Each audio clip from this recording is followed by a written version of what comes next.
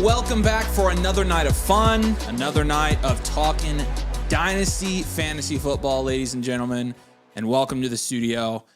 I mean, we're in it. We are among the draft season. We are among it. We're in it.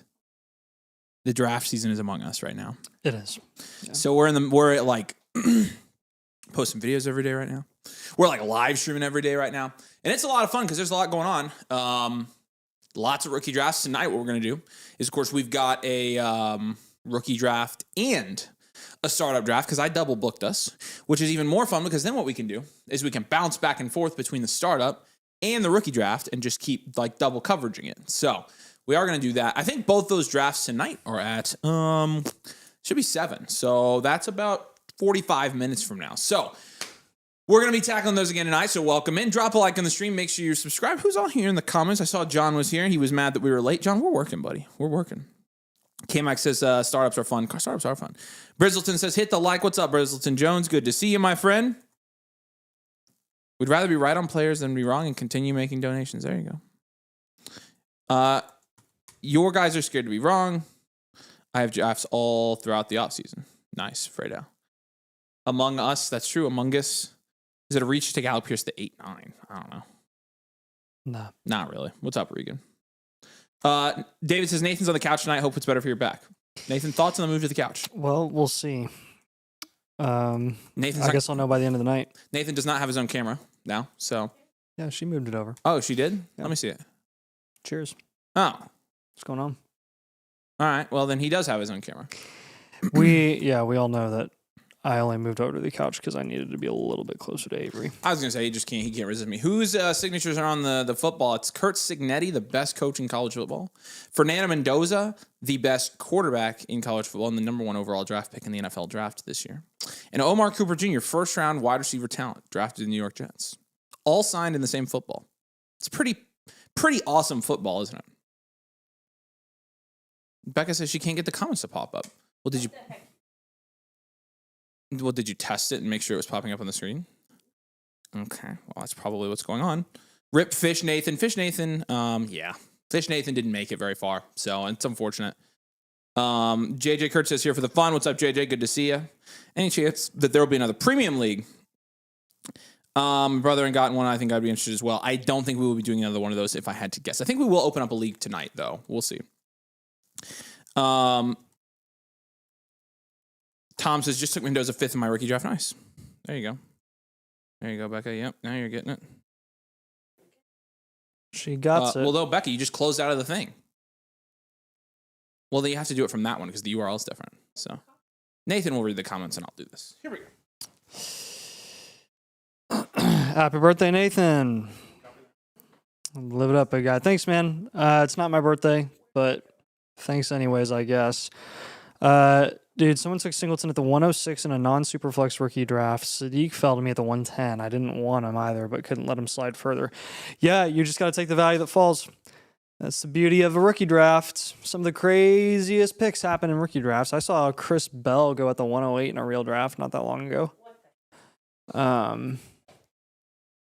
Yeah, 106 for Singleton is pretty crazy. I forget where in Indiana are y'all. We're on the south side of Indianapolis. Where all the Stroms are. Oh, dude, I got something to say about that. Dude, we got Strommed. Literally, yep. I didn't even realize. Dude. I had no idea there was Stroms coming all the way through the, center of the state last night. And we ended up literally finishing the stream at the perfect time because right when I got home, it was like, dude, tornado warning. And I was like, what? It was super chill outside. And there was a tornado a mile north of my house. Well, that would mean there was a tornado right where I am. No, you live more than a mile from north of here. You live about 5-6 miles north. That means it was 31. Yeah, no, it was legitimately on Olive Branch. Did it touch down? Yeah, they think it did because there was damage. There was power lines down. They damaged the middle school in Greenwood, so it worked its way all the way over. I have some massive limbs in my yard, dude. I don't have anything, which is crazy. I kept hearing bangs and I was like, what in the world is going on this morning? And I think there were more and more branches that were falling down. Yeah, no, I was sitting upstairs. I had no clue it was going to storm. And it said I got an alert. It was imminent threat.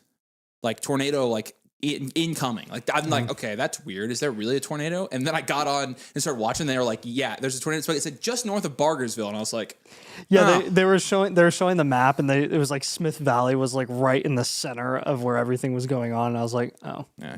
Well, so I think the only time it touched down was just like a mile north of here. So. We survived the tornadoes, though, guys. Yeah, my yard's a mess in Columbus. Yeah, everybody pretty much got it in Indiana. I just went to the basement and watched Clone Wars. Then I went to bed. Regan, Becca wants to know what high school you went to. Because Becca's from Columbus, too. Nathan, where are your legs? They are under the table currently. That's where they're at. You sure about that? I mean, they're also right here. Right there, where they always are. Regan went to Columbus North. I'm impressed that you woke up. Where dude. did you go, Becca? I've slept through tornado Becca warnings. went to Columbus East, so. Wait, what? Why did you take Peyton over Aller and birthday party? No way we did that. Was Aller available? If Aller was available and we took Peyton, I'll kill you. In the fourth? No shot he was available. And if he was, I'll freaking die. That's highly unfortunate. Well, I guess we did. Are you actually serious? That was last night we were streaming, right? Yeah. Dude, oh my gosh. He was probably buried by the veteran ADP. I just assumed he was gone. Dude, he went at the 4-9. That's insane. The fact that he fell much further after I took Taylon Green over him. I did too. Jeez. Holy freaking frick. Well, we both did. Hey, I was taking a look at our Platinum League. We got a squad. We got a squad in the Platinum League. We've rebuilt that team. We might be ready. It might be time. Becky, you want to fire up a rookie mock draft for us? Let's get a rookie mock going, y'all. I was looking at all the trades that we made in that league, and every single one of them has been a value win. Dude, Harold is in Columbus too. Nice. Yeah, we're like 25 minutes north of you, right? Did your parents come to the thing? Oh. Did they want the out? Nice. Roland says, using code domain gets 2 infinite blueprints for 2 separate teams right now. Am I misunderstanding that part? If so, would one be live? Yeah, if you are not a member and you become a member, yes. All of that is correct. Limited time. So if you join on stream, we'll do your first one live. Regan says, if you're south side of India, you're a solid 30 minutes for me. Probably less, because we're North Johnson County. I'm like Bargersville, so I'm pretty much living. Yeah, Columbus isn't super Bargersville's far from across here. the street. So. Yeah, so we're pretty close. What's up, Shamrock? Good to see you, man. I'm in a Dynasty league that starts 11 offense, 11 defense. The ADPs are all chalked. Yeah, I bet it is. I've heard though that for IDP leagues this year that this rookie draft is absolutely like Corey was telling me the other night when he was here that for IDP leagues like rookie drafts are stacked this year because of Downs and I think he said Downs and I'm sure Ruben Bain in a great situation. And Bailey and Reese. So got clear 3-1 today. My league mates are fading him. I think a lot of people are fading him. More for us. Again, like it's less about, this guy is a certain hit, and it's more about he's more likely to hit than some of the other guys. So it's really just playing the odds there. All right, you can start, Becca. Oh, yeah, just figured it out. There you go. We got our music back, ladies and gentlemen.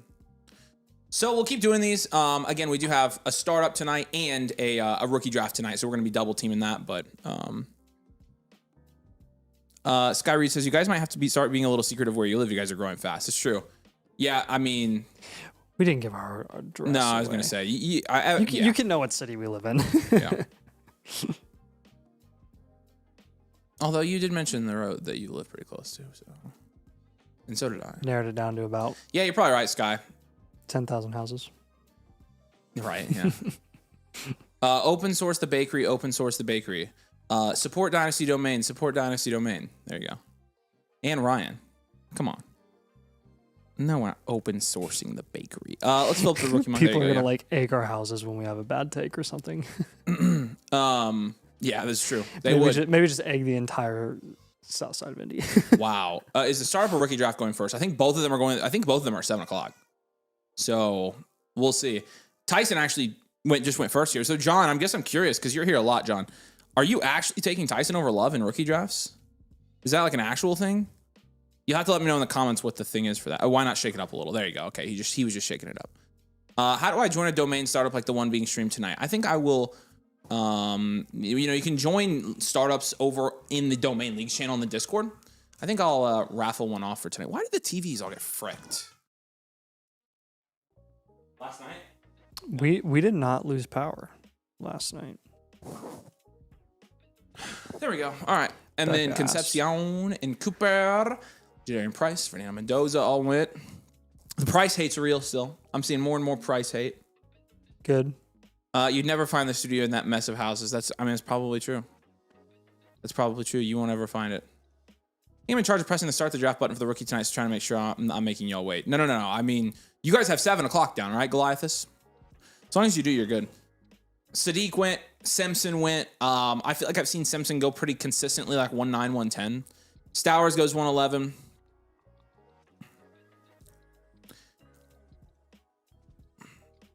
Aller, Randall, or Caleb Douglas. Aller, for sure. Take the quarterback there. Trade my 2 seconds for Scadaboo. I mean, how? How did you do that post draft? What? That's wild. So one ranking change we did make last night we talked about. So Chris Bell goes there 112. Chris Bell's going to be on our video. Worst draft picks this year. And there's going to be an asterisk in the late first or first 2 picks of the second. He is the worst pick in Dynasty drafts this year. Probably. Who is? Chris Bell in the first. Oh, yeah. It's legitimately a horrendous pick. But I'm going to graffiti John Stribling on your house. Honestly, you could do that. Maybe that would make me change my opinion on him. Like Coleman, I've seen Coleman go. I'd rather take Coleman in the first. Boston. I feel like we're missing somebody here. Oh yeah, we are. Chris Bell, I just can't. Chris Bell needs to go home to the 207. That's kind of where I'm at with him too. I just don't like him in the first. The 207 is his home. Like second round wide receivers in the first round is a terrible idea because they literally hit at a 0% rate. And then you talk about third round wide receivers and you're like, what? That's jarring. You're already not looking at a really good group of guys in the late first. You are just asking to make it worse. I know. By taking a third round wide receiver there. 9-ball Boris says I don't understand the price hate. There are day through running backs that are better shots. I'm not gonna lie. I saw a Jadarian Price video today that really pissed me off.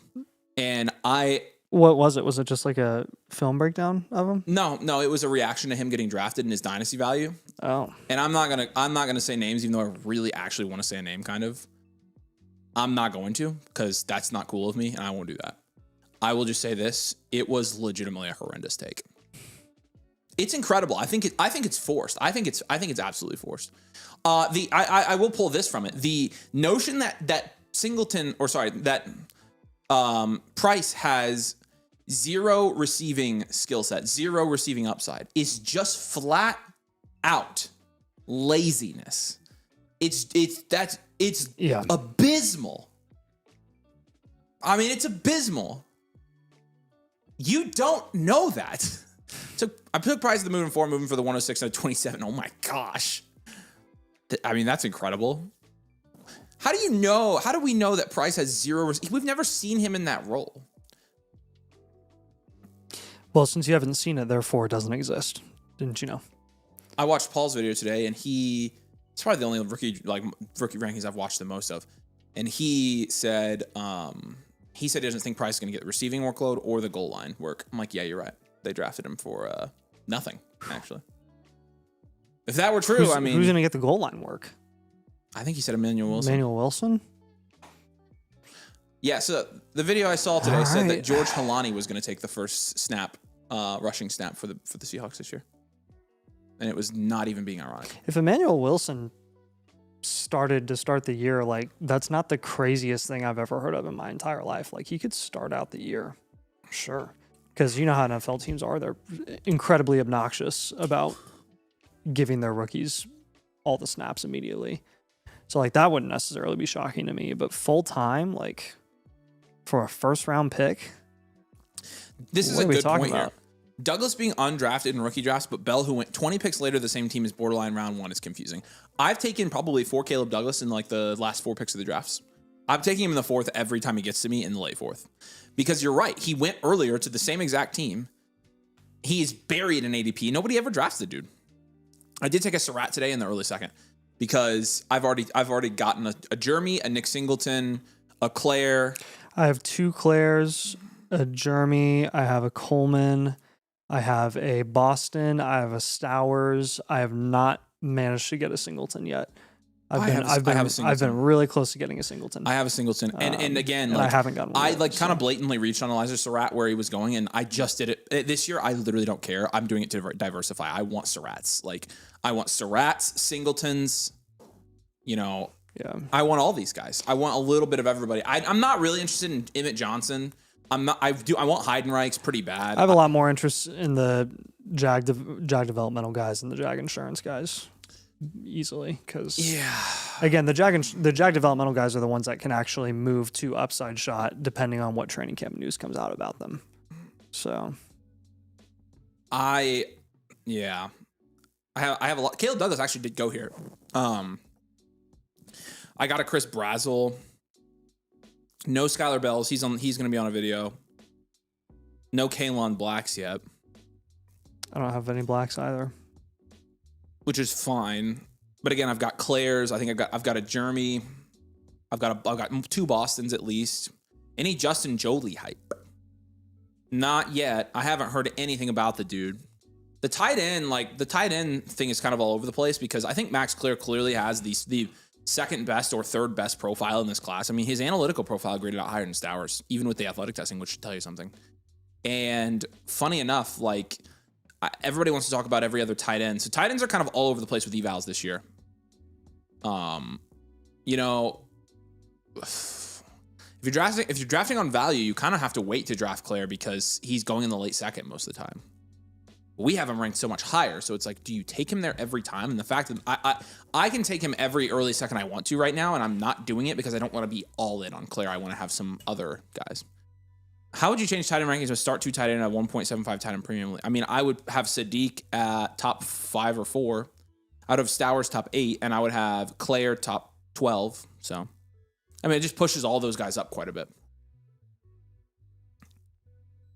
Man, the sleeper, I will say this as well. Talk about Green. Which Green? Oh, yeah, Taylor Green. Thank you, Becca. I have taken a Taylor Green, and I mean, I think anytime you're put into a quarterback room where the leading candidate to win the starting job there this year is Shedeur Sanders, I think there's got to be some intrigue, especially when that quarterback has rushing upside like Taylor Green does. So, I mean, I think you can make a pretty easy case to take some dart throws on him in like the mid-4th, late 4th. That's where I've been taking him at. Again, in a normal year, I wouldn't touch a quarterback like that, but you have so many quarterbacks this year that went to rooms that are so wide open that you can take them and feel fairly confident that there might be situational upside with them in terms of their value. Mm-hmm. So, yeah, Green can't throw the ball, and I probably agree with that. I definitely agree with that, actually. He can't. And it's not even about that. It's not even about his skill set or his production profile or anything. It's all about what if he gets to start a couple games this year. I mean, guys, I literally was just realizing today when we were looking over player categories and the updates there. Most of the guys going in the 4th round aren't even Jag developmental. They're replaceable. Like there are some a lot of people integrate veterans into their rookie drafts, like waiver level veterans. There are a number of waiver level guys that I would rather have over the rookies going in the 4th round. Mm-hmm. Like, legit.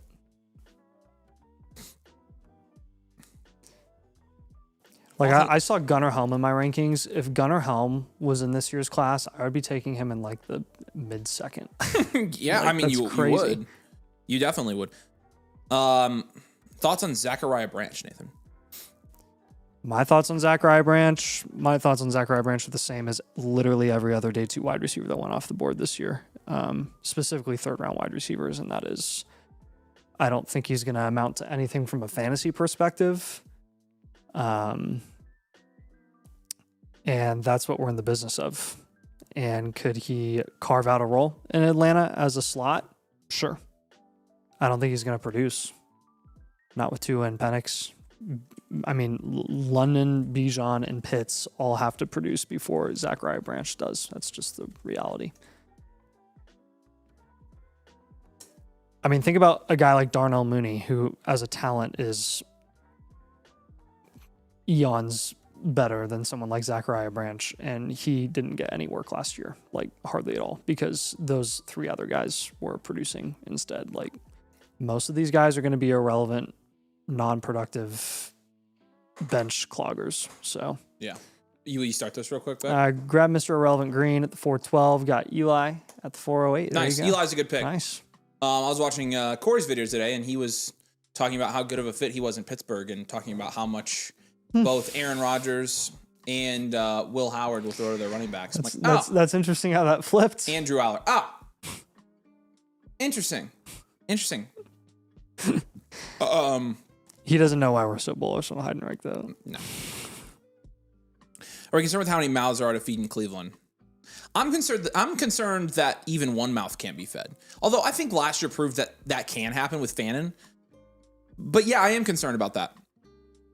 Definitely. Boston, Concepcion, and Fannin. With a quarterback play at the level that it is in Cleveland, almost certainly somebody's going to be the odd man out there. Who do you guys think it's going to be? Do we think it's going to be Fannin, KC, or Boston? Who's the odd man out there? I think a lot of people are going to say one of Fannin or KC.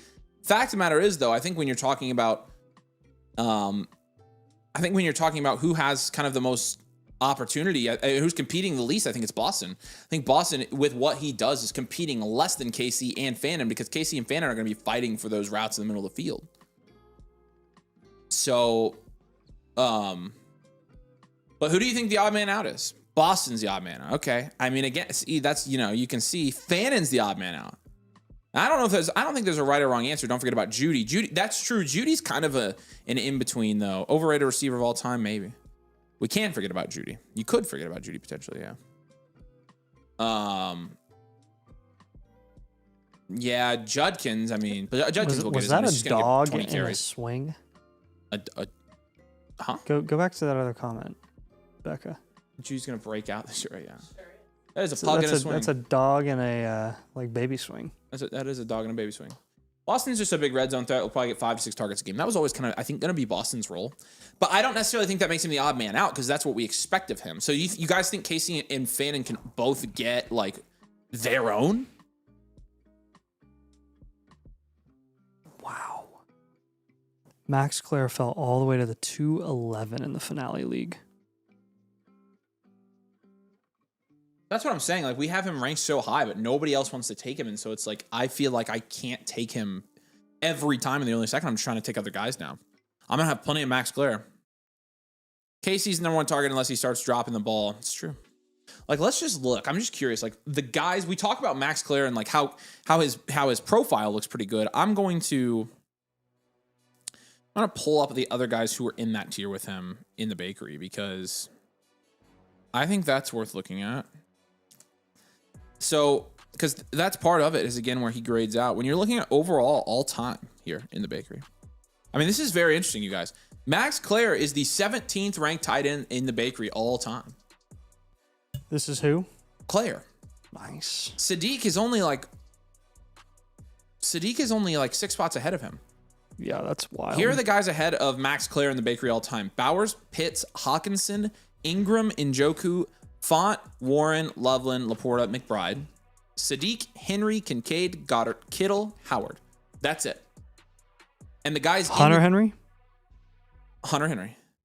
The guys below him, Jeez. Freiermuth, Max Williams, Michael Mayer, Stowers, Andrews, and Fannin are all in that green tier. But when you're looking at the hit rates for that green tier, again, only 2 of those guys have had top 4 seasons. Only 3 of them have had top 6 seasons. But 8 of the 10 of them have had tight end 1 seasons. Again, low bar, but when you're talking about this year's class, and that could lead to more value upside than a lot of those guys. Right. So, like, that's, I want you to see, like, and understand why we are so bullish on this guy, because and the fact of the matter is, in terms of, this is interesting as well, Nate. In terms of third round tight ends all time, Max Clare is the highest rated third round tight end ever in the bakery. And the only other 2 guys that are third round guys that made it in that elite upside tier were Harold Fannin and Mark Andrews. That's why I have a lot of them. I mean, like, already. It just seems like a pretty good bet. Gunner or Clare at the 205, I sent a message earlier. I would probably take Clare Yeah, Max Clare. Fannin obviously takes a hit, but keep in mind he had Njoku in front of him last year. Very true. Exactly. Yeah. Very true. Yeah. They did play pretty different roles, him and Njoku, but I think you can also assume that guys like Jerry Jeudy are going to be phased out. Jerry Jeudy had 106 targets last year. That's very significant. I don't know. I think somebody just said it's Jerry Jeudy's breakout year. So Cleveland will be losing a lot of passing in terms of fantasy. I think Casey and Fannin will be safe. The floor for a good tight end season for Fannin isn't super high to be a top 7 tight end. That's very true. That's very true. For tight ends, it just takes less, right? Yeah, I mean, and on that same note, you're talking about a lot of people are ranking. There are legitimate people out there that are ranking Oscar Delp ahead of Max Clare. Oscar Delp has the same draft capital. They went how many picks apart here? 12 picks apart, third round, and among third round tight ends ever, Max Clare is first, and Oscar Delp is 20th. Oscar Delp falls in a tier of third-round tight ends with Jordan Akins, Trey McKitty, Josh DeGuara, and Tyler Kroft. And then him and Sam Roush are in there this year. Even the tier above that, Jelani Woods, Austin Hooper, Cahill Waring, Adam Troutman, Josh Oliver, and Devin Asiasi.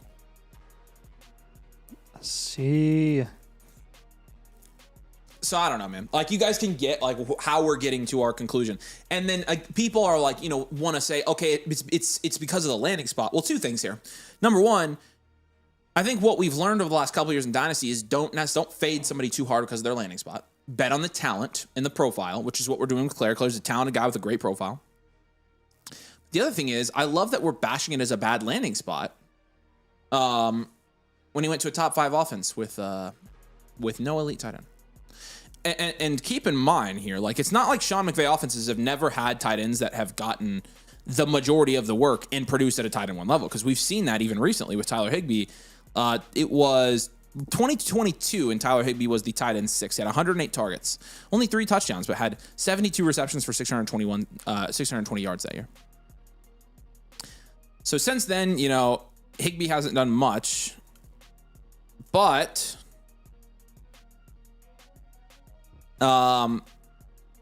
again, that's they've kind of split the roll up the last couple of years, and so I mean, everybody knows. I think people are just scared that this is Terrence Ferguson again, which a different prospect profile in my opinion. Although Terrence Ferguson's last couple games of the year did have a touchdown, so I like Terrence. I don't think Ferguson is a nothing. I don't think he is either. Again, like you'll remember, I liked Terrence Ferguson a lot. Njoku, Cooper, Jerome Ford won a championship in 2023. That was special into the season with Joe Flacco. It sure was. That was Amari Cooper, like, insanity year when he got traded and was a league winner. Where's Terrence Ferguson's value at with Claire there? I mean, again, that's where it's tough. Like, if we're betting on the profile, Max Clare has a better profile. But Ferguson was a second-round pick. I mean, I personally would be burying Terrence Ferguson. That's just what I'll do. I like the analytics a lot more with Claire. I like Claire as a prospect a lot more than Ferguson. If you remember, before the Rams drafted Terrence Ferguson, I was a notable Terrence Ferguson hater. Like, I thought his film was terrible. I thought it was super underwhelming.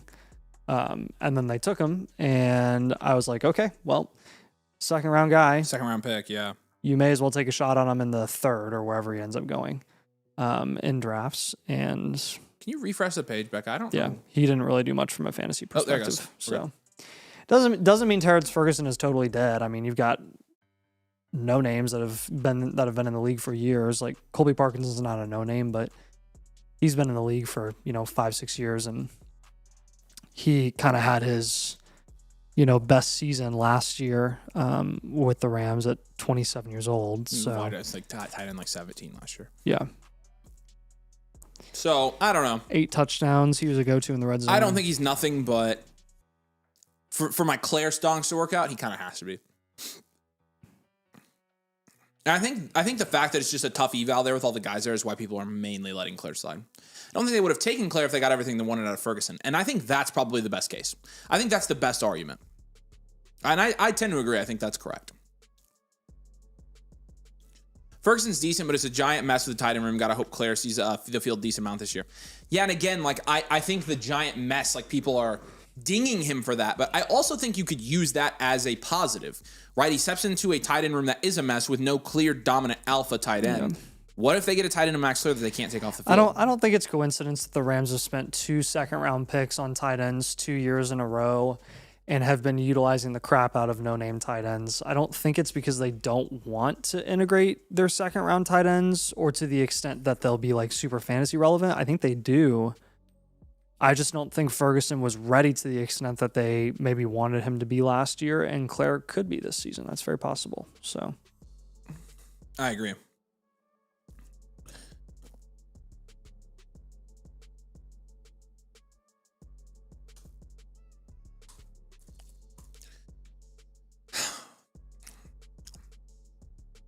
Kevin Coleman goes there. I think Ferguson ends up as an Adams replacement long term, and Claire becomes the Higbee replacement. Interesting. Okay, interesting. I saw somebody post a bunch of Goddard film today, and I was like, how can you not watch that and think that Stowers is going to cook in that offense? Yeah, Stowers is literally Goddard. Like, yeah, not blocking, but receiving 100%. Yeah. And the thing is also, like, if people are going to make the argument that Mekhi Lemon is in trouble, which this is very interesting, actually. I'm going to send, I'm going to screenshot this metric and send it to Becca, and Becca, I'll have you put it on the screen for me. Oh wow, I have so many unread messages. I'm sorry if you guys have messaged me. I gotta get caught up, man. Where did I read this? It was Alex that sent it to me. I've got a pretty interesting Mekhi Lemon statistic that I'd like to put up that I hate. Rip. Yeah, rip is right. And it's nothing to do with Mekhi Lemon. It's everything to do with the Eagles. Yeah. I put Lemon in upside premier. Wow. That's pretty rude of you, actually. Yeah. How cooked is Harvey? I don't know. Peyton evidently was talking the other day and was like, oh, yeah, Coleman can play third downs. Didn't he say the same thing about Harvey last year? I don't remember what he said about Harvey. No, he was talking up Ingram a lot last year. Did he give you a code, Becca? Why did he was. Sean Payton kind of talks about everybody. Everybody's the Joker. Everybody's his Joker. I don't remember him especially talking up Harvey last year. It was primarily Ingram. Yeah. And then when they asked him about Harvey, he was like, he's on his way. He wasn't ever super glowing about Harvey. He got me with the Ingram stuff. He got me. He got me so good with the Ingram stuff. Guilty as charged. I fell for it. I fell for it so damn hard. Shouldn't have, but I did. I'm an idiot. Okay, here we go. This is quarterback middle field pass rates versus expectation relative to opponents faced in 2024 and 2025. The comment here is Mekhi Lemon, Amon-Ra St. Brown comps are fun in theory, but then you look at Hurts and Goff. Middle of the field versus expectation, Goff is obviously positive 10% here. If you're looking for Jalen Hurts, look at the second to last. It's pretty bad. I'm not gonna lie to you. That's funny. It's pretty bad. It pretty much quantifies the concerns that we have schematically. But again, I mean, is there a direct correlation there? Is that just one of those stats that like someone pulls out to say Lemon isn't going to produce, or is it one where we can see like a direct correlation with guys that are really poor there and like Mekhi Lemon type? I do think it's an oversimplification. I think that people are underestimating how much. Number one, people want to say, well, Stowers work the intermediate, deep part of the field. Well, Mekhi Lemon can do that too. Yeah. You saw it on his film, right? Mekhi Lemon's not like Olave works. Olave works in the middle of the field. Rattler's way down there. You've got the only guy that works the outside consistently in the Colts offense is Alec Pierce, and you had Pittman and Downs in their own right were pretty productive last year. Yeah, Bo Nix obviously, and Tyler Warren obviously always on the outside. You're right. Daniel Jones is pretty low. So Kyler's very interesting as well because like Trey McBride. Yeah. Like if he really were a guy that would favor the outside a lot, then Marv would have been way more productive. So can we fire up one more rookie mock, Becker? I don't necessarily think that's directly correlates to lack of fantasy production. I don't think it might just be like lack of efficiency as a passer, which is, we've known Hurts as a bad passer. Andrew says, it just means temper expectations with Lemon. Hurts has been inconsistent at times throughout his career. Yeah, I think that's true. I think it just means that the production could be not as fantastic in year I one. think Lemon's production floor is lower than any of those top 3 receivers. Agree. 100%. Tate and Tyson's floors are objectively higher. Yeah, or they added Lemon to focus in the middle of the field more. That's a good point, too. It's possible. The only Joker in Sean Payton's life is Taysom Hill. That's true. He was the Joker. This where this Joker term means nothing. It doesn't mean anything. Dynasty Rep says, I like the studio, guys. Looks like a relaxing, chill place to chat fantasy. Appreciate it, man. It is. We normally have a desk, but this is nice and chill. How's the couch treating you? I'm starting to feel it. Jeez. I don't know what's up with it, man. Might have scoliosis or something. Maybe because it's no, I don't know scoliosis. You can't just like develop scoliosis, can you? Aren't you like born with it? I'll give it to you if you want. Oh, I can give it to you. Contagious. Yeah. Alex says, so Kyler Murray is his own tier at the 104 now, right? Ooh, so what Nathan and I have been talking about, which this wouldn't change much. Nathan and I have been talking about putting all 3 of those wide receivers in their own tier. So Tate, yeah, I'm there. I'm 100% there. Tate, Tyson, and Lemon all in their own tiers. I think we're kind of there. I don't think in any scenario am I taking Tate after Tyson or Lemon. I'm not taking Tyson after Lemon. I'm not taking Lemon ahead of Tyson or Tate. Like, I don't know. I feel like there are scenarios where I'd be okay taking Tyson over Tate, but generally I'm taking Tate. that gap is closer than the one with Lemon and the rest. I agree. But because I just see rookie drafts going like this. Like, I mean, let me just sample all my rookie drafts real quick, just to kind of. I think there are an equal number of question marks in Tennessee's offense as there are in the Saints Tyson, offense, Lemon. with obviously factoring in Chris Olave. Tate, Tyson, Lemon. So that's 2 for 2. I think Lemon was the Tate, Tyson, Lemon. I think Live League was the one where it was different. Tate, Lemon, Tyson. That's the Platinum League. So There you 3 go. of 4. Yep. Live League. That Lemon, one was Tate, crazy. Tyson. So that's 3 that of one 5. was wild. Yeah. Tate, Tyson, Lemon. That's 4 of 6 of the ones that I've seen. Yeah. So that's kind of the where we're rookie at. drafts that we've had. I guess I'm curious what you guys think of that. Yeah. 1, 2, 3, 4, 5, 6, 7. What makes you like Tyson over Lemon when Lemon has better bakery scores at draft capital? No, I think it's just a more immediate value play. Like, you know, I like investing. I think I would like investing in Lemon next offseason more than I like investing in him this season. Yeah. Because I think the expectations for year one should be lower. And I think like Nathan said, the ceiling and the floor combination for Mekhi Lemon is going to be lower in year one.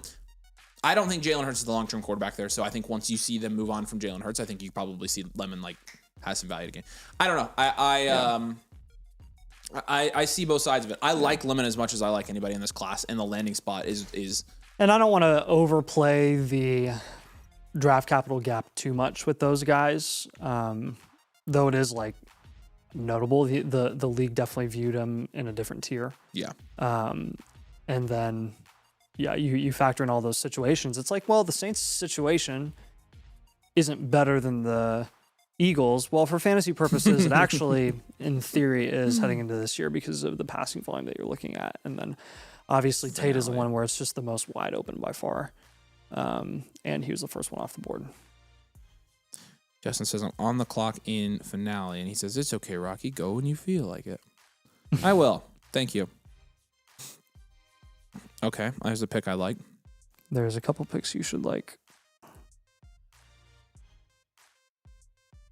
Who went ahead that resulted in those Claire guys almost following made you? it to me. Holy crap. Branch. Yeah, I almost took Claire at the 204, got my third share. Dang, But that then would I have been took really Jordan. nice if I could have gotten him there.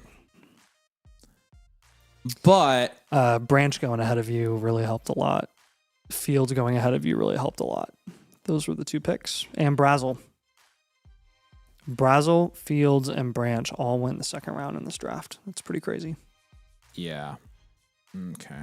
Well, I already have a lot of shares on him, but I mean, it would pay off big if it worked. So Do it. do it. I'll make sure I'm not forgetting anybody here. Yeah. Jeremy. Figure it out. Yeah, I wish Singleton hadn't gone. I'd have taken him too. Stripling went. He's not gone. He's not gone. He's not gone. Okay, yeah, there's quite a few picks here. Mm-hmm. Okay, well, frick.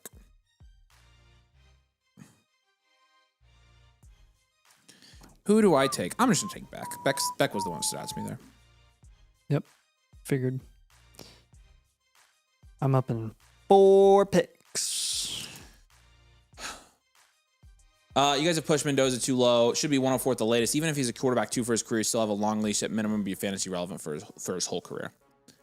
I don't think the floor is the argument for Mendoza. Like, we know his floor is high. He's a safe pick. It's the ceiling. We're paying 102 prices, 102 to 104 prices for a perennial QB2. Yeah, perennial QB2s don't go that high. That is rich. 102, 104 prices means 3rd and 4th round. Who are your QB2s that are going in the 4th round? Yeah, man. So, I mean, and the other thing is, again, it's a ceiling play. Like, all of Tyson, Lemon, and Tate have 2nd round dynasty startup ceiling. Mendoza almost certainly doesn't have that, but you do you, man. You take Mendoza. I just don't. I think if what you said in your own comment is true, and he's a quarterback 2, he's almost certainly, I would take a quarterback 2 exactly where I'm taking him. 105 to 107. So, well, have at it. Yeah, you guys really hate Fernando. I know. Yeah. We can't stand him. I mean, Fernando's like, if I had one player in my entire life that I hated, it's this guy. I literally can't stand him, you guys. Boo. Doesn't he suck? I mean, the jersey over there, the signed football on the table. I can't stand him. Here's a novel idea for you. Novel. Do you like writing novels? Maybe bigger Fernando Mendoza fans than all of you combined. Do you think we I think we might have an accurate one of read? the most qualified. Come on. Like, we, of all people, should be hyping into the moon. We should be higher than anybody. And we are saying confidently, from a dynasty value perspective, he's probably going in the right spot when he's going 105, 106. Legit, he would have to be Joe Burrow. I just promise you he's not. He's not Joe Burrow. G-Money says, where we're ranking Mendoza in a 6-point. That's in a 6-point, that changes things. In a 6-point, you're ranking him with the wide receivers up top. And so you can take Mendoza in a 6-point. That's where you can take him 102, 104. And I'm fine with that. In a 4-point passing touchdown, though, nah, I wouldn't. I mean, what's going to happen if you select him 102, 103, 104 in a 4-point passing touchdown league is you're going to take him there. You will have gotten that pick in startups in the, 3rd, 4th round. And his value will settle in the 5th or 6th round. And so you'll take a 2-round value loss and you'll just live with it. And even if he's consistent, it's great. And you've got a consistent quarterback, lone quarterback 1, high-end quarterback 2. But one of Tyson or Tate will be sitting in the 2nd round, and you could have had that. Nice. That's my prediction. Not obviously. There's no guarantee that's true, but that's kind of our read on this. So, Tet and Monty from Marks, the 102 Javonte Williams in a second. Probably the 102. Probably 102 and Javonte. Yeah, it's Tate and Javonte, Tate, Javonte, and a 27 second. I would do that. Yeah, I would do that. What's up, Ryokin? Good to see you, man. All right, let's get our drafts loaded up. Where would you rank Mendoza in best ball? Superflex best ball? Probably the same spot, to be honest with you. Probably the same spot. We've got 2 drafts coming up here in about 3 minutes. So we are going to switch back and forth between these. Trace. 3 minutes. We have a real money dynasty startup draft, and we have a rookie drafting. So we're just going to be popping back and forth, and we're going to do double coverage here. Popping. Hey, you want to hear the NBA's genius plan to minimize tanking? How is tanking just now a problem? / it's official / it's not officially official, but their plan that has to be voted on is official. What is it? It's like literally the dumbest thing I've ever seen. The league has reportedly informed its 30 general managers of a new plan that will, among other things, expand the draft lottery to 16 teams from 14 and penalize the league's bottom 3 teams and simplify lottery odds down to whether a team gets 1, 2, or 3 ping pong balls. So let's just stretch this lottery system out even more, which has literally so many flaws. And teams that actually suck, let's punish teams that actually suck. The NBA is stupid. The NBA is very dumb. Becca, then the NBA is declining at a very rapid rate from a product standpoint. Becca, did you get that other draft pulled up too? There it is. All right, so Premier League 2 is drafting their rookie draft tonight. So you will have a 12 team.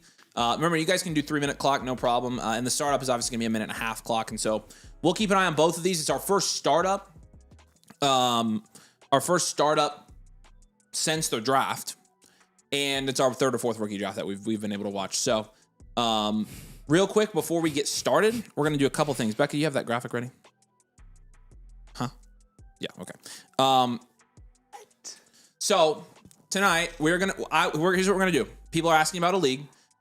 The league for tonight filled up on the Discord in 3 minutes. Whoa. 3 minutes. I posted it and it was gone in 12 spots.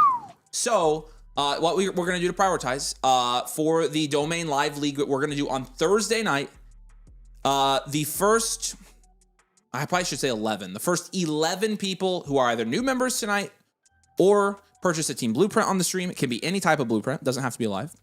Will get priority access to that league starting right meow. I'm going to go ahead and open this up. I'm going to track this. Again, we have 11 spots. Okay, and this will draft Thursday night. It will be a super flex 12-team draft. It will be start 10, probably half point, tight end premium, full point PPR. Okay, it will be a fast draft on Thursday nights, Dynasty Domain stream. So yeah, we'll do that for the first 11 either new members tonight or team blueprints purchase. Okay. All right. Has the startup, can we bounce back and forth between these and just check the updates? All right. This one just kicked off. So we'll stay here. We'll keep switching back and forth after a couple picks, but let's rock and roll, everybody. Drop a like on the stream. Make sure you're subscribed if you play Dynasty Fantasy Football. Bijan Robinson off the board first in our startup draft. Bijan. Yes.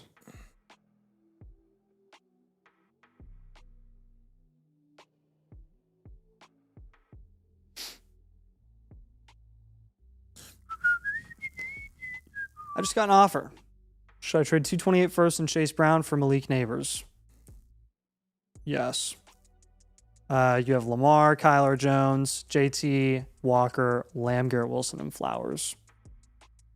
Yeah, I'm good with that. I'm good doing that for Neighbors.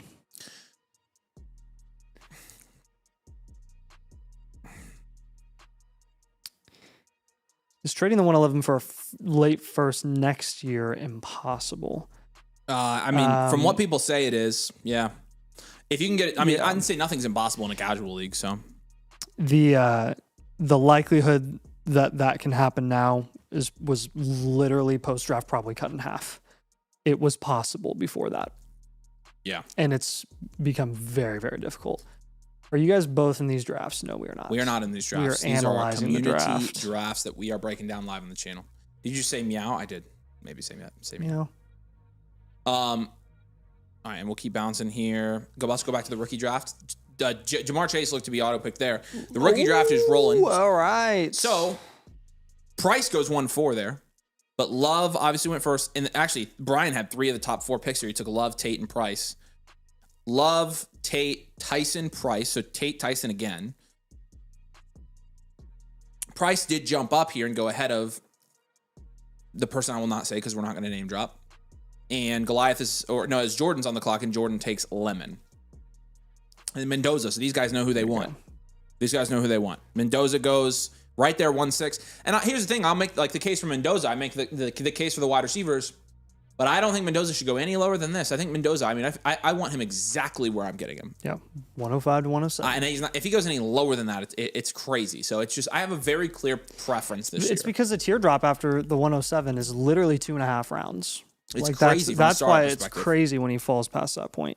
Okay, back to the startup. Here we go. We had Jamar Chase go with the 1-2 here. JSN goes 1-3. Jahmyr Gibbs 1-4. And then Josh Allen 1-5. So Allen goes 1-5 here. This is obviously a super flex draft, but of course, you do see these quarterbacks in domain leagues. These quarterbacks do fall a little bit further than other leagues. I can't say I condone that or not.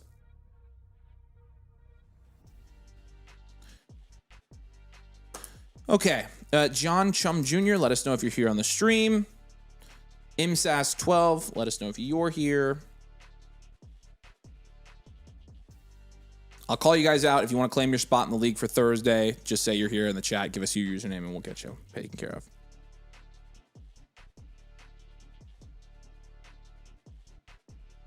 ImSAS was a renewal, actually, so he's probably not here. But John Chum was a review. So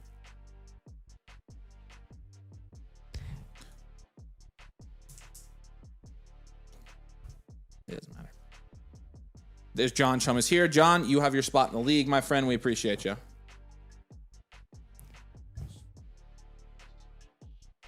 I didn't, but it's fine if they pay for it. I told them I could buy anytime.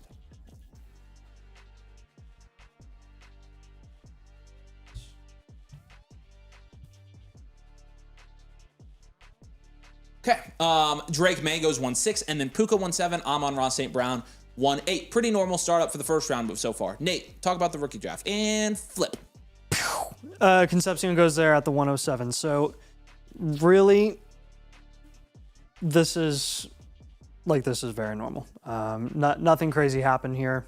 Again, the most clear and obvious top 7 that you're probably ever going to see in a draft is this right here.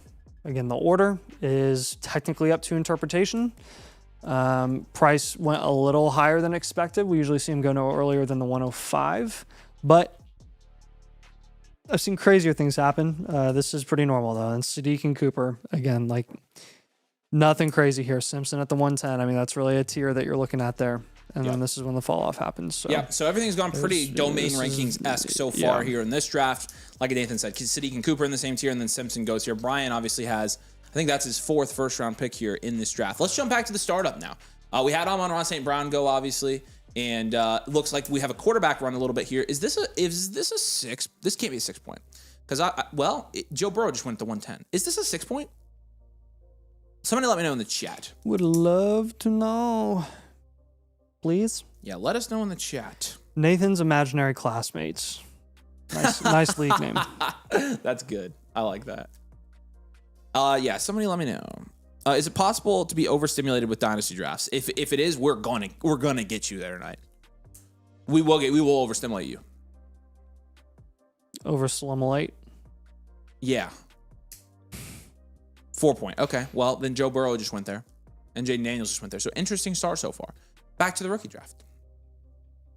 Becca says, hold on. Becca can't even keep up with us. Keep up. Wow. Lame. Lame. Jared says, where can we get in a domain league? As I mentioned a couple minutes ago, if you weren't here for that, any new members or any blueprints that come in tonight on the stream, the first 11 of them will get in the domain league for Thursday that's drafting live. So that is now down to 10 people. So this is where it gets kind of wild in these drafts. The 111 through the early part of the second is literally the Wild West. I've never seen a 111 to 203, 204 run that looks even near the same. Like there's always some sort of name that goes in that range that's like, whoa, where did that come from? And there's always some sort of faller. So we'll see what happens here, but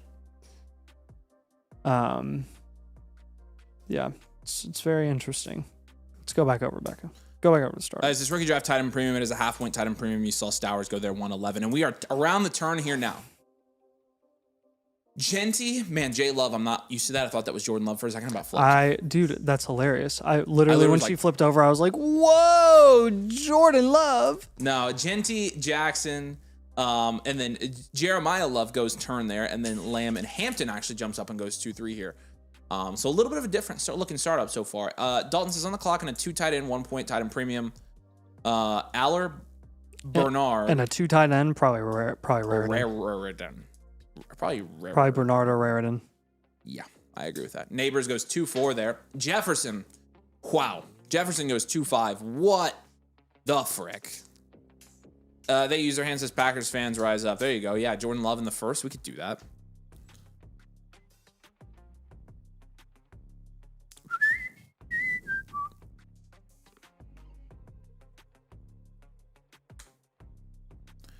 Genty and Lamb is a beautiful combo to start.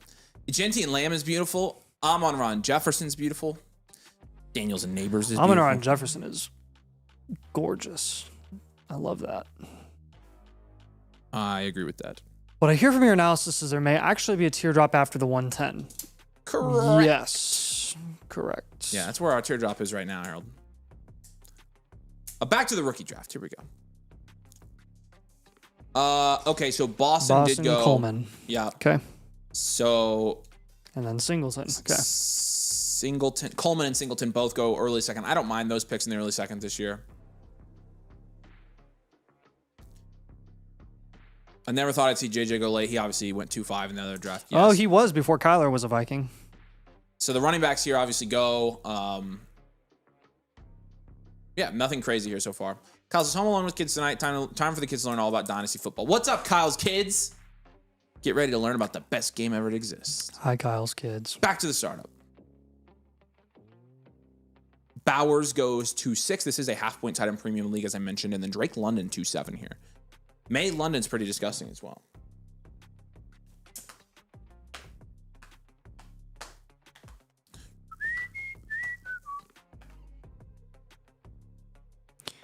Do. Got the pregame music in my head. Yeah, me too.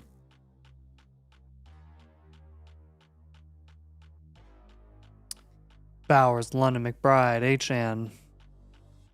Again, I just feel like I'm looking at the exact same draft pre-NFL draft. Just turning those picks into players with no movers in these first few rounds. Seems like Superflex is ready to take Stribling over Cooper. How can we fade him into the third? So, not Superflex. That makes a little bit more sense. Thanks. I'm so used to, yeah. How can we fade him into the third? Is that like a asking us like how could you, or like how do we go about fading him? If you're saying like how can we, I mean, we're going off of first versus second round draft capital hit rates, which the drop off is actually staggering, literally cut in half. And Stribling's analytics are multiple tiers below where Omar Cooper is analytically as well. So between the analytics and the draft capital, I think that's why the gap is so far. Taking Stribling into the third, like in this class, you can take Stribling in the late second, and I don't care. Like, and it's also just a matter of like, independent of draft capital, profile is much worse for Stribling, but also like, what is Stribling good at versus what he's bad at? Cooper does not struggle with separation and yak, which is a pretty good indicator of like how quickly somebody can be fantasy productive. Stribling struggles to separate. And so like, I think you're just looking at those two as players. They're very different players with very different profiles. And draft capital independent, you can make the argument that they got very similar draft capital, which they did because they were drafted 3 picks apart. And yeah, even that aside, their profiles matched up because again, we're not really dinging people that much for getting drafted 3 picks later. It's still, the point still stands. So, okay, this draft has gone Chris Bell at the 2-3, Bernard 2-4, and then Katron Allen at the 2-5. Do you guys take in the data from these drafts for your rankings? A little bit, yeah, like market value stuff. But again, our rankings are mostly our opinions. So like we get more take this and like give advice for people like when we think they can get guys in drafts. And then there's going to be another pick here in about 11 seconds here. Katron obviously went 2-5. Do you guys trade Tootin for a 28 first to be safe? I'm fine with that. I mean, 28's a little far out, but looks like this will be an auto. It was, and Elijah Surratt goes there mid second here, 2-6. So going back to the other one, Nate, do you see who went at the 2-12? Carnell Tate. Yep. Which Tate? I mean, we did a mock draft and he went 3-12. Right. Yeah. So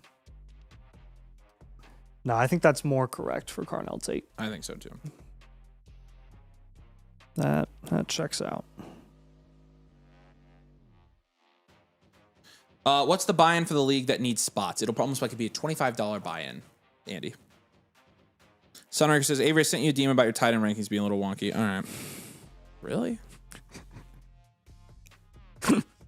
Stowers is rated really low. Colin Stewart's comment went wrong. The autocorrect really got him.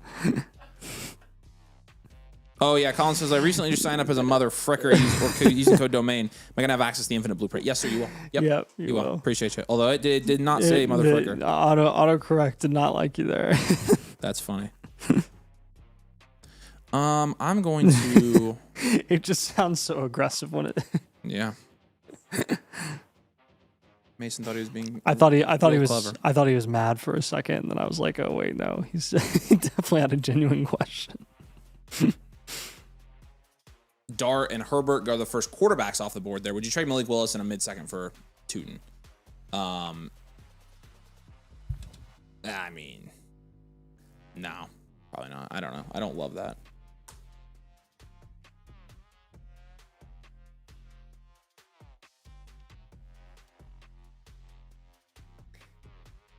What's up, Crazy Nights? How you doing, man? What's up, dude?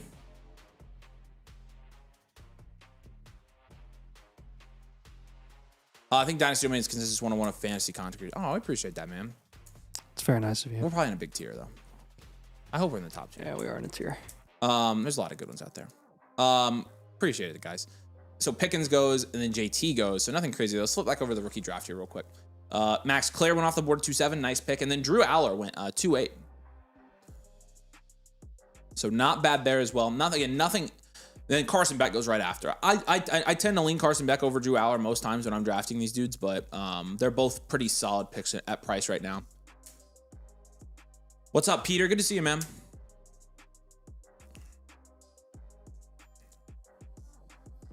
Thoughts on Chase Roberts as a sleeper? Not one of my sleepers, personally. When's the next domain certified league opening up? We open it up tonight for any new members or any people who purchase a blueprint will get a guaranteed spot. We have 10, I think still 10 spots left. I think. I don't know. Nobody else has messaged and said they've purchased a blueprint or anything like that. So I did open it to the Discord as well. So I need to check out my tight end rankings real quick, evidently. Boop. 103 for Zay and 106. A good down tier. Oh my gosh. That's Tyson for Zay and Price Mendoza or Concepcion. Yeah, that's a fair down tier. I'm good with that. Wait, what? I have Stowers as my tight end 12, but I guess I should have him probably 10, shouldn't I? Actually, probably 9. There you go. I fixed that. I think I have him at 12. I have him at 11.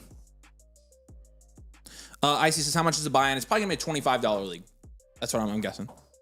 But I'm also going to need a review then so I can join the league. Will it be done live? The review, it is if you brought a live one. So it's you can buy any review to get in the league. If you buy a live one, then it's done live. If you buy a regular one, though, it would not be done live. So, because it would not go to our live queue. So it's completely up to you on that one.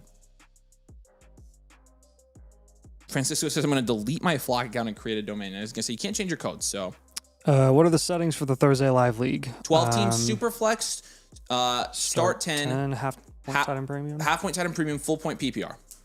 That would be it's going to be probably domain settings. I don't know if it'll be a 4 or a 6. That's the one that's that usually changes something you guys decide the most. So yeah, you guys always vote on that. Who do I have to message to get in the next startup? Will we Discord, bot, and domain leagues? Again, anybody who we're filling up the league tonight on the stream, so anybody who drops in the chat, hey, I got a blueprint, or hey, I'm a new member, can get in the league. Rob said the Surratt hype post draft has been nuts. You guys have had it for months.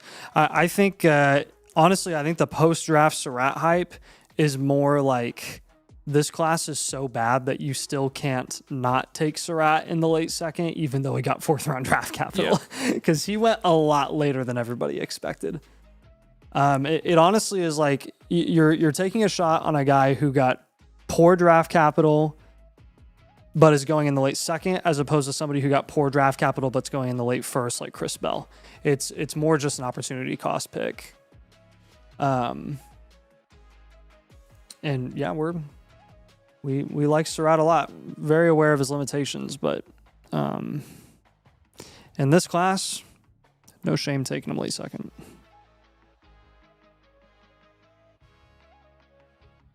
Kyle says he loves it. I think it's kind of ridiculous. You're like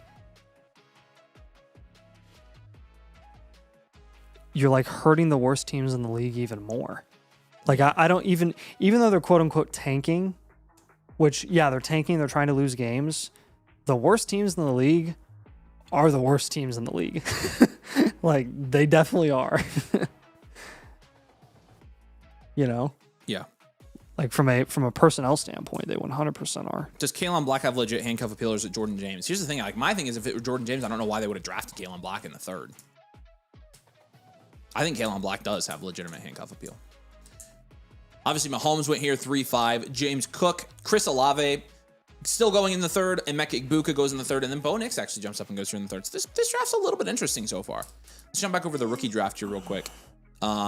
Antonio Williams went late 2nd. He's a good pick there. Raritan goes to 11. And then we're about to get our 212 here momentarily. Nothing super crazy in this draft so far. The 2nd round, again, like most of the time, this is where these guys are going in. Zachariah Branch goes there.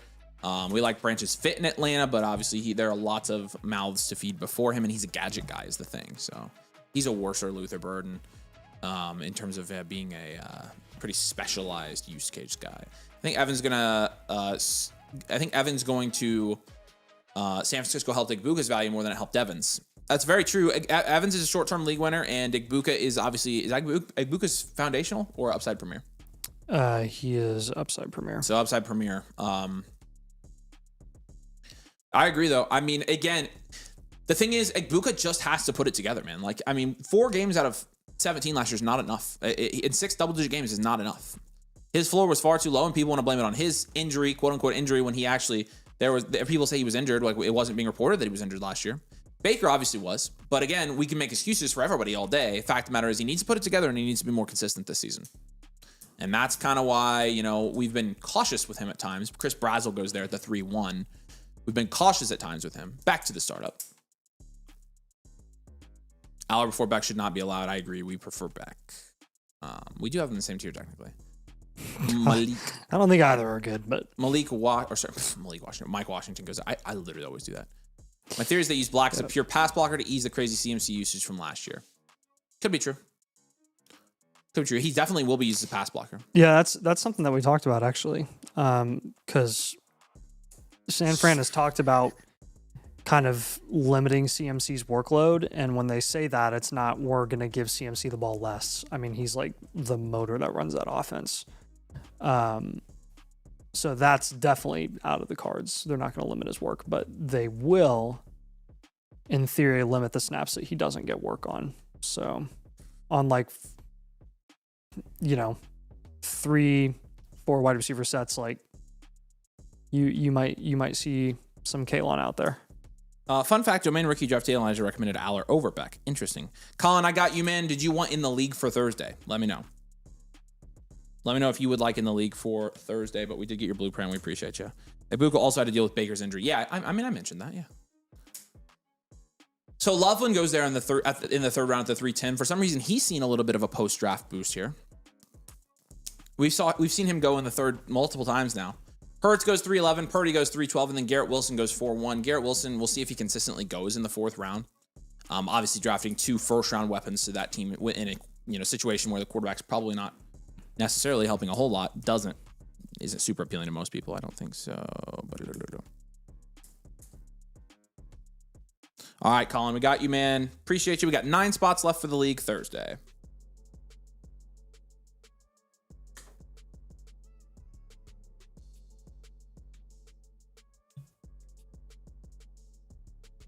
You're on the clock with 1 or 2 as a contender. Do you take Tate or Tyson? Take Tate there. Take Tate.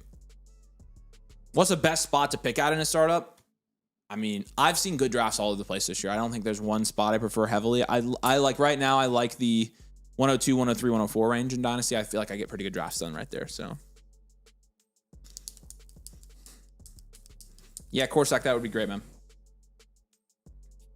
Yeah, I will post the blueprint link.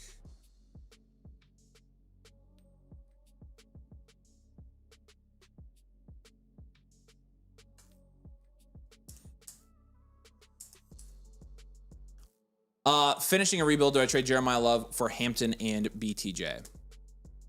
Yeah, I would. I mean, BTJ's a 6th. You're trading back like half around there, though. I'm honestly okay with it in a rebuild. You're taking the upside shot on BTJ that he's not cooked. Claiborne, Black, and Johnson, the running back handcuffs all go like back to back to back there. Nussmeier went, Malachi Fields went, and then Cade Klubnik went. So We're in the ugly range now. There's the blueprint link, you guys. We have 9 spots left. I sat near John Lynch at 2021 Washington State and Stanford game where Shiblin caught 2 passes. You think that's all he needed to see him make it? You see him, all he needed to see to make him pick 33. I don't think John Lynch cares. I don't think he needs to see anything, to be honest with you. So.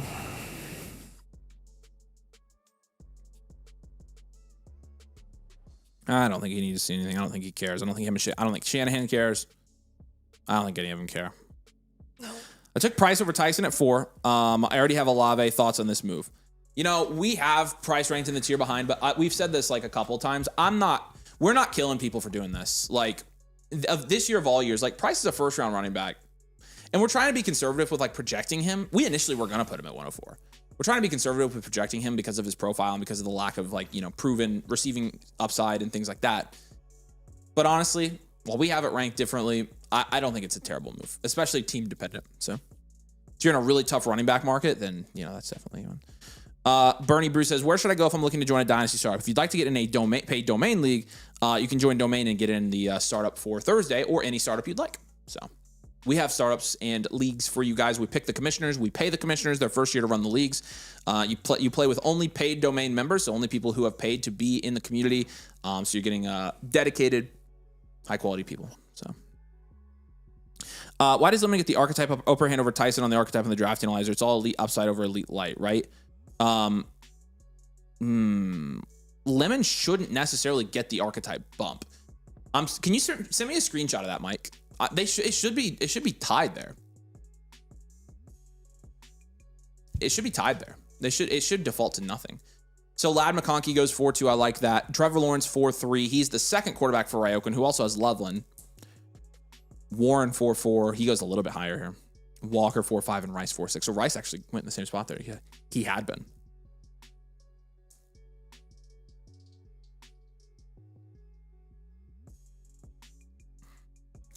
All right, we've got a couple league spots I think just got claimed, so let me do a call out for this. I want to flip back over to the rookie draft. Yep. Becca. Shout out to Shabby Tenant. If you're on the stream and you would like a spot in the league, let me know. Army Dog, let me know. Relentless, let me know. I'd say my favorite picks in the third so far have been the running backs, Chris 918, and let me know. Jolly. Let me know your username in the chat. Relentless, I got you. Appreciate it. The running backs and Jolly. Jolie, yeah, he did go. Jolie.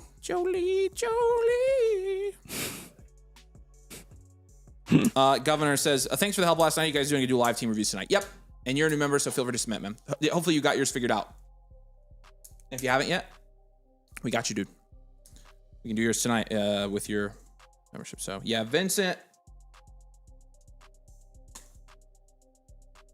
what's your flock username?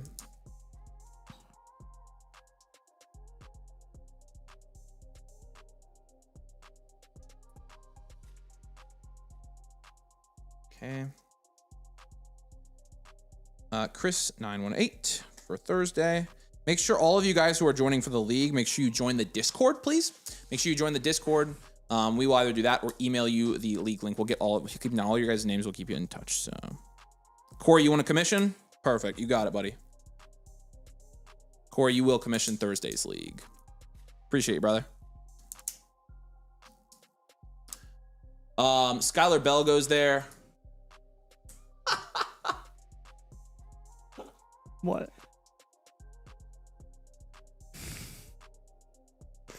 I didn't notice that. That is crazy. Are all trade questions on live? Yes, sir. Yep. When we're live, we do them all live. If they're submitted during the day, we answer them right away, just in case they're time sensitive. So you guys are such domainers. You guys are domainers. Chris, Relentless. Shabby Tenant, let me know if you're here again. And yeah, Vincent, what was your flock username? Yeah, Vincent, let me know. I don't see yours. Would it be possible to do one blueprint for 2 different dynasty teams? You have to choose one team to get 2 blueprints at different times of the year. Yeah, no. If you get the BOGO, you can use your vouchers whenever, and you can use them for 2 separate teams. Yep, you can use them you can use them for the same team or the separate teams if that's what you're asking. Petition to remove the rookie draft. No one wants to stare at scrubs for 3-minute picks. Please put on the startup. Well, the startup's on now. So this is more interesting, yeah, as we get in the later rounds anyways. Romo Dunze went right after Rasheed Rice there. And then Chase Brown, Quinshon Judkins, and Nico Collins, 410 there. And then finally, we see Jordan Tyson go off the board. So you did see Olave go 3-7 here and Tyson 4-11. How heavily are you preferring Olave over Tyson in Dynasty leagues, Nate? How heavily? Yeah. Not that heavily, but like... I think I have them in the same tier. I have Olave over Tyson, but I'm not necessarily heavily opinionated one or the other. I just generally tend to favor the guy who's like for sure productive and proven and is gonna get $30 million a year. So yeah. But no, I'm not gonna go to war to people who rank Tyson over Olave. Yep. I think Olave should stay in the 3rd round. Vincent, your Army dog, we got you, man.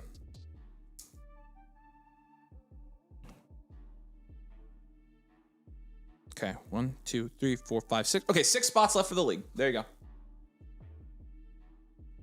Does Simpson meeting with McVay boost him up in you guys? No, I don't think. Sorry, Michael, I'm not laughing at you. No, a quarterback meeting with the head coach of the team that drafted him does not boost his stock for us. That's pretty standard procedure, it seems. I wonder if it's like how the meeting went or something. I don't know. No, I don't know. That just seems like people are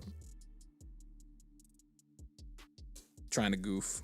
Speaking of McVay, I just saw a video today where I don't know when it was, but there were like people interviewing McVay, like quizzing him on plays that were like years ago, at certain times. Oh, I've seen that. Yeah, that wasn't a recent video, but I've seen it. It looked like it was older. It was incredible. Yeah. That's like unbelievable. Yeah, LeBron James can do the same thing. I've seen a video of him doing that. It's nuts. Yeah. I'm able to change my Infinite Blueprint team when the membership renews. Yep, you'll get a free voucher and just use that voucher on the team you want the Infinite for, and it'll change. I will say, Nate, Tyson at the 411 here is probably my favorite pick. Honestly, I'm very a great pick. Attracted to Tyson, and also You're very attracted to him. When we get to Bird in this range as well, I'm fine with that too. Like if I have to take, I guess I need to look at my rankings, dude. I'm getting kind of tested here. This is getting kind of freaky to me, but like, yeah, this right here is again like. For simplicity's sake, we started with Tate, Tyson, and Lemon in the same tier, but look at the 2-round gap between Tate and Tyson. I actually have Tyson ahead of the Bird and Nico tier. Yeah, that's a 2-round gap between Tate and Tyson, dude. But like that's crazy. The BOGO deal is not over, Mr. Man. So we have it just through sometime this week. We'll cut it off. So, do you have any plans to do a tech support and having to go through Discord? We could potentially do that at some point. You said that the night, and I honestly I thought about it, so maybe we could do that. Say what? Have a text line support instead of having to do it through Discord tickets. We could. No, you can. Right now, if you want to get our rookie draft suite, and you want to get the 2 free team blueprints with the rookie draft suite, you can. Basically, we'll end this deal this week, but it's 2 free team blueprints instead of 1, 2 rookie draft blueprints, 2 infinite blueprints. The rookie draft analyzer tool, you get the hit rate tool, and the rookie draft analyzer tool will tell you the best picks for your league and all the hit rates. Flock tools, the Discord, the bakery, and you can get in a league. Again, any new members tonight can claim a spot for the league Thursday if you want. Again, it's code domain, the annual mother flocker, and it does come with the 2 free team blueprints right now. We do still have that going on, so I just dropped the link again. But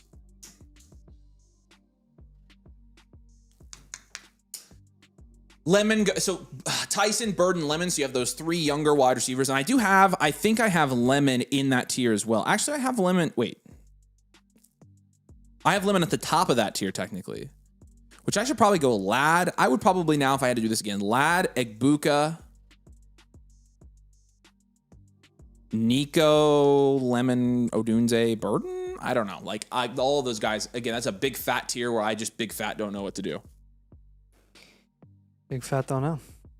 There you go. It's highly unfortunate. I don't know. Henderson goes there 5-3. I have figured out recently that the community is very, very split on what Henderson's actual future outlook is. Dak obviously went there 5-2. Marv goes 5-4. Which Marv had been going. I saw Marv go in the 6th round of a mock the other night. So going 5-4 there's a little bit more appropriate. And then McCaffrey and Brees go back to back. Man, Breece Hall, it sucks for Breece because, I mean, let me just check. He is going to, actually, hold on. Let's go to rankings.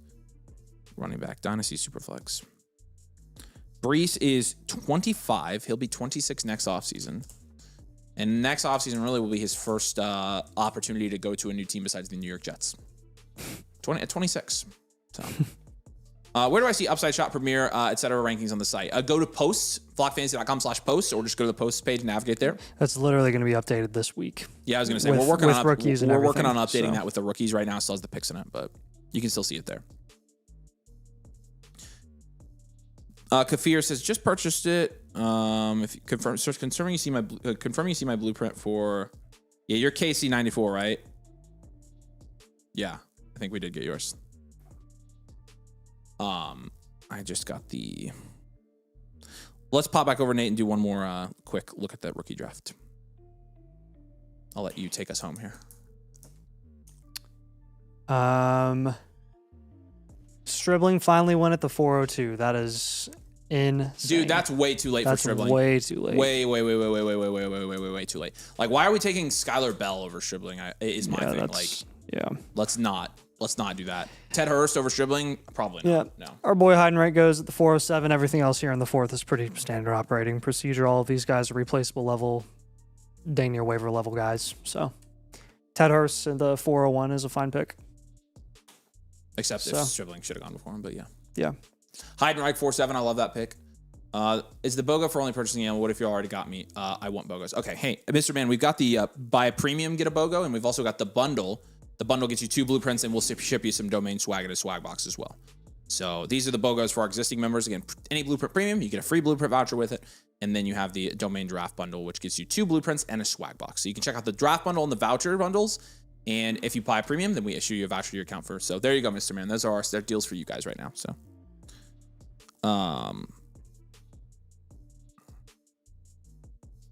Breece is 24. Asterisk. Breece is going to be 25 in Breece is 25 next month. So he's, for all intents and purposes, I'm saying he's 25.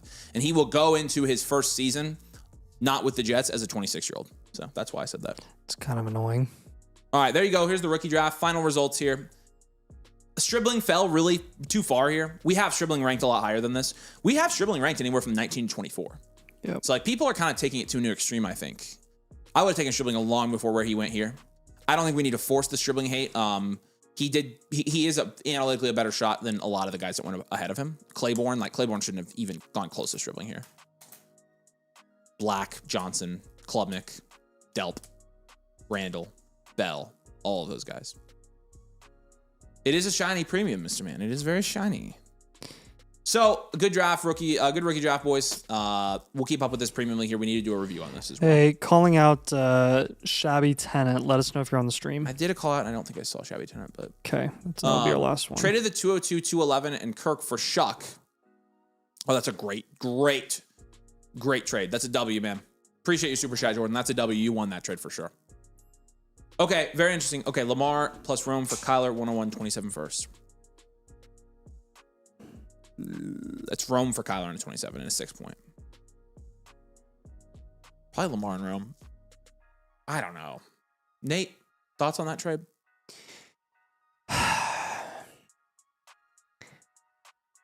Probably Lamar and Rome. That's what I think too. Yep. So I would hold Lamar and Rome if that's what you have. So Bucky went 5'7", Scadaboo 5'8".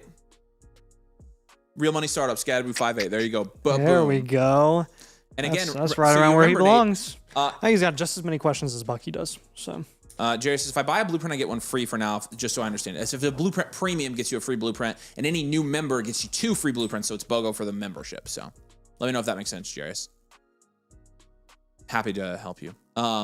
Yeah, remember that trade I made? It's a voucher bundle deal. So, remember that trade I made? I traded Bucky and Breece and Romeo Dobbs for Scadaboo, the 112 and a 27 first. Scadaboo and one of Bucky canceled, so I essentially traded one of Bucky or Breece for the 112 and a 27 first. Nice. Random. I made probably mid 27. When did you do that? I forget when you did that. After the draft. not too long ago. A couple Oh, days ago. nice. Yeah, so I did it before, even before because I wondered if Scadaboo's value would settle next to Brees and Bucky, and I think it will. And then AJ Brown obviously goes there 5'9". Brown's going to get traded to the Patriots, and I think you'll see him go more consistently here in the 5th. A little bit of a shakeup here in the 5th. Price goes 5'10".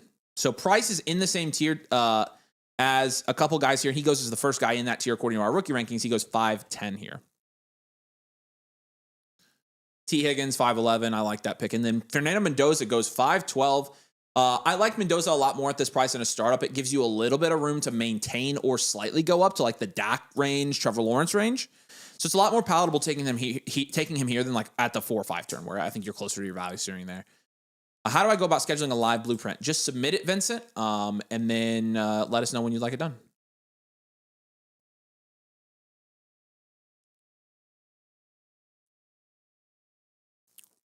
What's your take on Romeo Doubs now since he's the Pats wide receiver 1 for now? He will be the Pats wide receiver 2 when AJ Brown goes there. So not super high on Romeo Doubs. I think he'll be exactly what I think he'll be very similar to what he was in Green Bay. I think there are going to be a lot of guys that get their own there. Drake can throw to anybody, and he showed that last year. So just probably, I don't know what category you have Romeo Doubs in right now. Well, with AJ Brown probably being there, he'll just move back down to serviceable. Yeah, I think he's already in serviceable, actually. I was thinking serviceable as well. Sell him as quick as you can. Who, Dobbs? If you still can sell him. Yeah. Your time to sell him would have been pre-draft. Yep, it would have. Agree. Which, yeah. Not all the pre-draft sells end up being like, oh, that was definitely a win. Some of them end up maintaining, but Dobbs was definitely one of those guys. It's like, yeah, probably should have done it pre-draft.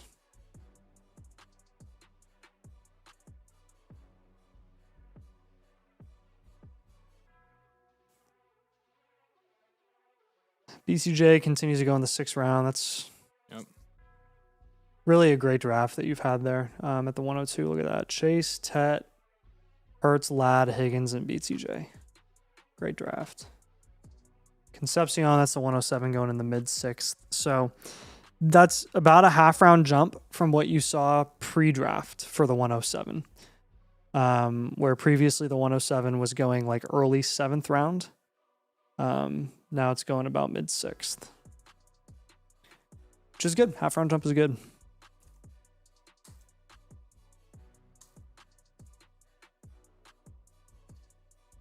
Am I wrong, or is it insane to take Sadiq over Price at 105 in rookie draft? Tight end is a need, but the price value seems too good. What's your tight end premium setting? Yeah, if it's half point or lower, no, don't do it. Absolutely not. If it's at 1 point, sure. Yeah, and a half point or lower, you don't take him any higher than the 108. No, definitely not. I agree. So Fannin goes there 6'1". Brian Thomas, like you said. Jared Goff, Zay Flowers, 6'5". Nice little price there for him. KC Concepcion has gone pretty much mid-6 in every draft we've done so far, every draft we've seen. That's a half-round value bump for the 107. And you have, and then that's again was the winner of the 107 this year. It looks like we got a blueprint in from Jer Bear. Jer Bear, let us know if you're here and let us know if you would like to be in the league.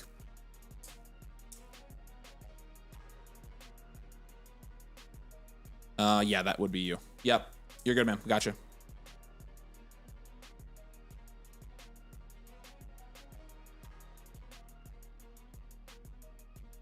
Okay, 5 spots left.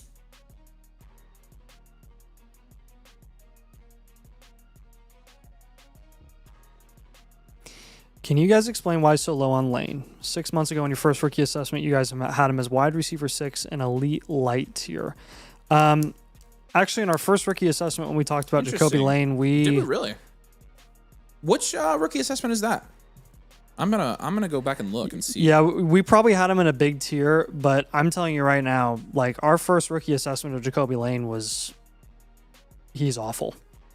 Like we've been notably lower on Lane than most people have been. An elite light. So that would have been his bakery score. So that's not our assessment. That was just his bakery score. That's analytics. Yeah. Because I was gonna say we've never been high on Jacoby Lane, but he may have at one point held that bakery score. Let me go and look here. I'm gonna look at this was 4 months ago, December 16th. We did a video. Was it a rankings video? No, not really. Oh yeah, we did DNF tier. And we put Jacoby Lane as our last person in the F tier. So we had him ranked. He was in the upside light tier. This is December 16th, 2025. Jacoby Lane we had in the upside light tier. And we had him ranked at the bottom of the F tier in our first wide receiver rankings. Who else was in that tier? At that time, he was ranked as the wide receiver 9, 10 in the bakery. In a tier with Eric Singleton, who obviously went back, Chris Brazel, Mark Cooper, Elijah Surratt, Jeremy Bernard, and Chris Bell at the time was in that tier. Oh, there we go. Cool. So, but I'm curious if you can point us to where that was. I'd be happy to take a look. If it was just his bakery analysis you're talking about, yeah, we don't decide those. So he may have slid down the bakery. I don't ever remember him being elite light though. Jacoby Lane 6 would be pretty high. Yeah, I agree. I don't remember it being that high. I remember him being in the outside light tier. Or I remember him being in the upside tier. Interesting. Barkley fell to the 6-8 here. Holy moly. What are we thinking? What's your actual take on Barkley this year? I think he's going to be running back 1. I think he's going to be fine. Was he running back 1 last year? Yep. It was just not a great year for him. Or no, he actually was running back 2 in 16 games. He did miss a game. RB 14. Okay, so he had 1,100 yards last year, 7 touchdowns. The big difference is he had 900 less yards. He also had 60 less carries, but the efficiency went down by almost 1.7 yards per carry. Yeah, 14.5 points per game as opposed to like 22 the year before. Yeah. I remember watching a good number of Eagles games, kind of trying to figure out what was up. He didn't look like he lost a step really at all. Everyone knew exactly what the Eagles were going to do. It was stop the run, force Hurts to pass, and make him lose the game. And that's how they ended up not being great and sputtering out in the playoffs in the first round. So it really was just the league is so funny with their trends. Like they really do, especially with individual teams. Like once they really catch on to the skill set and strength of a team, they will just hammer you.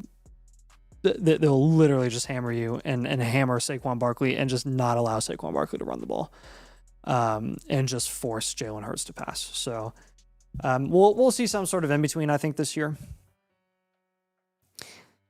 I don't think it's super outlandish to say Saquon will probably settle somewhere in between 14.5 and 22 points per game, like probably around 17 points per game. Mid running back 1, I think that's very reasonable. Grant asked if there was any way to.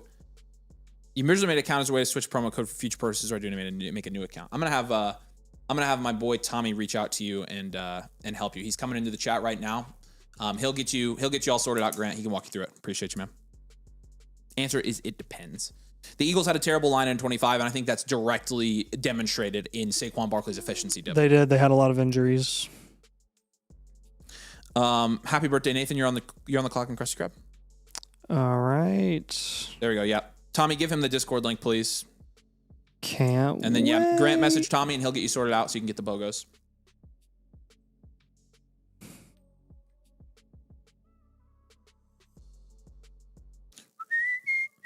How long do you guys estimate James Cook lasts as a top 8-ish back? I mean, I think he's got 2 to 3 years of that left in him.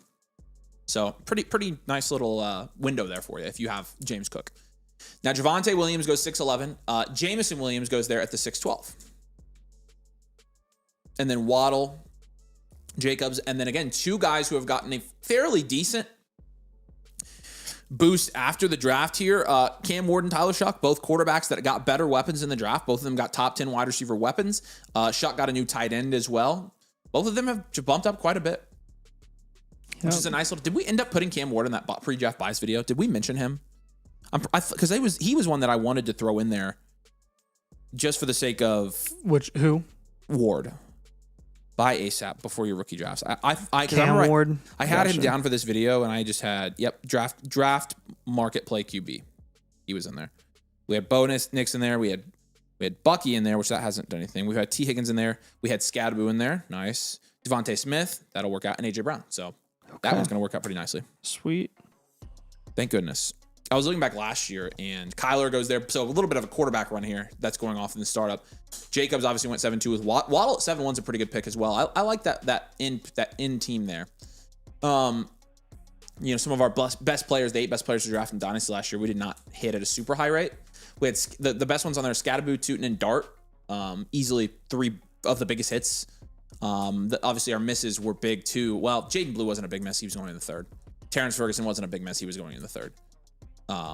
Hunter, obviously, and Travion Henderson, I'd say were Hunter was a miss. Henderson was Henderson was a hit before he was a miss. I mean, Henderson gained 15% value post draft between the draft and the start of the season. Yeah, he did. It was very high. You remember Henderson's price before the season started? Yep. It was mid 3rd round. So I would like to do better on that video this year. I think the whole point of that video is go for the non-obvious picks. Yeah. So, but even the obvious ones we did pick, Hunter and Henderson, were not the obvious ones we should have picked. So. And at what time was that? We did it same this week last year. Okay. Yeah. So they were good picks at that time because of the value leverage that you had to start the season. Yeah. So I got my blueprint done on Sunday, started going to work immediately on draft day. Some of the pivots you guys said. Good, man. That's very good. Well, we'll be excited to see that team when it's updated, but I'm glad you're taking advantage. Right now is a very important time to make moves while your Dynasty League is active. Sign up for the annual Motherflock around 1 a.m. today with code domain. What am I eligible for? Live team review, join live league. Did you get a haircut, Nathan? It looks good. Thanks, fellas. Appreciate you, clarification. He got a haircut last week, and you are eligible for, you can get in a live league. We're going to have plenty of those for you the rest of the offseason, so you'll be able to get in as many of those as you'd like. Actually, you can get up to 5. And then you do get a free team review. If you want to upgrade that to a live, you can. But completely up to you on that one. So you should have a free voucher. You should have 2 free vouchers in your account already. So you can use those however you choose. But make sure you join the Discord. Link your Discord. We appreciate you, man. Welcome. How much are we spending on Rasheed? Feels like Casey will ship him away after asking far too much money. Did the same with Tyreek.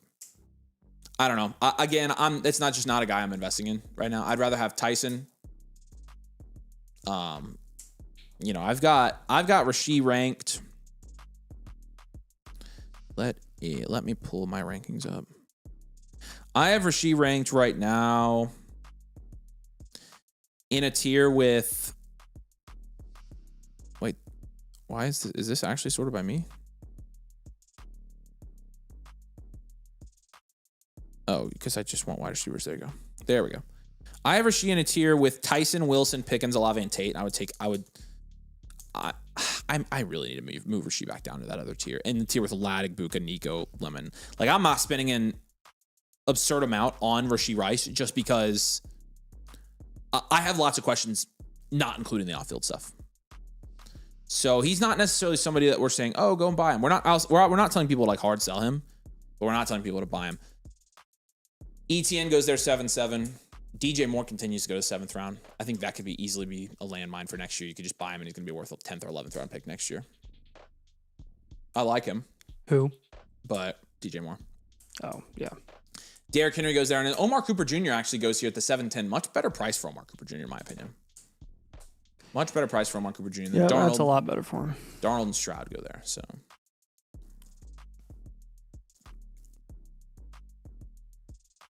My buddy just joined and messed up the promo code. Can that be changed?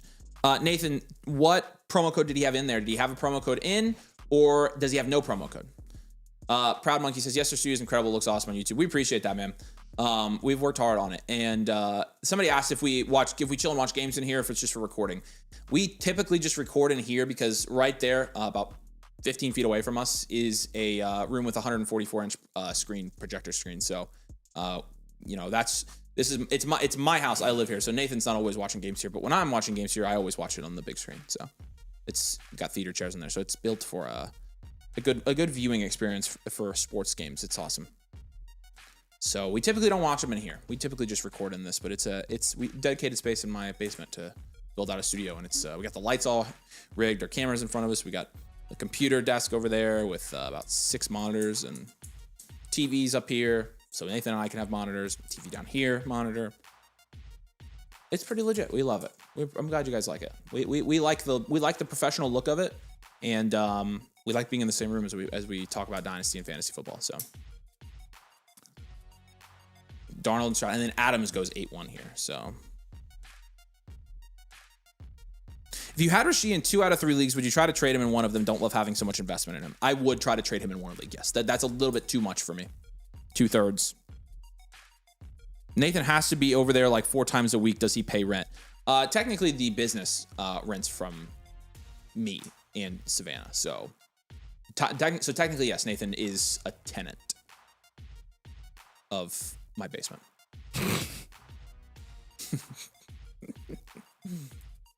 Nathan's a squatter. Sadiq goes 8-2 right there with Cooper, so I think that's about appropriate for those picks. Tootin and then Alec Pierce obviously goes there. Somebody just asked, I think, if Alec Pierce was to reach the 8-3. No, I don't think so. I think Alec Pierce is a fine pickup price. David says the chairs in the theater room are very comfy S tier. They're a little bit older, but they are very comfy still. One of them the one I sit in all the time gets stuck a lot, so. Is Kamara still in New Orleans? He is still in New Orleans, yeah. But obviously, they signed Travis Etienne, so I don't think he's the future plan. Stafford goes there. 8-5. Super flex, obviously. Couch is probably a nice pull-out. This couch actually isn't. We got this on, I think, like Wayfair or something, right, Becca? Yeah, so it wasn't super expensive. But I mean, the furniture, this is nice furniture. Like, it's a nice coffee table. It's just heavy. So. Is it really heavy? Whoa. Yeah, because I tried to move it the other day, and I was like, I tried to just push it with my foot, and it was like, yeah, I tried to like lift it slightly. It's like, whoa, that's notable. Somebody said Baker feels cheap here. Baker's a tough eval, to be honest with you. I think he's fine here at this price. Yeah, I mean, he played injured like almost all of last year and was still decently productive, but not nearly as much as he was the previous year. His contract is about to be up as well. We'll see what his contract looks like long term. So, Jordan, thanks for your super chat, man. Doing a rookie draft at the moment, do I take Singleton at the 204 or trade for the 402 and a 27 second? Oh gosh, trade the 27 second. Now, take the 27 second. Rookie only league, so it's the NFL. It's like the NFL started last year. We expand the roster every year, only have Hampton and Burden. What? That's an interesting concept. They don't use any existing players. They only draft rookies. So they're going to build their roster. So eventually, cool in 15 years, it will be the full player pool. Right. But now, I mean, for the next 14 years, like there are going to be players that, you know, for example, the 2024 class, actually, you wouldn't have any of those guys. So that's very interesting. That's probably why I would take the 27 second, though. The player in that pool league, is so that much league smaller. especially, I would take the 27. My gosh. Whose draft are we liking here? Yeah, we will pick a couple favorite teams here. Nothing has really stood out to me in this draft, to be honest with you. I don't know what I would do if I was in a league that didn't have Puka Nacua. I don't think I could like do it. Marlo says we'll be able to knock out a trade question. Yes, we will. That we will be answering this here in just a couple minutes. Addison and Parker Washington go there. It gets ugly around here. So yeah, I mean, let's see. I liked that. I don't like that. I like the 112 team. It's a very different. Yeah, that's what Rickster said. Bryson. I like that 112 team. I think you got a couple of good values here. I like taking Love and you got 2 quarterbacks, dual QB essentially, but then Burden, Lemon, Williams, and Waddle. Guys with either wide receiver 1 value upside or production upside. So plenty of guys there without actually having like a Burden was your first wide receiver off the board, and I think you actually did okay there. So that's an interesting build that I like. I think it worked out well for you. Mainly just looking at like the best value, who I thought had the best values here. I don't know. I think there's a couple solid drafts. I think Ciarda did well from the 1-1. Yeah. I think that they used their hands, did well. Is that Nathan in the profile picture? Yeah, that's awesome. Wait, at the 1-2. It's you with the birthday hat on. Oh, nice. I thought that was one of my favorite drafts. I think in this one, I thought you did a great job. No running backs. I mentioned that after the 6th round. The wide receiver value that you got though was just really, really good. So. Ty did say the Nico switch up since you guys have been out on him is wild. 410 feels cheap. Yeah, in our drafts especially. I mean, Nico has dropped like a full round, maybe a round and a half. Yeah, late 4th for Nico is. Yeah, it's pretty crazy. I agree.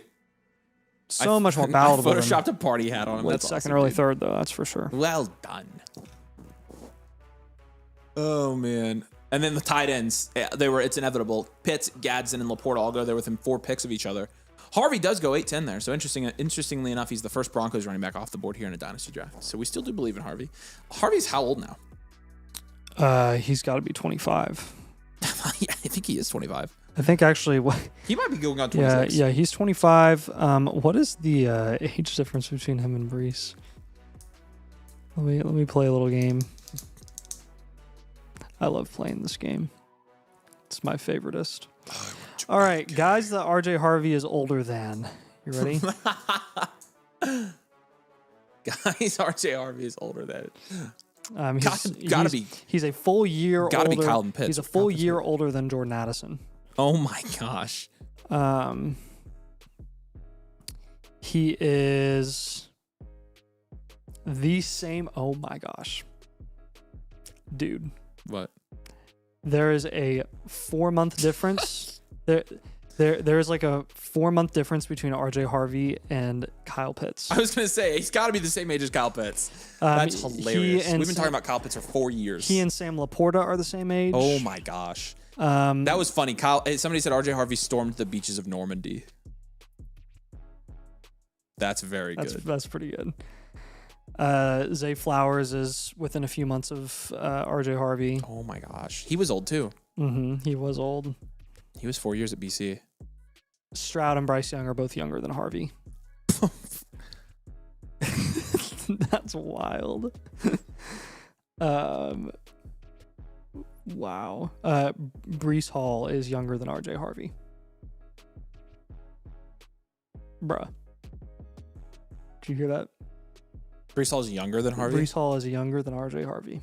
Yeah, because he's 20. He'll be 25 in the May 31st or something. Yep. Walker is younger than RJ Harvey. Walker is the same age as RJ Harvey. So how many years younger is Jonah Coleman then? 3? Yeah, about 3 years. 22.7 versus 2.5, right? Yeah, versus 25.2. Yep. Yeah, 2.5. Crazy that Harvey is a full year older than Bijan and Gibbs. That is insane. Pickens and Harvey are the same age, 25.2. Oh my gosh. So it's like RJ Harvey, so Harvey is 20, you said 20, so he'll be 26 next offseason. Yep. London is younger than Harvey. Harvey's usage, opportunity share 34th in the league. That's like crazy. London and Brees are like, London, Brees, and Walker, you feel like they've been in the league for a half decade because they literally almost have been. Harvey didn't have as bad a season last year as people think. Because Harvey was a top 10 receiving back. Yeah, and Dobbins got hurt. So once Dobbins got hurt, they started using him a little bit more. He was like one of the worst runners of the football that I've seen. 8th in targets, 8th in receiving yards, 8th in receptions, 10th in total touchdowns, 5th in fantasy points per opportunity. The rushing is bad, but the receiving is... So, I don't know. Part of me, like, what if Harvey just keeps that? Harvey could be... Harvey will keep the receiving. That's the only thing he had. I'm telling you, if Coleman is not the riser... If Coleman is not the riser in training camp, then it's going to be Dobbins first, Harvey second, Coleman third. Coleman slots in for Dobbins when Dobbins gets hurt. So you're either betting on Coleman's value play being pre-training camp or early season. Just depends on when you think it's going to happen. Is it going to be dependent on Dobbins getting hurt, or is it going to be him just taking it over in training camp? RJ Harvey was childhood friends with Aaron Rodgers. My buddy sold Harvey for JMO. That's a smash. Because I was going to say this, like, if Harvey doesn't have, like, hardly any value right now, I don't think he's going here normally. I'm not going to lie to you guys. I would be willing to price check RJ Harvey in some leagues. If he's going anywhere past, like, late 9th round here, in terms of from a price standpoint, I would be willing to see if I can get him. Because, and interestingly enough, Kenyon Sadiq went. Ty Simpson just went. So Ty Simpson was our next rookie to go off the board here, and he goes at the 9-3. Harvey, like Nate said, if he doesn't lose the receiving upside, he was a top 10 receiving back last year in the NFL as a rookie. I think regardless, you're going to see 2 backs utilized in that offense. It's very Sean Payton-esque. Yep. Obviously, Harvey's not a pass blocker either. So right. That is significant. You know, Harvey's ceiling is significantly capped because there is no like heavy volume or upside on the ground game. But from a receiving standpoint, I mean, that's 12.2 points per game is flexible, last flex spottable. Yep. So depending on how cheap he gets, you're talking about somebody that has like flex spot upside for the next couple of years, maybe. Just food for thought. I'm not a huge Harvey guy, but just food for thought here. Food for your thoughts. Feels like knocking him for his age last year was wrong, but now he's a grandpa. It's true. That's why, yeah, he gets grandpa status really quick. I told him to sell him after seeing Coleman go there. Sean Payton's carousels of running backs. No, I mean, if you're selling him at JMO prices, like look at this startup draft. JMO went 6-12 and Harvey went 8-10. So that's just a straight up 2-round value win if you do that. So Terry at 9-6 feels like value. It is pretty good value there. It is pretty good value. Nice. Jeremy Mullins guitar. Warrior, don't play with my heartstrings in the Krusty Krab, please. Stop offering me Puka Nacua. You're gonna make me do things that I shouldn't do. What's your guitar of choice, Jeremy Mullins guitar? I can. No, it's fine. I can peg your entire personality by what your answer is. Can you peg my personality by my selection? Yes. It was so on brand that you got a Gibson Hummingbird. Yes. 100%. Why is that? It just was like, yeah. It's so funny. I don't even know like the stereotypes around every single guitar. So you wouldn't unless you really play for them and shop them. Like, right. Yeah. No. I mean, it was. I've got a custom shop Fender Telecaster that I love dearly. You are a good man. Custom shop. What are the specs? Give me the specs of that. Like, what kind of pickups you got in it? What color is it? What Fender color is it? I have only one telly. Did Nathan just ask to be pegged? He did. That's correct. Nathan did ask to be pegged. Let the record show. Gross.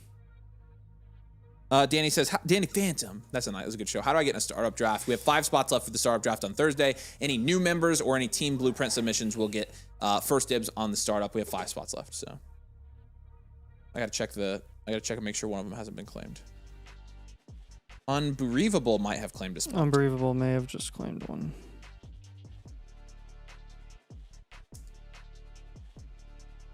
Is Loveland really tied in 3 value? I have him and don't see him that high. Yeah, he's been going. Yep, he's a punch on my ticket. You're in, man. We got you. Cool. Unbelievable. So we have 4 spots left.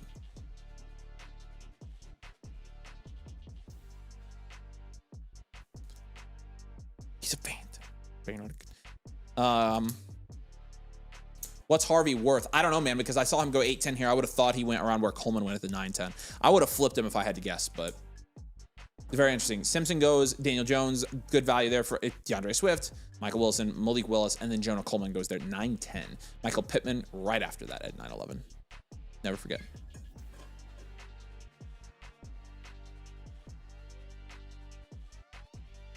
Standard configuration Telecaster based on a 1967 Smuggler model where they chambered the body. Oh, so it's chambered body. That's very unique for a Tele. It's transparent sand finish with a clear pick guard to see inside of the body. That's extremely unique for a Fender. So standard config, okay. Based on a 67 Smuggler model. That's crazy. I want to see if I can look up your model. Dude, I didn't even know clear pick guards were a thing. Yeah, they are. I mean, on Fenders, I never see them though. Yeah. I'm assuming it's not the one with the. Oh, what the frick? I found it. Show.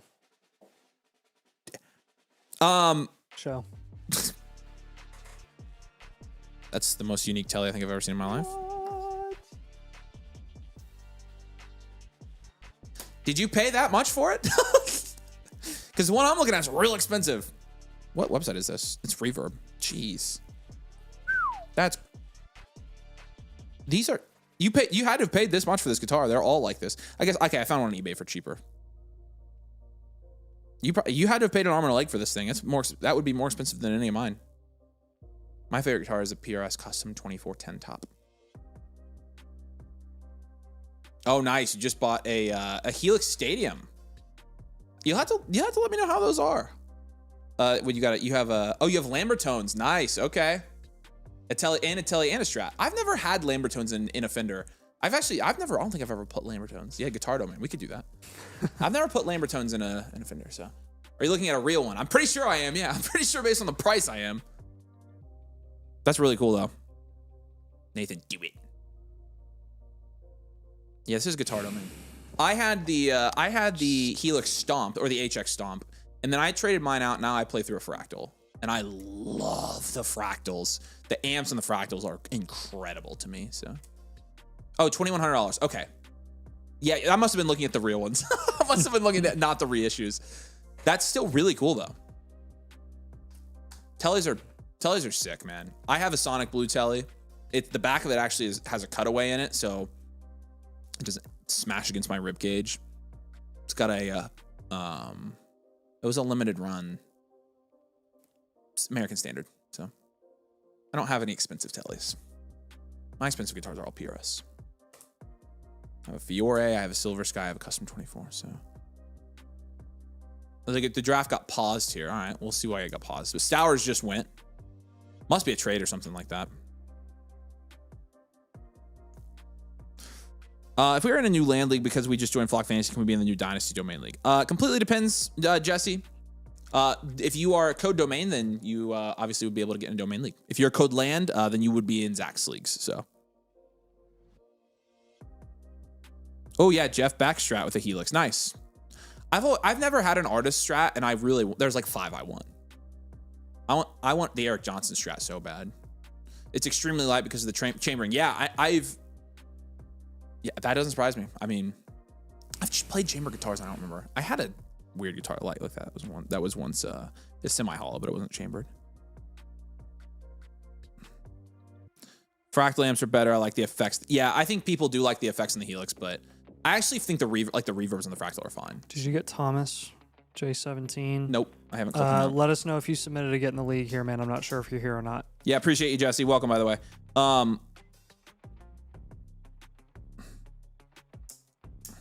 I'm glad, Jeremy. Yeah, it's cool. I saw Jeremy Williams' guitar. I was like, hey, Nathan's an acoustic guitar guy, so he's not a gearhead like I am.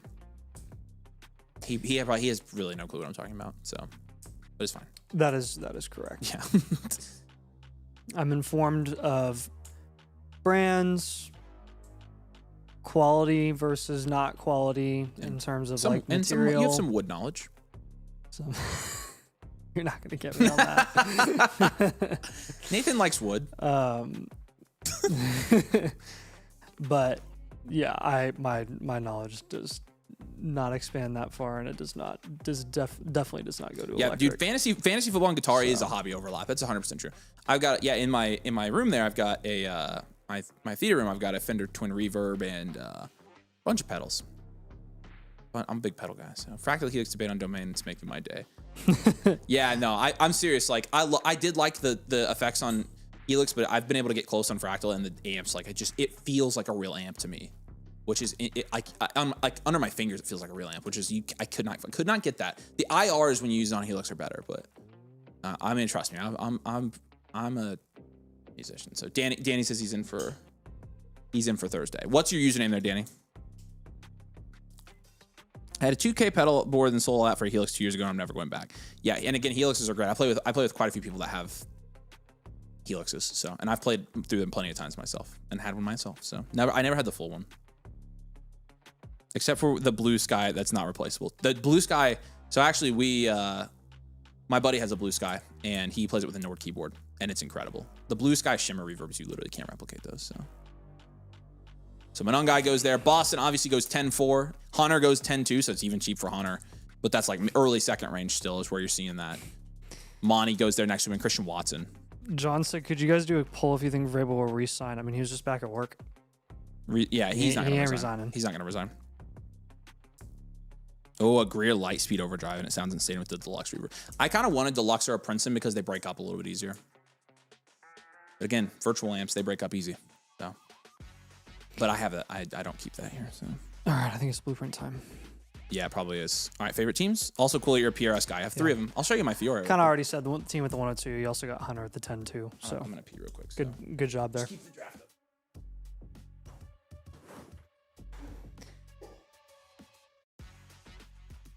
I think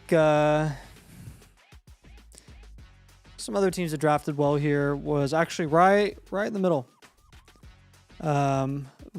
Voliva 2009. I liked pretty much all your picks there, man. May, London, Olave, Rice in the 4th, Bucky in the 5th, Concepcion in the mid-6th, ETN, Addison. I mean, those were all at-value picks. And you actually got Rice a little bit lower than where we've started to see him go back up to.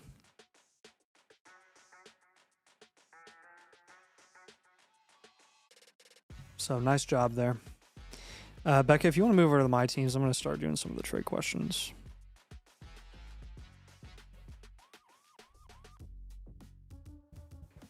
Man is domain maxing. This is slobbery pants. What do you mean? Maxing what? Mooseman says Emma Johnson and a 3rd for Jadarian Price. It's not even close. How are you able to do that? Are people in your league really that low on Price? That's criminal. And he said he wouldn't bring up his guitars, and here we are. I'll show you the Fiore. Here you go. Here's my. It's Mark Letier's. That's the one where I said I really liked. There you go back. Like the there wood. So yeah. So it's satin. It's swamp ash, not swamp ass. But I think this was my most recent purchase. Well, I bought a tailored 914, but so there's the one I play a lot at home. So it's pretty cool, isn't it? It's very pretty. Pickups. I love the PRS pickups. They're my favorite. All right. Let's boogie to some blueprints. Quinshawn, Puka, and a 27 second from Not Look Just Bucky for JT, Flowers, and the 101. Let's say 101 and Flowers for Puka, Judkins in the 2nd for JT. I'm fine doing this for the 101. I'll call it fair. Okay. We have another trade question from him too. Bo Nix, Henderson, Tet, and 110 for Ward and the 101 and the 102. 102 and Tet cancel. Oh, I would much rather do this deal. If you can much rather do this deal than the one where you're giving away Puka. Thomas J17. Please do this one. I have not heard from Thomas J17. We have 3 spots left for the league now. I got you Danny Phantom. Have you seen from him or heard from him? No. Okay. Shout out to John or Thomas J17. Yeah, the HSS setup I really like because obviously I love the neck single coil, but the humbucker and the bridge I can't live without anymore. I hate single coils in the bridge now. Dunkfest 104 trade these picks for productive vets. 107 and 109 for the 104. You're moving up a tier there. I think that's fair. In a 14-team start 11 though, you might want to move them individually for productive vets. Yep. Yeah, I kind of agree with you there. Yep. That's probably the play in this format. We got Pierce on the 101 for Brees Wilson. It's essentially the 101 for Brees and Wilson. Yep. That's a late 3rd round guy and a 5th round guy for the 101. That's fair. It doesn't sit right with me. You're getting 2 guys on the Jets. Yeah, that's not. I would hold the 101. I think you can get more. I've seen the 101 go for way more ridiculous prices. Yep, Taylor, we are doing live blueprints tonight. I'll drop the link here for you as we go through. Can we refresh here, Beck? Appreciate that. Okay, couple here. Let's go to Panarin Bread. 201, 112, 110 for Devontae Smith. Essentially, yeah, I mean. Devontae Smith. Smith? Yeah, Yeah. It seems crazy, but it is. Black Tie PGA said 102 for 102. you're trading back 2 spots. Which I mean, we just saw Carnell Tate go 2 full rounds. Yeah, at this point, I of wouldn't take this. Makai Lemon, I would not do this. I would hold the 102 here. I think you'd need more. Yep. Equivalent to a first to move down right now. L. Marlsh is next. Tet, Loveland the 105 for Cook, London, and the 107, and an extra 27 first. I would say Tet and London we can cancel here. James Cook and Colson Loveland can cancel to 105. So yeah, you're taking this 107 and 27 first. Yeah, that's a big value one for you right there. And the 27 first really puts you over the top. So. NSAB says Javonte for Price. Price. Yeah. As a contender, rebuilder doesn't matter. Price is just more valuable. I have him ranked 4 spots ahead of Javonte Williams in Dynasty. They're going about a couple rounds apart. Yes. All right, let's rock and also roll here. Again, real quick, as we get into blueprints, we do have spots for tonight. We have 3 spots left for the league. So I haven't heard from Thomas J, by the way. Okay. 3 spots left for the league. Any blueprint or membership, we have 3 spots. So any of the next 3 people to either join with code domain or purchase a blueprint. Again, you can get our rookie draft suite. You're going to get 2 free team blueprints right now with any annual Motherflocker membership with code domain. We can look at 2 of your separate teams and get you 2 rookie draft blueprints, 2 infinite blueprints, and you're going to get our rookie draft analyzer, which is obviously our great rookie draft tool that we have built and are using in all of our leagues, the Flock tools, the domain Discord, the bakery, and of course get in the league as well. And then don't forget about the bundles, y'all. We'll end these bundles at the end of the week. If you are getting an a la carte blueprint to get in the league or anything tonight, any blueprint premium gets a free team blueprint. So you can get a bonus blueprint for free tonight with any premium purchase. And then also we have the draft night bundle over on the voucher bundles page of the site, 2 blueprints and a swag box, $100 on that. So we'll send the swag box to your house. So without further ado, Brody-o. We said live sometime this week. Are we gonna? We don't. I mean, it's up to you. Don't you think we might as well knock it out? Brody-o, are you here? Oh, he's here. Yeah. Okay. Let's just do it. Cool. All right, Brody-o, you're here. We appreciate you, brother. All right. Let a neighbor know. Yeah, let a neighbor know. And being a good neighbor is important there. Wow. Neighbor is carrying a lot of weight in that phrase. Wow, Like, what a team. You just have to make sure it's neighbor. Okay. Oh, I was looking in the wrong place. Brody-o. Okay, so this is a 10 team. I need to say I'm doing this for the annual Motherflocker Infinite Blueprint. Noise. I had so many draft picks. I banked on my league mates being heavy buyers in our first rookie draft. They weren't, so now I have to use them all. Okay. Not upset. Got good value. Ranked number 1 in my league on Flock. Where do I go from here? Where do we go now? I got all the songs in my head right now. 10 team. That's a great song, by the way. 10 team Superflex, full point PPR, half point tight end premium. Production share 7.9%, which is 10th in your league. If you have a lot of picks, that adds up. Oh my gosh. He's just used all his picks. Value shares 15.5%, which is first. Okay, yeah, you did your rookie draft, so now we are boogie in here. Drake May, Trevor Lawrence, Cam Ward, and a 10 team Superflex, give that a 9. Love, Hampton, Henderson, Price, 10. Neighbors, Jefferson, Wilson, Alec Pierce, 8. Yeah. And Sadiq Gadsden is a 9 with Stowers as well. I mean, good gravy. Want to go enhanced here or elite? So 227 first as well. Draft capital will give you a 4. 5. Bench is a 4. Overall's an 8.2. Value share wise, this registers more as in. I'm surprised are you surprised the value share isn't higher here? Not necessarily in a 10 team. All right. Yeah. Because after your cornerstones, it's Wilson, Henderson, Price, and Pierce, and Gadsden in your flex. What do you think? I could go either way here. From a roster, it's probably enhanced. Yeah, all right. I say enhanced value, well-rounded, contend here. Extra info, this is a 6-point passing touchdown. Wow, and you have May and Lawrence and Ward. Holy butt cheeks. Not trade heavy. Last year was 7 total trades, and I made 5 of them. Okay. Wow. That's very good to know. Yeah. You do have 227 first. We can go ahead and hold. We're going to win this league. Yep. Like with this roster, we'd win. Yeah, we're going to win. So we are going to be pretty careful with what we do here. Our last flex spots right now are Henderson, Price, and Pierce. I'm thinking we make a Pierce, Boston, Pierce, Evans, like up tier there.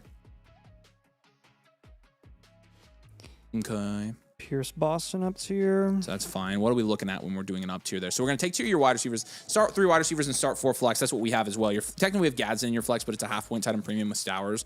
We might move a tight end here. So what are we looking at target wise for that up tier there? If we up tier at our like depth / flex wide receiver, probably like the Flowers range. Okay, so you're looking at Flowers. I would say Flowers, Devontae Smith, or AJ Brown. Yeah. Waddle. And Waddle went 7-1 tonight. I think you could easily get him. So those are some pretty good flex spot guys for you there. So we're just going to try to take 2 of those depth wide receivers and up tier. That's going to be move number 1 for you here that we want to prioritize. Yeah, I'm going to have you do a simple pivot, but one that we feel pretty strongly about, from Lawrence to Bo Nix or Purdy, or pay the premium to get Dart. I will say in a 6 point, I can see the case for owning Lawrence, but Well, I mean, versus Bo Nix or Purdy, nah. Like, okay, yeah. they may as well, like. So for context, Lawrence last year threw for 29 touchdowns.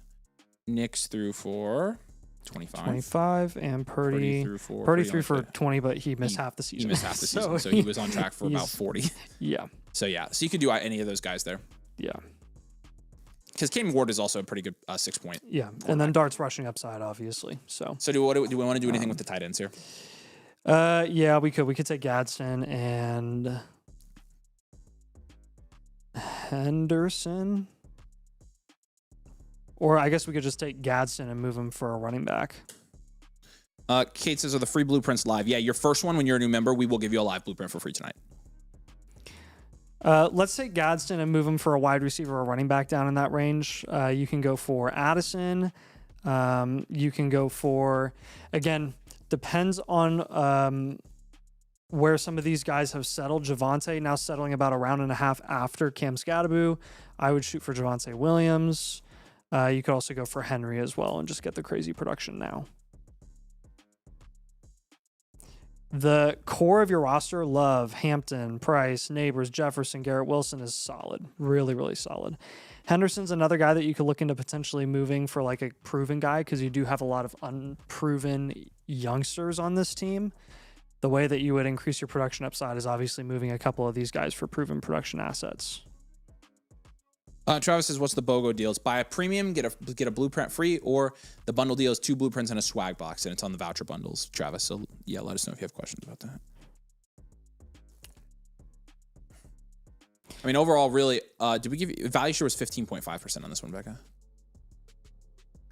Production share was lower. Production share was 7.9% here. So, what questions do you have on those moves, man? Yeah, Brodio, what are we thinking here? I mean, again... It's not an active league, but you've built a roster that in a not active league can win, regardless. If you rolled this roster out right now, I think you'd win.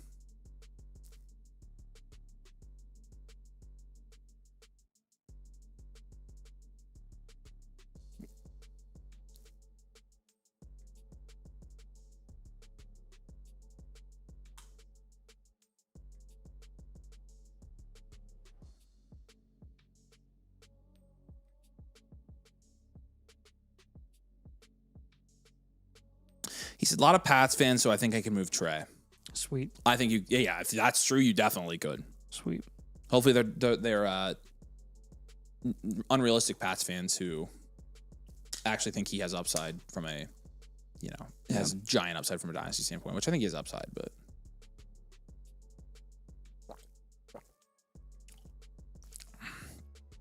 Any other questions here? Evan says, how much should I value the calculator on Flock? You guys say win the trade fairly easily. Calculator says other guy wins fairly easily. If we are saying one thing and the Flock calculator is saying another thing, trust us. Please. Wait, am I rejecting extra guacs? Yes. Okay. So extra guac, I'm gonna reject the submission, send you back a voucher. It's going to be technically a regular voucher. What you'll do is whenever you submit it, just let us know in the comments that it's a premium. Georgezilla, if you are wanting in the league, let us know. So extra guac is in the league, so that's 2 more spots. So I'm taking care of extra guac. Don't touch. I won't touch him, but I do have him down for the league. Okay. The other person would be Georgezilla there. Jack says, accidentally use code Flock instead of your code. Could I get that swapped? Yeah, could you let me know your Flock username real quick? Wait, you said Jaxie Fred? Nope. Sorry. Georgezilla. He said, I don't know if anybody would buy Pierce plus Evans for an upgrade, but I'll try. Yeah, you should definitely try it. I mean, I would think with the strength of some of the teams in your league that they would be going for that, so they should, but...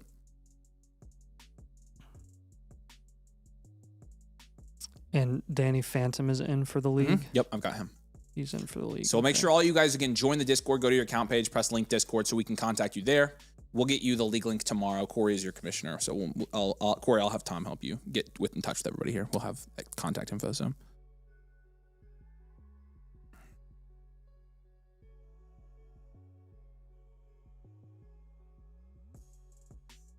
Okay.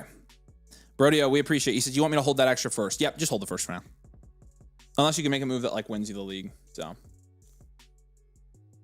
I think it will be a mid first. Yep, just hold it. Alan says, how can I join the league? Alan, we're giving first dibs for this particular league to anybody who purchases a team blueprint. Any blueprint tonight.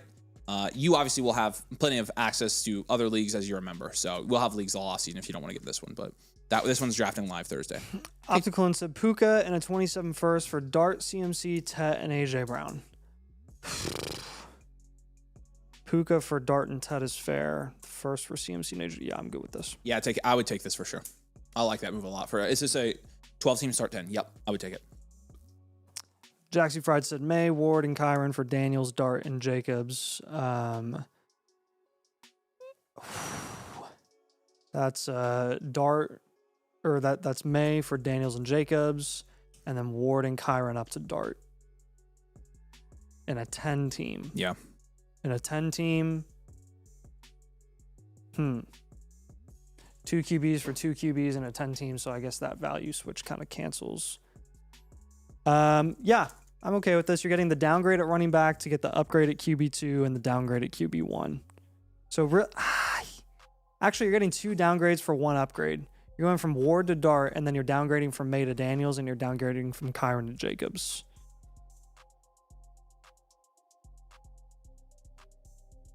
Is the difference between Ward and Dart big enough for that to be okay? Cooper Hend, if you're here, what do you think? Let us know.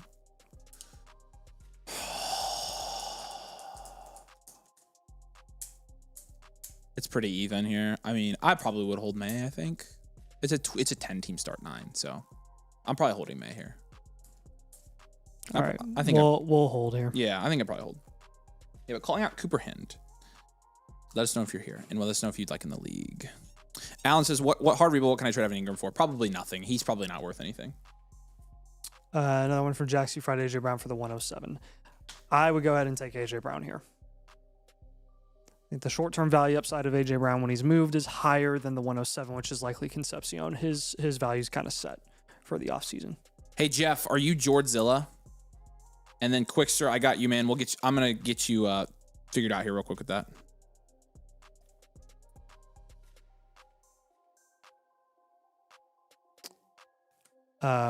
Yeah, we're trying to see if he's here. Yep.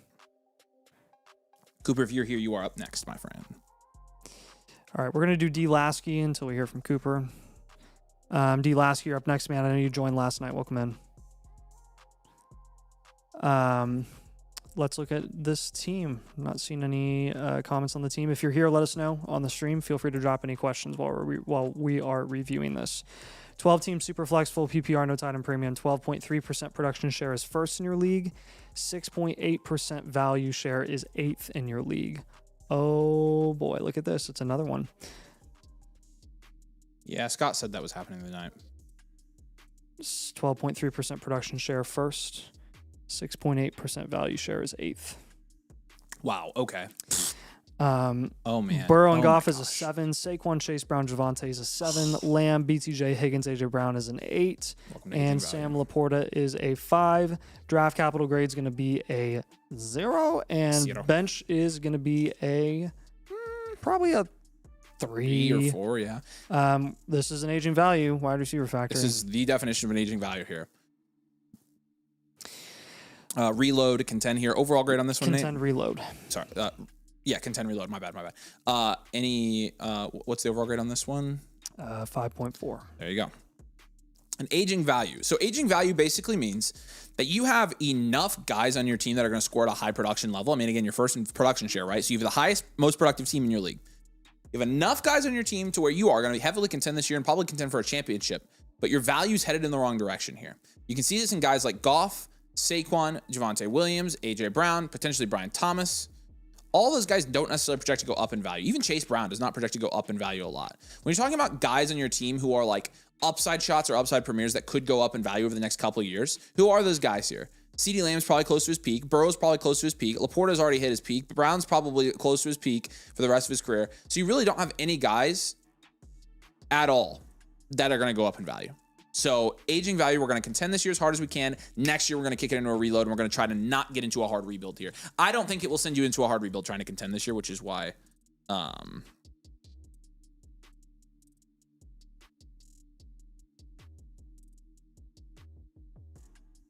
why we're going to have you contend. Yep. So, what moves do we make? We could get a little bit more insulated here if we wanted to. Yeah, I'm gonna get a little bit cute here because I think it's worth it. I'm gonna have you do a small down tier from Burrow so that you can do up tiers elsewhere and kind of raise your upside across the board. So, for example, here, geez, some of these teams are so value deficient in this league. If you were to down tier, Travis, I did see yours come through, man. We appreciate you. From Joe Burrow to say like a Brock Purdy, I'd be trying to get like a Zay Flowers on top. To Jordan Love, try to get like a Quinshawn. Bo Nix, that team has Fan, and that give you the flexibility to take Laporta and just move him with another piece. And then again, with that down tier, that's going to help you get an up tier here. Probably I'm going to have you do it at wide receiver. Let's take Laporta and BTJ, and let's up tier.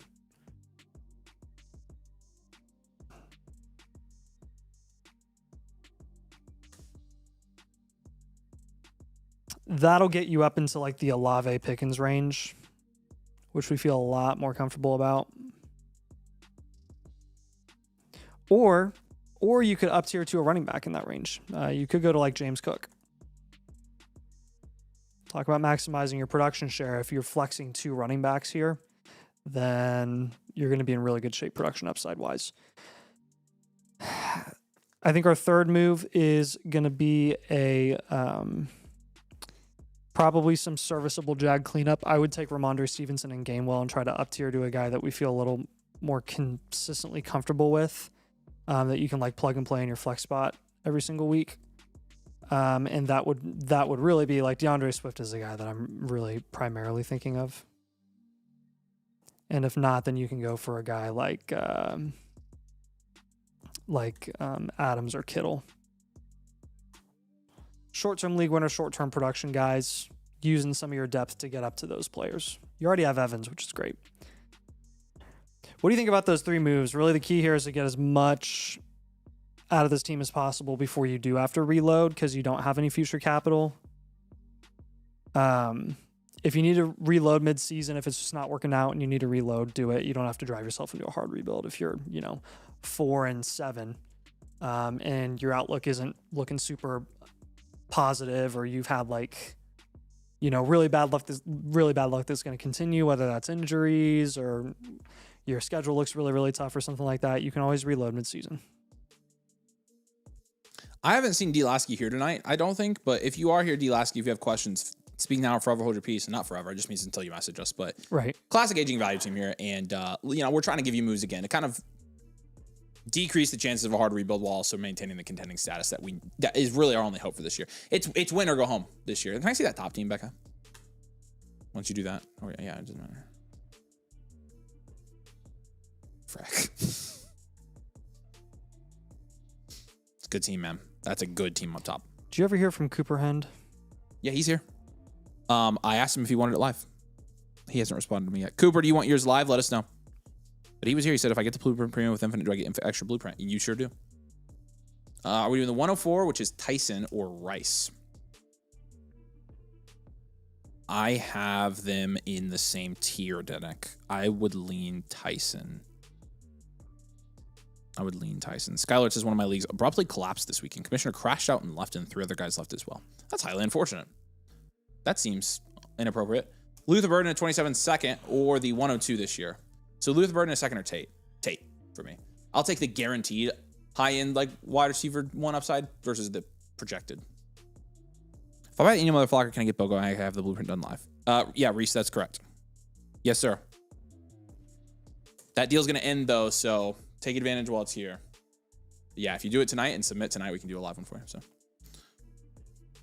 yeah, Cooper Hand, I think you're here, ma'am. You want yours done live? Let us know. We got yours. So yeah, Becca 102 here. We got Unbelievable as well. And he's here. So we're doing his for sure. Yeah, I did see his come in. Warriors got a trade question here for us real quick. The 101 or Ashton Genty here. I mean, even. There's a pivot in the same tier, same position, same tier. You take whichever one you like the most. Value-wise, you're fine doing that. There's no regrets there. So, okay, Unbelievable. We'll do yours. We'll wait and see if Cooper wants his done here. That's you, Trav. We appreciate you, brother. And I was gonna say something else. Oh, we have one spot left for the league. One spot left for the league, everybody. Well, actually, it might have gotten taken. Hold on. Nope, one spot. Nami says, got annual motherflocker yesterday and submitted team reviews. Is it going to be done live or no? It depends on if you selected the live team blueprint or not. If it's in progress and it was not a live blueprint, we probably already pulled it over and started it. Lucas says, can you do mine live? Same thing. We've got a bunch in the queue that we pulled over to in progress. If you submit it as a live blueprint, it would be here. Otherwise, we would not have it in the live queue. So there are two different queues. Okay, Unbelievable is going to be next here. So let us know, guys, what your statuses are on those, and we can help you. All right, comments or a smiley face on this one. So let's look into this. 12-team Superflex, full PPR, half tight end premium. Yeah. All right.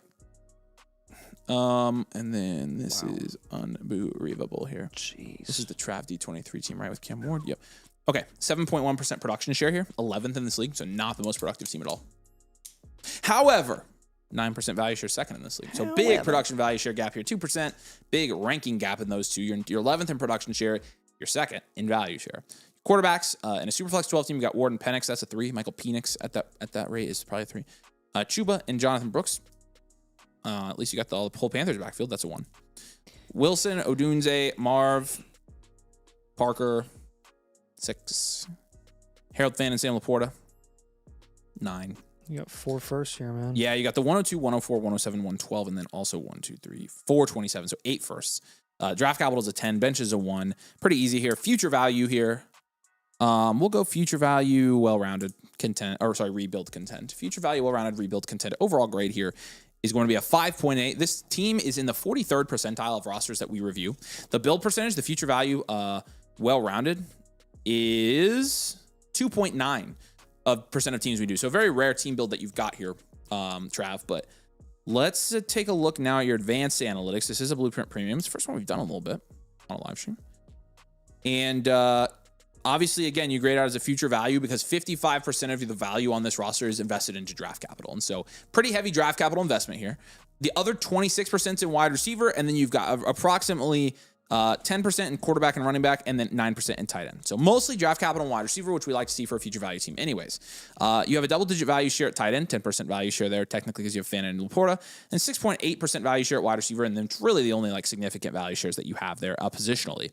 Your average age across the board is pretty young. Again, future value, 25 at quarterback for your starting lineup, 24.5 at running back for your starting lineup, 24.5 at wide receiver as well, and 23.5 at tight end. So very young across the board.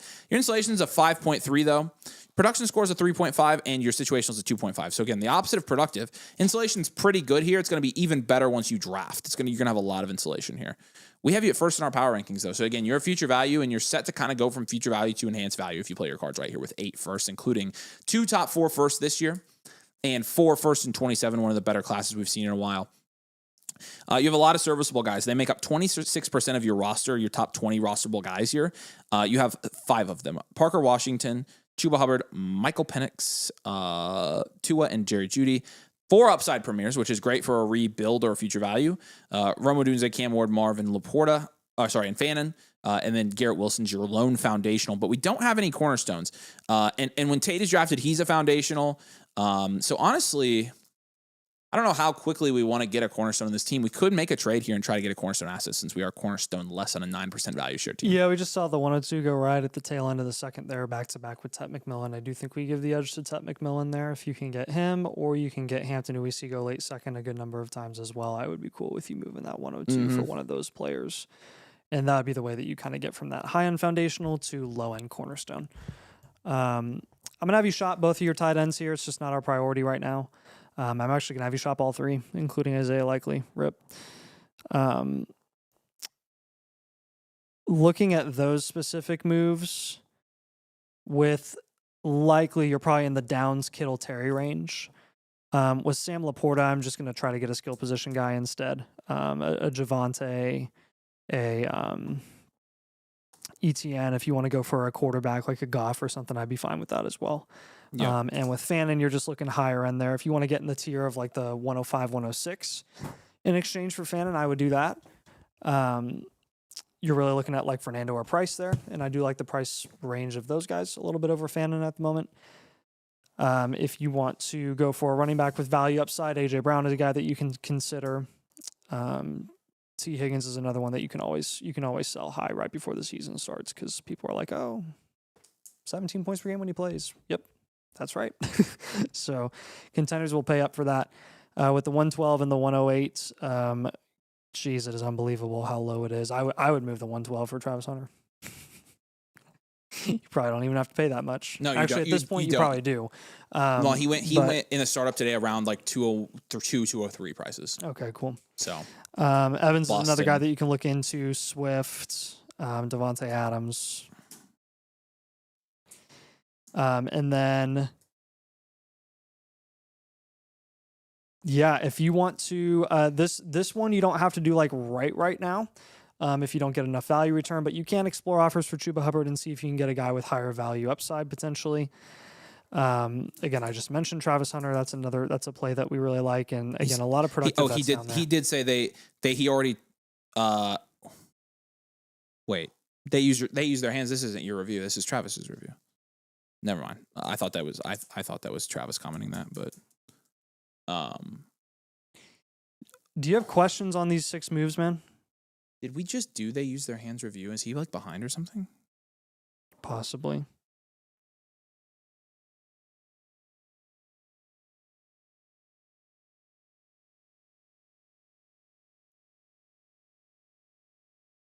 Yeah, Roland, if you do buy a Blueprint Premium with Infinite, that can be live as well. So you get it's actually BOGO right now. So you get a free Blueprint voucher with that. So yeah, Carson, if you do a trade question, it will be done today. So I know Travis here because he joined the YouTube membership while we were on here. So let me give away a couple of memberships here. How many likes are we at? We give away 101. We hit 150. He already, giveaway Blueprint. Already tried the 112 actually for Hunter, and he said he wouldn't even sell him that low. Crazy. Okay. See, I don't think that's Travis though. Travis is. Oh, they're in the same league. Thank you, Becca. He said. Yeah, Coop Hend is here, by the way. He's up next. Okay. Tell him to trade me a receiver. I'll give him the 103 for likely. Yeah, go ahead and make that trade. 103 for likely is pretty fair. So, but yeah, that is good to know with Travis Hunter. So.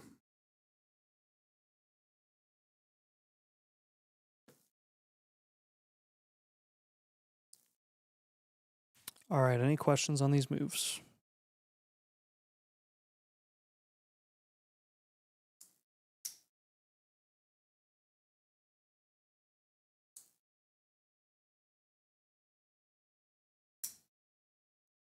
Trav, what are you thinking?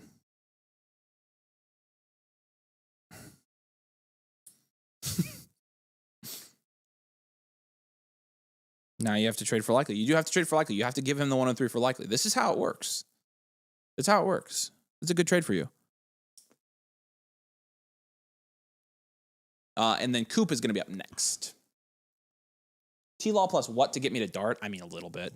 Like a second. They're really close to value equivalent right now. So, yeah, Reese, I think we just got yours in. You're good. And then... No. Okay, real quick. Lots of questions on this. So full screen me, Becca. Just so if you have questions about submitting a Blueprint voucher for a live, if you're a member, here's your answers to that, okay? So occasionally on our live streams, we will run it to where if you sign up while we're on the stream, we will let you submit your live your Blueprint voucher for free. If you signed up not today, some other day, and you have a free Blueprint voucher, you would need to upgrade that to a live Blueprint to get it in the live queue because you didn't sign up today. So we're just running a little bit of a promo right now on the stream. If you would like to wait and get a live Blueprint at a later date, we are going to lower the price of the voucher back down when we're not getting slammed. So again, if you did not buy today and you have a live blueprint voucher, you would have to make that a live voucher for it to go in our queue here. But if you want to wait, the live vouchers are normally cheaper than they are now. It's just we have a million of them. And so hopefully that makes sense. If you have any questions, let me know. If you did buy tonight while we were on the stream, I think I tagged a couple of you guys, Danny, Reese, Jeff. I know you guys did. Then sure, you are welcome to submit since you bought on the stream. We're running a little promo right now. Hopefully that makes sense, you guys. But we appreciate you. And yeah, feel free to save your vouchers if you'd like to and get the lives whenever if you don't want to upgrade. But yep. Hopefully Reese, that makes sense. Reese, we got you. Caleb says you guys have been grinding since the draft. It is a grind right now. It is a grind. And yeah, Reese, you're good, man. Okay, let's go to Coop's here. Coop is here. Coop, you're up, man. Make sure you're live. Hopefully you're live because you've been a little bit on a delay replying. So we'll definitely want to make sure you have this in real time. But we appreciate you, brother. And you will get a free team blueprint with this, by the way. You do get a free team blueprint with any blueprint premium purchase right now. So you're going to go ahead and get another voucher. Tom will give this to you here soon. But let's pull this team up. This is, again, a start 2 QB and start 2 tight end league here. This is a 12-team Superflex full point PPR league, half point tight end premium. And again, half point tight end premium, start 2 tight end. 4.4% is the production share here, Becca. 4.4%, which is 12th in this league. You're good. I'm waiting.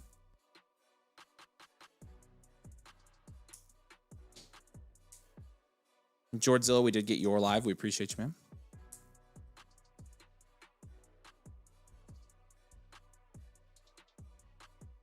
I wonder if it's almost dead.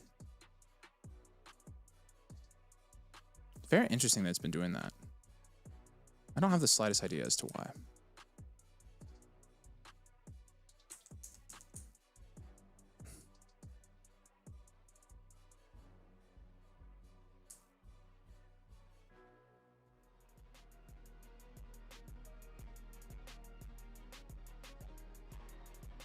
Our keyboard is bugging out, y'all.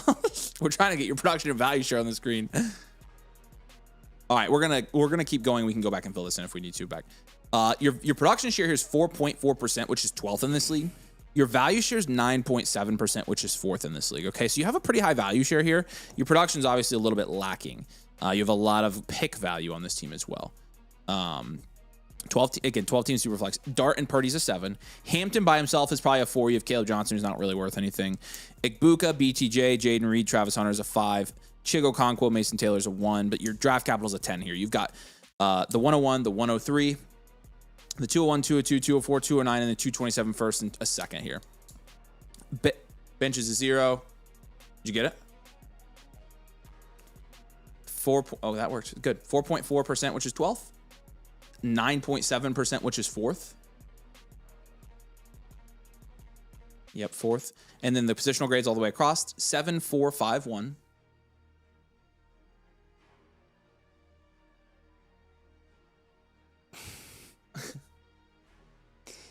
Draft capital. Draft capital 10. Bench is a 0. Yeah. Overall is a 5.4 here. This is the 50 in the 54th percentile of teams we review. I think we'll go future value well-rounded. Yeah, we'll go future value well-rounded. So rebuild contend is your 2-year outlook here, Coop. And if Coop, you're here, say, hey man, if you have questions while we're doing this, let us know. It says, FYI, this rookie draft's currently ongoing. I currently have Love, Tyson, Jeremy, Branch, Claire, Beck, and Surratt for reference. Decent value, I think, so far. Okay, so you're in the middle of your rookie draft. Okay, interesting. Love, Tyson, Jeremy, Branch, Claire, Beck, and Surratt. Yeah, I think you've done pretty well there. Oh, and Coleman. Oh, nice. Dang, that's even better. Wow.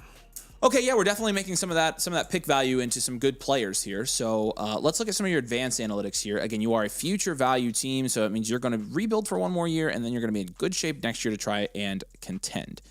Again, looking at your advanced analytics, in terms of your value proportion here, as you might have guessed at this current moment, most of your values in draft capital, 43% of your values in draft capital, 20% in wide receiver, 24% quarterback, 13.5% running back. Okay, so mostly draft capital, but pretty balanced between quarterback, running back, and wide receiver after that. You have a single-digit value share at every single position, but your highest is quarterback at 8.5%. The rest of yours, running back and wide receiver, hover around 5%. Your average age at each position here for your starters, 24.5 at quarterback, 23 at running back, 25 at wide receiver, and 24 at tight end. Your insulation score here is a 5. Your production share is a 3, and your situational score is a 3.8. We have you at 4th in the power rankings. And again, your picks are crazy. You have 1 cornerstone, Hampton. You have technically 2 cornerstones now, and 3 foundationals, because you have Love you're adding, and you drafted Tyson. So cornerstone, 2 foundationals, 2 upside premiers, which you have another upside premier you drafted. Actually, they'd be upside shots. And you have a couple upside shots here as well. So you are in pretty good shape from a roster standpoint. Stacking value for 1 more year here on a future value team is definitely the best move. So we're going to do that. And yeah, we should be good.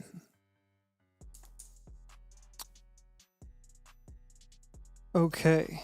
So let's scheme up some moves here. So Just yeah, none of your rookie picks can really be on the move right now because you're in the middle of your draft. So I'm going to give you some down tier ideas from your quarterbacks. You don't have to down tier from both. I would explore offers for both though, as a future value team. We're also going to do a down tier from Ibuka. We can probably hold on to BTJ at his current price. I'm eyeing Reed as a guy that you could potentially pivot off of since he just signed an extension. And then taking some of our Jags like Coker, Chigo Okonkwo, Caleb Johnson, Rashad Bateman, right, and packaging those guys and trying to up tier and get some more serviceable assets that you could sell at a higher price later, potentially. So when we're looking at this, I think when we're moving Coker, we're probably looking at like a Godwin, Shakir, or Rico Dowdle. For the Dart and Brock Purdy down tier ideas, you can look at Jordan Love plus. The Jordan Love team has the 107 and T. Higgins. I would look into that. The team with Cam Ward. I'd like to look at Cam Ward as a potential down tier option. He's got lovely. He's got no one. Fitting. Right. Try the 108 on that team. If you go down to Baker from like Purdy, that team has CMC. The DAC team has AJ Brown.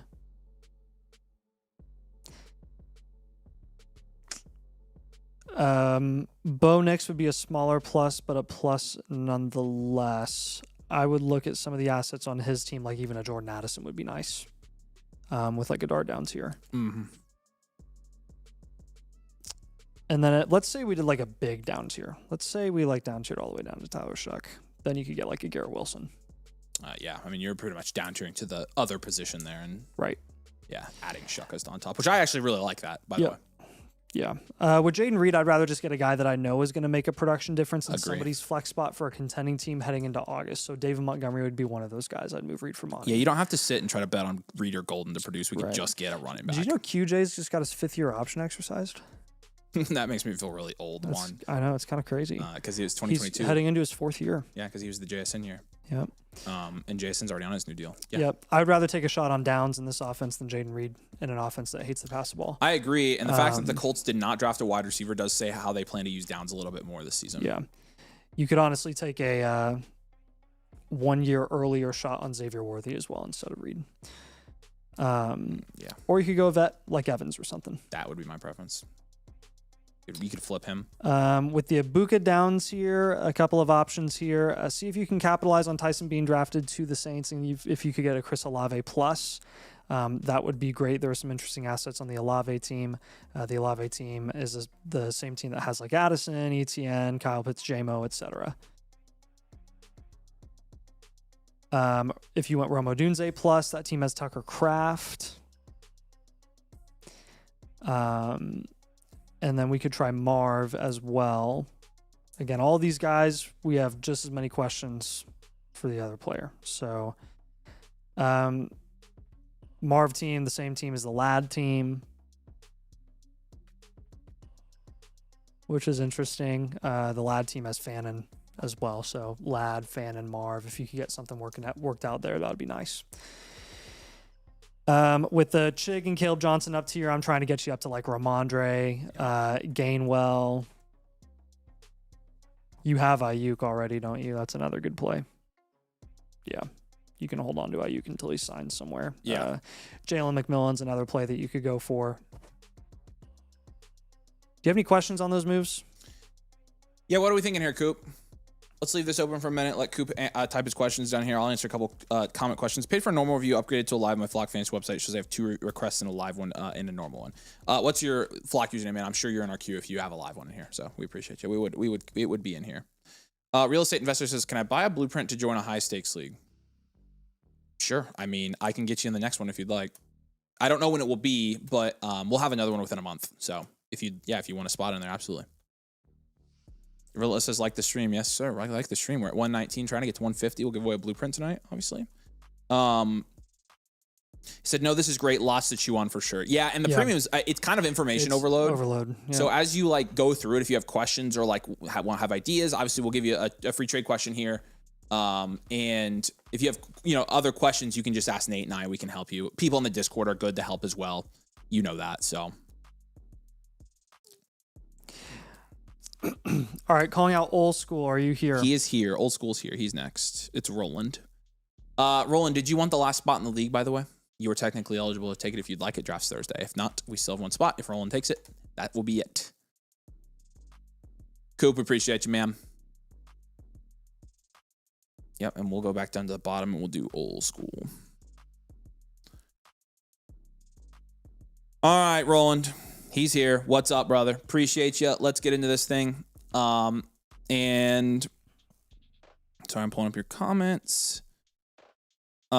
Case is my most expensive league, probably my worst roster by far. So definitely looking for some outside opinions on how to get this thing going sooner rather than later. This is our startup year. Okay. So you said your worst roster here. It's out of a startup though, so I'm not sure how bad it could get, to be honest with you. 12 team. Super flex full point PPR. There's a 3/4 point tight end premium in this league. You do have Laporta. 9.1% is your production share. That ranks 5th in your league. So middle of the road in production share. 7.5% value share is 9th in this league. Sooner rather than later is going to be pretty easy in this one. We're going to be conservative with it, but I think you're going to be able to win at a pretty easy rate here. Nix and Shuck will give a 4, but I love that room. I love it. I would keep both those guys. Gibbs, Brown, Monunga is a 7. Excuse me. London, Pierce, Devontae Adams, Denzel Boston's a 6. And then Sam Laporta's a 4. You have a 27 first and your 28. Your draft capital is going to be a 3. Bench is going to be a 1. Overall, here is going to be a 4.8. And what we're going to do is a 1-year reload, well-rounded reload contend. This is a blueprint in the 18th percentile from a value share or from a value share standpoint.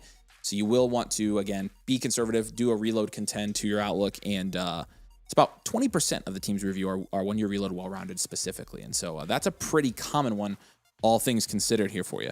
Now, this is a premium, so let's take a look at your advanced analytics. In terms of how your value is divvied up here, lots of running back value, right? 38% of the value on this roster is in running back, 27% wide receiver, 20% quarterback, 10% draft capital. Your only double-digit value share positionally is at running back. You have a 13.5% value share, so you own 13% of the league's running back value on your roster.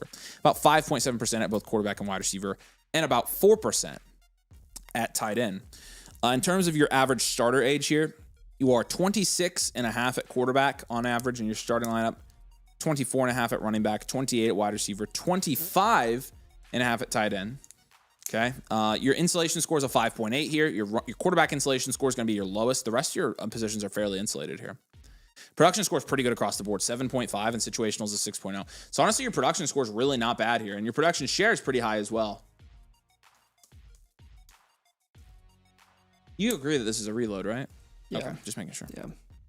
High production marks for a reload, but definitely safest. I don't trust Pierce, Boston, or Monunga enough. Here's the thing, especially in a super high stakes league like this, you want to be careful.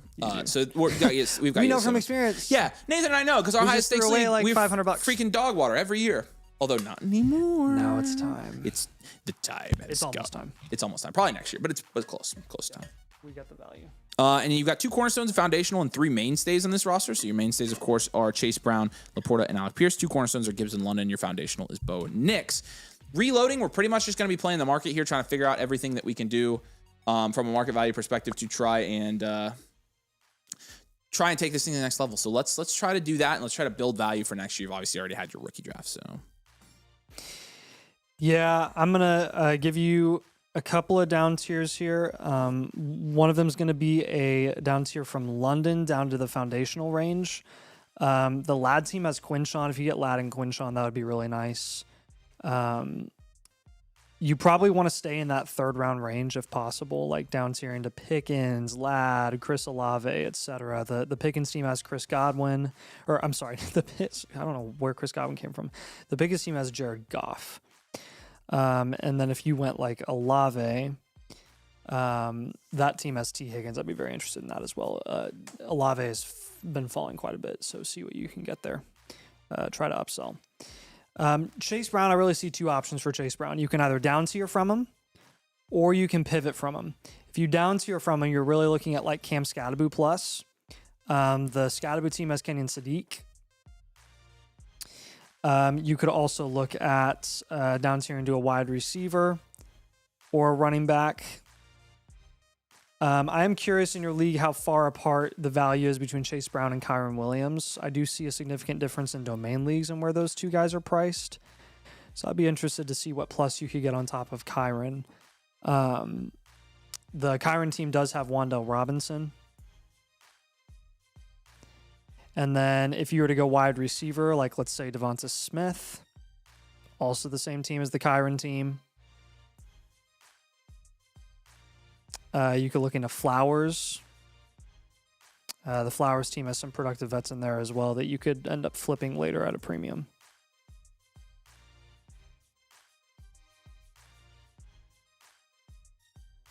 Like Henry. If you pivot from Chase Brown, you're probably looking at A.J. Brown. You're probably looking at guys like Breece Hall. Fifth round, like late fourth, early fifth round guys, essentially.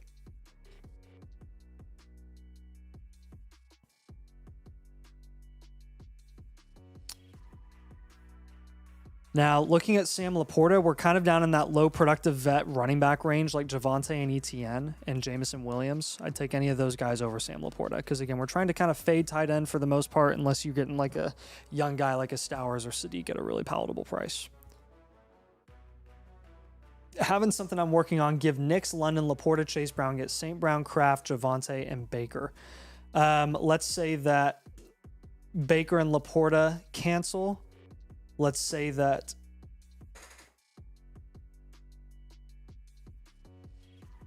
London and St. Brown, and then that's Nix for Kraft and Javonte. I don't think we're quite there. You're kind of paying up for a wide receiver when you've already got a cornerstone guy. I would rather down tier from those guys individually than package them all in the same deal. That's a little bit too big of a deal. I think you've got some value left, a little bit of value left to be desired in that deal.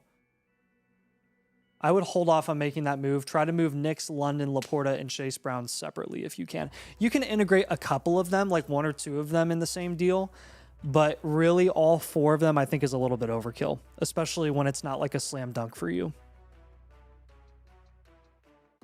I don't think you're getting a value win in that deal necessarily. And not really a value upside advantage either.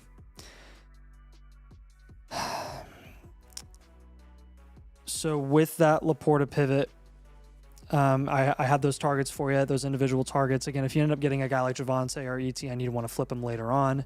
The Chase Brown pivot example as well.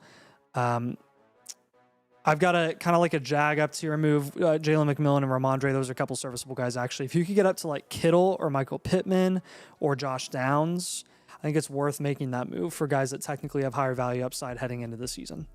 Traded Ladd to that team for Adams, Pierce, and the 112. Felt I needed depth. Maybe I was wrong. I think that was a little bit too far of a down tier. The 112 kind of just blew up in everyone's face. Like, it's not necessarily your fault. It's just like, yeah, the 112 ended up being way less valuable than we expected this year. Adams is a guy that I like as an individual investment at a certain price. And then Alec Pierce, I like at certain prices, but I think I think that was a bit of an overpay for Adams and Pierce specifically in that deal. It was too far of a down tier. You basically what you did is you took a upside premier asset, foundation low end foundational, higher range upside premier asset in Lab McConkey, all the way down to like a short term league winner productive vet and upside shot, which is too far down when you're talking about like asset types, in our opinion. Now, I would hold on to Adams if I were you, and I would wait to move him closer to the season because you will get a premium price for him from a contending team. Alec Pierce a little more so. You can hold on to him though. Yeah, I weren't still which why you didn't pull the trigger for that other trade. Yeah, I got you. So yeah, our last move here, you did say you were looking for offers for Bo Nix. You can shop Bo Nix. I'm fine with that. You just need to make sure that you're getting a really, really solid return. Like I'll give you a couple ideas there and I'm going to kind of overshoot because I really only want an overshoot return for him if you're going to do it. For example, the team with the Purdy team has Henry, Jaden Higgins, Zay Flowers. Really the realistic one is going to be Derrick Henry there because they are going in the same range. If you were to do like a far one and get a primary asset in addition to like Sam Darnold, you'd be looking at like Breece Hall or Nico Collins. And then if you wanted to go with like a let me look at kind of the Jordan Love, Fernando Dak range and see what's around there on those teams.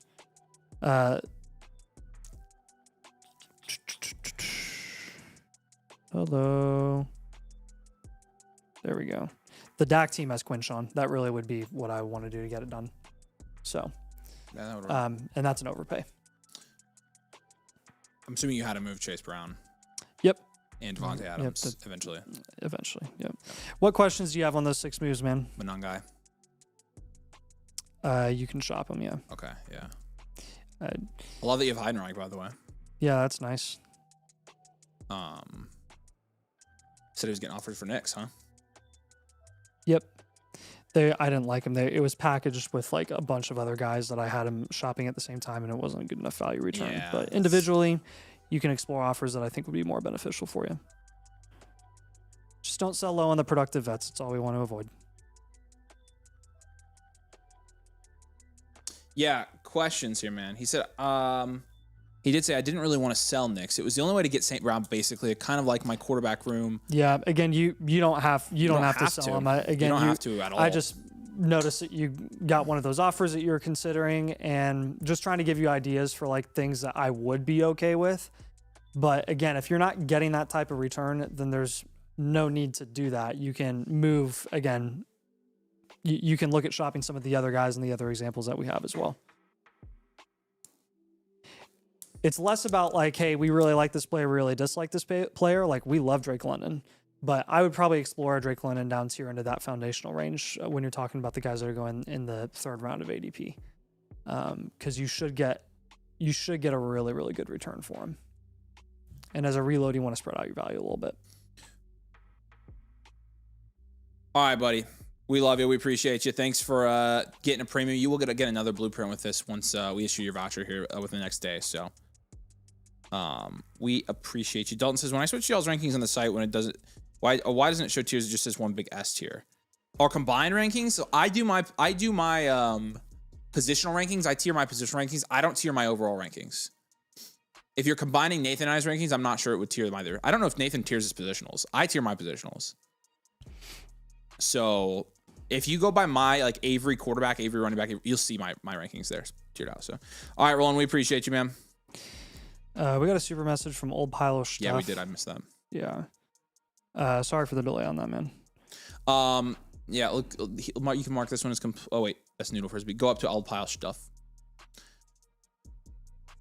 Standard value, wide receiver factor with the 103. My second QB is Penix. Should I take best player available or trade back to the 104, get Mendoza, and get Common on guy? Is this a Old Pile of Stuff? Are you here? Is this a 4-point or a 6-point? Let me know the league settings, 4-point or 6-point, verifying that it's a super flex. And then I can answer this question better for you. So we'll leave it open for now. Jumping back up to the top here. We do have one spot left for the league still. So one spot to claim for Thursday's live league. Noodle Fribsy, you are up next, my friend. Nope, that's on Thursday or Friday. I knew that. Lucas104, you are up next, my friend. Team name is Herbert Loves Chris here. This is Dynasty. It's a 2 QB, 2 tight end, 10 team start, 11 full point PPR. He says, I took love with the 101. It's some questionable trades earlier in the year. Obviously, I'm very top heavy in my running back with neighbors. League has taxi service up to 4 guys a year. I could taxi Love next year, tank for the 101 next year and go Jeremiah Smith. I think I'm pretty sure when you're talking about points for taxi squad players count. Was planning on hitting waivers pretty hard. Willis is there. Okay, cool. Yeah, if Willis is on waivers, definitely want to hit that hard, like you said. But let's take a look at this one here for you, Lucas. Again, like I mentioned, 10 team. It is a super flex and a start 2 tight end here. Half point tight end premium, or sorry, half point PPR, no point tight end premium. 4.8% is the production share. That's 10th in this league. The value share is 9.7%. That's 6th in this league.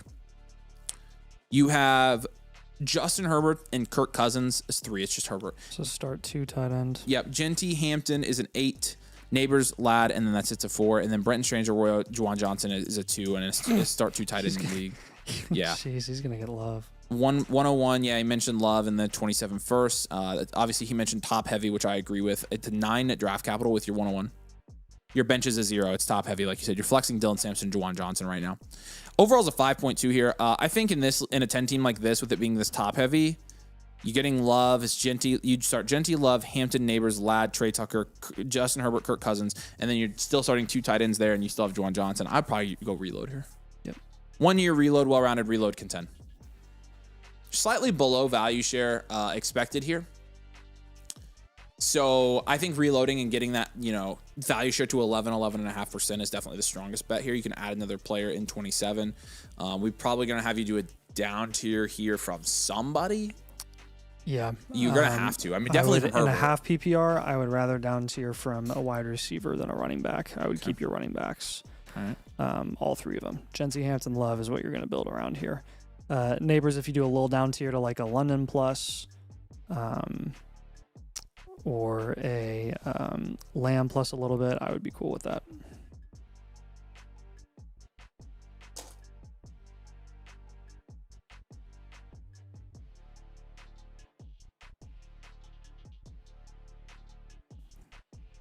Even Amon-Ra plus like a productive vet, and then you flip him. With Justin Herbert, couple of guys here. You're looking at about a round difference between Herbert and Bo Nix. That team does have Sam Darnold. Could you just get like Nix and Darnold? That'd be nice. You could try Jordan Love as well. The Jordan Love team has T. Higgins, Saquon, AJ Brown. He said it's a half point PPR. I messed up. I'm pretty sure we graded it as a half. Yep, point. I saw half PPR. Yeah, that's what we graded it as. So.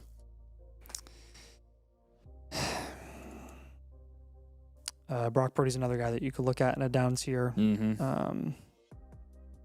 That team has the Scatterboo and the 108. I think our third move here with those 2 down tiers is going to be probably what do we have? Just 1 first next year?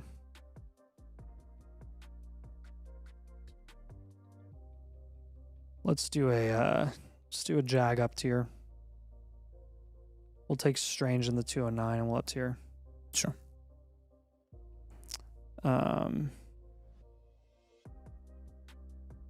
Can try for Jake Ferguson. Can go for Pittman. We can go for Evans, something like that. What do you think about those 3 moves, man? Trying to just spread out your value a little bit as you look to reload and be a contender next year. I like the value that you have consolidated in your running back room in a 10-team half PPR. You're definitely catering towards your league settings, which is nice. I want to hold all those running backs. If you can get rookie picks from teams that think they're contending but might be lying to themselves, I think that would be really nice for you. Just know that if you target rookie picks further than a year out, you are going to delay your contention. So be careful when you do that. We're really worried less about age and more about market plays, like short-term market plays. Yeah, try down tier from neighbors not too far. Again, I've got London, Lamb, and Amon-Ra getting a small plus on top, just getting a little extra value upside opportunity to play with while maintaining that level of insulation from those cornerstone wide receivers.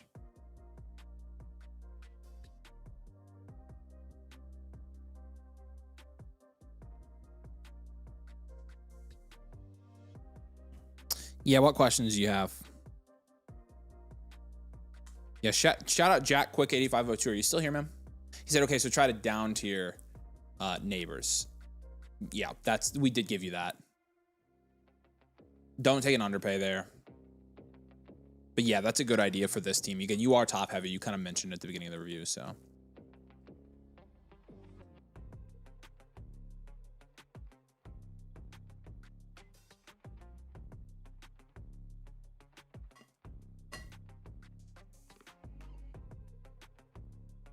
All right, Lucas, we appreciate you, man. Let us know what other questions you have. We'll have that blueprint over in the dashboard here in a minute, so you can review it. If you have questions, you can let us know. But we appreciate you a ton, and yeah, we'll hope to hear from you soon. So, did you answer old Pile stuff? I asked to follow up on that. Oh, okay. The Nami 2000, I confirmed I do not have Rondale Moore ranked in the same tier as Romeo Doubs in my rankings on my Superflex or 1QB. So, I don't know why it's showing that on your end, but I don't have the guy ranked. I promise. It must just be some kind of site glitch, so. All right, again, y'all, take advantage while we have the deal going on. The rookie draft suite right now that you can get when you become a member includes 2 free team blueprints, 2 rookie draft blueprints, and 2 infinite blueprints as well. This is normally all 99.9% of the year. This is 1 blueprint. It's 2 for this couple days only. You get our rookie draft analyzer here to make the most educated, best hit rate draft picks for your team, the flock tools, the Discord, the bakery. You can get in a league as well. The next person, if somebody wants to join, then we've got one more spot for the league that still haven't claimed. So we do have, again, any blueprint purchase or membership purchase, there's 1 spot left for the Thursday live league. So yes, rest in peace, Rondale Moore. I know. Yeah, he was an Indiana kid, so. Captain Harry says, subscribe to Flock yesterday, and now you're giving a deal on L. Go figure. No, you actually got the deal too. You get 2 blueprints. So you use code domain, right? Yeah, you also you're eligible for that. So you should get 2 vouchers. So no reason to fret. Fret not. And then, yeah, there's the link if you guys want to submit for a live blueprint or take advantage of the BOGO blueprint special with the new member. You do get a live blueprint tonight. All right, Juicy, you're up next. Juicy, are you here? Say hey. Does the deal still count if you renew your membership? It's for new members for the exterior, so. Happy to give you another some other freebies, though, if you do renew. Yeah, Captain Howdy, then you're good. You took full advantage of the deal as well. Rondo went to my high school. He was a great kid. Yeah, I mean, it's very sad. It's very, very sad. He was a very good football player, man. He tore IU up so many times. So. Freshman year, Rondo Moore is something else. Yes, he was. Yes, he was, man. He was special. Him and David Bell back to back was gross. All right, Juicy, here we go. I'm over the. Bob Burgess may have claimed it. Ooh, did Bob Burgess? Bob Burgess, if you're on. You mean Burgess? I mean, it could be Burgess. What? Oh, Nate, did you see this? What? It's Sleeper franchise. Yeah, he sent in the league ID. Oh, okay, cool. Rondale Moore and Romeo Langford. That's disgusting. Here you go, Becca. Have fun with this. Romeo Langford was in my class. Production chat. Yeah, David says he's keeping him in his honor. So you'll take that to the My Teams tool and you'll link it. Governor Sam, we did get yours in. Governor Sam stays, by the way. He had a code issue last night. He was trying to sign up. Okay. Does he have one in the normal queue? I don't think he does. Yep, he does. Oh, never mind. So, Oh, well, yeah, I don't know. Governor Sam, if you're here, say hi. Is that the same? Yeah. Say again, Beck. It is. Okay. Go here. I'll put it in for you.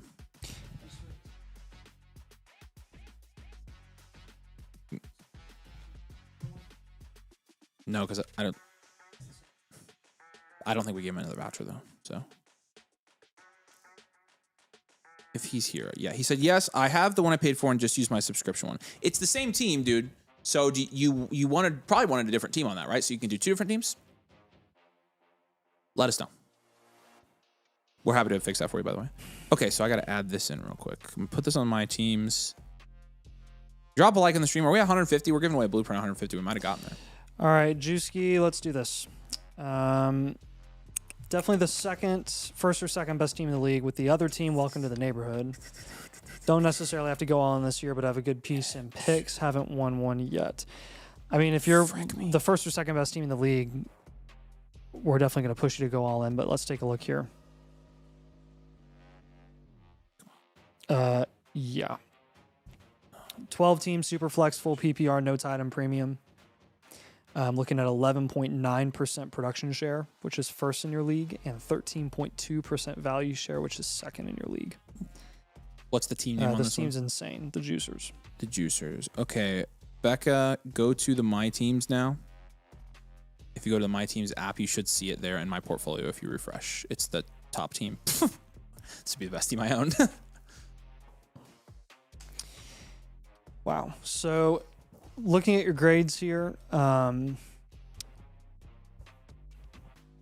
what? She's pulling it up his team on the My Teams. Okay.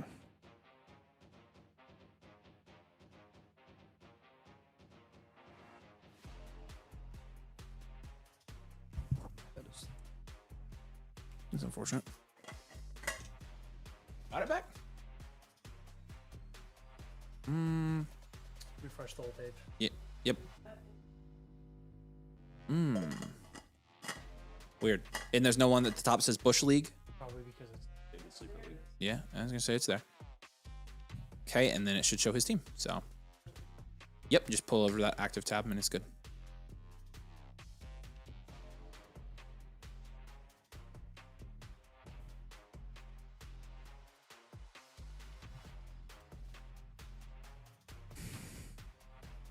Don't make me start humming the Jeopardy music here.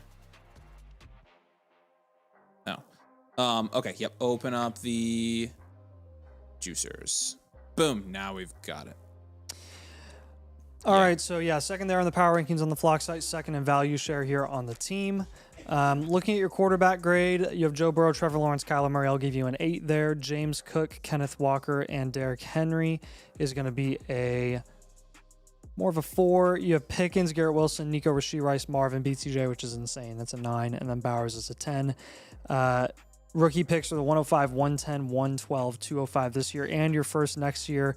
Going to give you a solid grade of 6 draft capital there. The 110 and the 112 are not worth near as much as they are most years, but still a good draft capital grade. Bench score is going to be a 4. Overall grade 7.4. Enhanced value wide receiver factory on this team. Positional grades, Becca, are 8, 4, 9, and 10.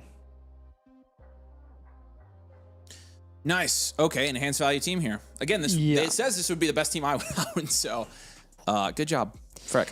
Yeah, so we're pretty much only going to do up tiers here. You've got a bunch of picks coming in. We can just go get more elite guys.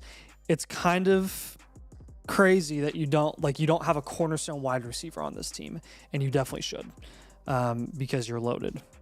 You're like very super duper extra loaded here. So what we're going to have you do is take Nico and Garrett Wilson and go get an elite wide receiver.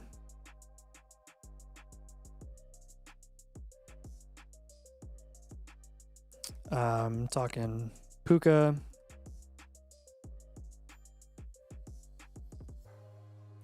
Honestly, you could go Gibbs if you wanted to, a running back. or Jefferson. Let's go ahead and up tier from the 105 package it with a player as well. Let's go Walker in the 105 and up tier. Sure. I'm good with that. You should get a pretty decent return right now. Yep. Where'd Walker go in the startup tonight? I can't even remember. Had to He gone usually goes fourth. fourth. Yeah. Yeah, I'm thinking Hampton or H-An primarily here. Yeah.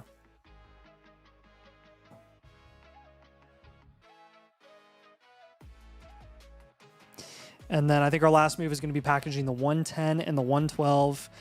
Insert the 205 in there as well.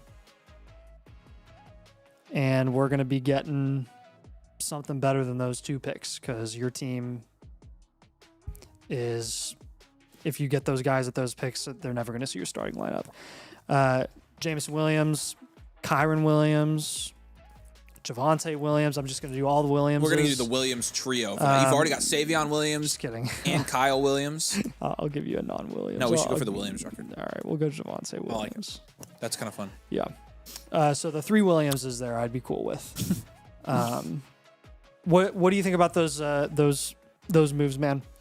I think, again, you said you're not necessarily sold on going all the way for it this year. I mean, you got to go for it at some point, and with this much value, 13.2% value share, that's 5% value share over expected in a 12 team. Like, absolutely, you're going for it. Yeah.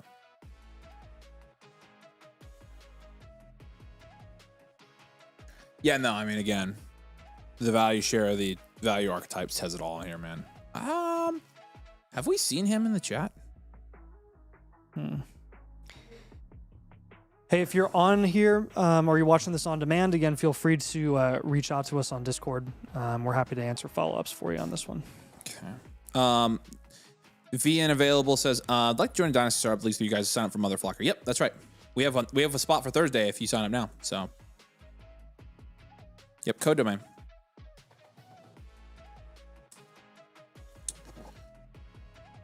All right. Appreciate you. And let us know if you do have any other questions here. We're around on Discord. We can help you anytime. By the way, if you've sent me a message on Discord and I haven't replied, it's because I'm dying. So I have probably 50 messages and about 24 message requests. So I'm trying to get through them all. I got through about half of them today. JJ Kirch. All right. VN Available. I'm going to go ahead and put you down for the last spot in the league, man. We appreciate you. Somebody asked, Captain Howdy says, my blueprint's in progress. Will be done live. If it's in progress, that means we pulled it over and already started it. You must not have submitted a live blueprint. But we actually already, it's not in our live queue. It's in our in progress queue. So.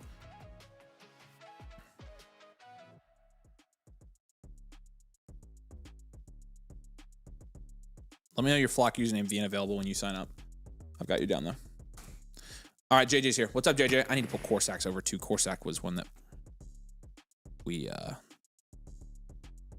need to do. He bought it as a live. There we go. We'll do Corsac's next. Okay. JJ, my boy.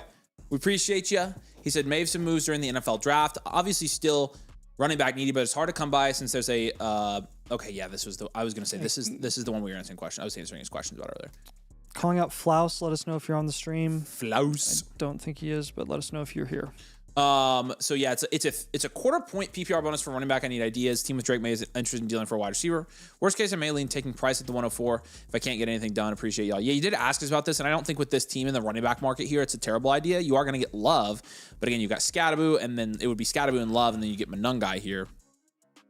So, you know, keeping our options open is not a bad idea here. 10-team, Superflex, full point PPR, 3/4 point tight end premium. 8.9% is your production share in this league, so about 1.1% under expected there. Your value share is 10.8%. That's fourth in this league, so you about an 0.8 of a percentage point ahead of expected there. Dart and Goff is a 6 in this format. Scattaboo by himself is a 2 with Manungai. London, McMillan, Garrett Wilson, T. Higgins, Parker Washington, Devontae Adams is an 8. That's a very deep wide receiver. I like that. Wow, Washington is ahead of Devontae Adams on keep trade cut. That's freaking bananas. And then Aronde Gadsden is a 4. Who? Washington. Malik? No, Parker. Oh. Still. That's still crazy. They've been flip-flopping. So Parker Washington, 43. So for clarification, the team with May isn't looking to trade May, but wants to trade for a wide receiver. He's most nothing London, T, and Garrett. Yep, Parker Washington is ranked more valuable than Devontae Adams on Keep Trade Cut. More inclined to move T or Garrett Wilson, but open to suggestions. So is that the May team? That the Drake May team he's talking about? Because he did say Drake May was trying to get it. Well, he said the Drake May team wanted one of his wide receivers. So if we are going to move one, that's the target team. Bench is a 1 here. Draft capital, you've got the 101, 104, and then 2 first next year. It's a 10. Overall grade here is going to be a 6. This is a standard value wide receiver factory contend, don't you think? Mm-hmm. Yeah. We'll go for it. It's a wide... Yeah, there you go. Boom. Okay. So, yeah. Obviously, draft picks, Nate. Are you cool with him taking Price at the 104 if he can't get another running back here? See who the May team has at running back, because honestly, we could try that.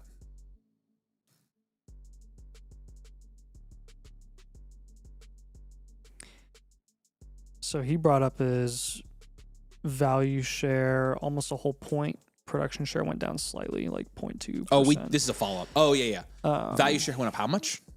A whole point. Wow, good job, man. Good job, JJ.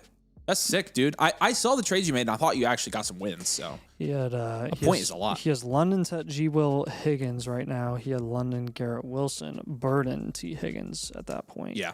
Scottaboo, He got Ted. He got the 104, I think.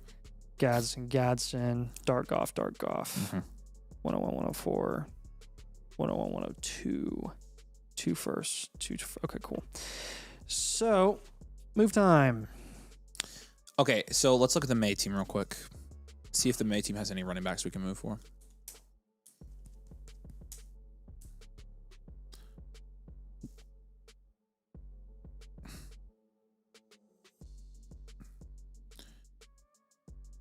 Bucky, Javonte, ETN, all of those interest me. Yeah, we could do, well, so he would be dealing a receiver. Mm-hmm. We could do T. Higgins for any of Javonte Williams plus, ETN plus, or Bucky plus, potentially. So down tier? It would have to be because T honestly has been going. T went in the 6th with those guys tonight, so it would be a pivot, wouldn't it? Mm-hmm. Okay, whatever. Well, not Javonte. Javonte and ETN would be a down tier. I think so too. I think it's a down tier technically. So if he's interested in dealing for a wide receiver, Bucky's a pivot.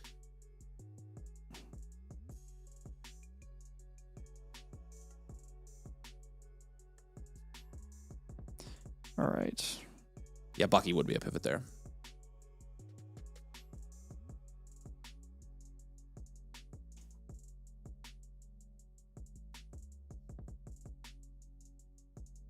Mile High, we got your review, man. Appreciate you.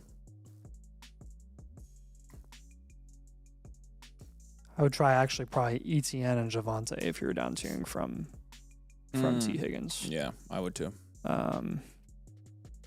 J-Mo's also on that team. You could try like J-Mo and Javonte. Yep. I'll give you that as another option. T. Higgins for J-Mo and Javonte? Yeah. It's a 5th rounder for 2 7ths. And then You probably have to throw back a little back there to get that one done. Kyron. Kyron would be a smaller plus, but I would look into Kyron plus. The Kyron team has like Terry and Alec Pierce. So, and then in terms of your picks, like take Love. Let's try these deals before we take Price at the 104. Because honestly, you could just trade T for a running back and then take Price or take Tyson or Tate or Lemon.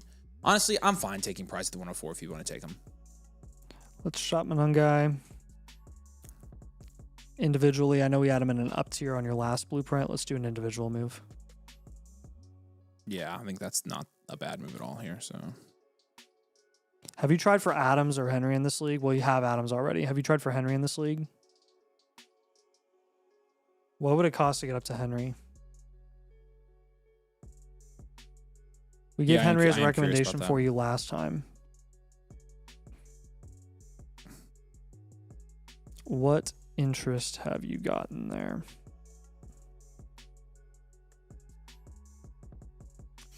And then our last move.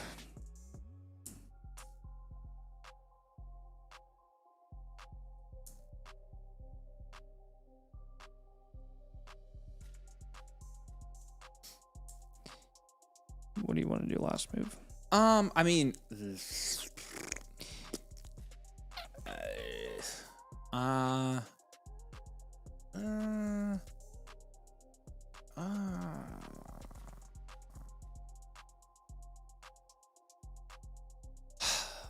got two 27s. I'm assuming we're going to advise him to hold the 27s. Yep. Yeah, I'm just trying to see something that doesn't like actually hurt your contending outlook, and I'm not sure. Well, if you want to boost your production share, you would just pivot off of Wilson to a value equivalent wide receiver. He did say Henry. Guy said absolutely no. So Henry is not movable. Okay. He won't move him at all. Good to know. Yeah, that's great to know. Honestly, did you give him a Parker Washington deal? I have it on there. I haven't done it yet. Yeah, a Parker Washington deal is. I was thinking Parker Washington plus somebody up tier. So probably Myers. Yeah, or you could do one of the top, or you could do like try to package London plus a little bit and get a little bit higher. I don't know. I don't know how much you could do that in this league. I wouldn't be opposed though if you took London in like a depth piece like Parker Washington and try to get like Jefferson. I would do that. Amon Ra. Just get like a tier up because London's technically at the bottom of that tier. So got the 105 needs wide receiver, so I might see about moving back on and getting a small plus. That's a great move. Yeah, if you can do that and kind of leverage your guys, so that would be good. And then you could just take. That's honestly what I would do, and then I would take Price at the 105. That's a pretty good move. I wouldn't blame you for taking him at the 104 here, though, JJ. Yep. Keep narrowing that gap between your production and value share.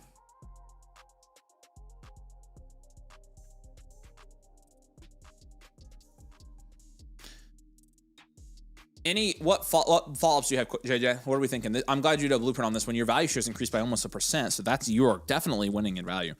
VN available says my username is 8x UK Wildcats on the flock. Awesome, man. Once you sign up, let me know. I've got your name down here for the last spot in the league. I'm holding it for you. I'm gonna change your name here. So I'm holding this spot for you, assuming you get this membership. So I'm writing down your name though. 8x UK Wildcats. Go Hoosiers, by the way. Becca, have you seen Flouse? No. Okay, cool. Thank you.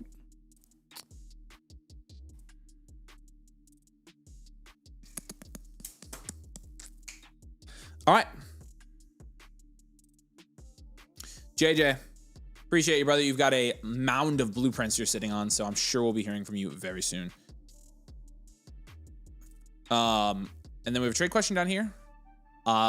James Cook or Carnell Tate? I'd take Tate here.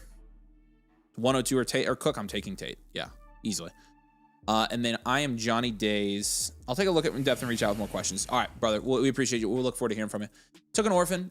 Pat and Ted are the only assets. Sanders, QB2, draft Mendoza. Should I trade now or wait in season? So you're trading Mahomes and Terry from Nick's Flowers in a second. I would take Nick's Flowers in a second here. That's a great trade for an orphan like that. And then I saw Governor Sam says, I wasn't sure if the one I submitted last night was live, so just looking for that. Sorry for the confusion. Happened to avoid the one because I only have one Dynasty team. Oh, okay. We will. What do I want to do with that, Nate? What? He only has one team. He wants the one from last night to be live. So that's why he resubmitted it, because he wanted it done live. So so one of them you can just. You're talking about Governor Sam? Yeah. So we can honestly reject this one, send him a voucher back, and pull the other one back over. Okay, cool. So do you want to do that? Yeah, I'm doing it now. So reject, pull over. All right, I got you 8x UK Wildcats. You're in the league. You were the last person for the league Thursday. We'll reach out to you tomorrow. You get the league invite. We'll see you Thursday on the live stream. Appreciate you, man. And welcome. Welcome. I kind of said that fruity. I didn't mean to. Yeah, you're a fruity boy. I'm not that fruity. Mm-hmm. That's what they I am say. wearing a shirt with a rose on it. That's what they all say. But it's football rose. It is different. That's right, Becca. All right. Oh, let me see. Corsac, are you here? I'm messaging him right now. Running back room is Barkley and no one else. Wide receiver room is Chase, Puka, JSN. If you down tier, off of one for London H&, or Genty plus Tet, which would you do? Genty and Tet in a heartbeat. I would take Genty and Tet there. They're pretty even, but I would do Genty and Tet, so.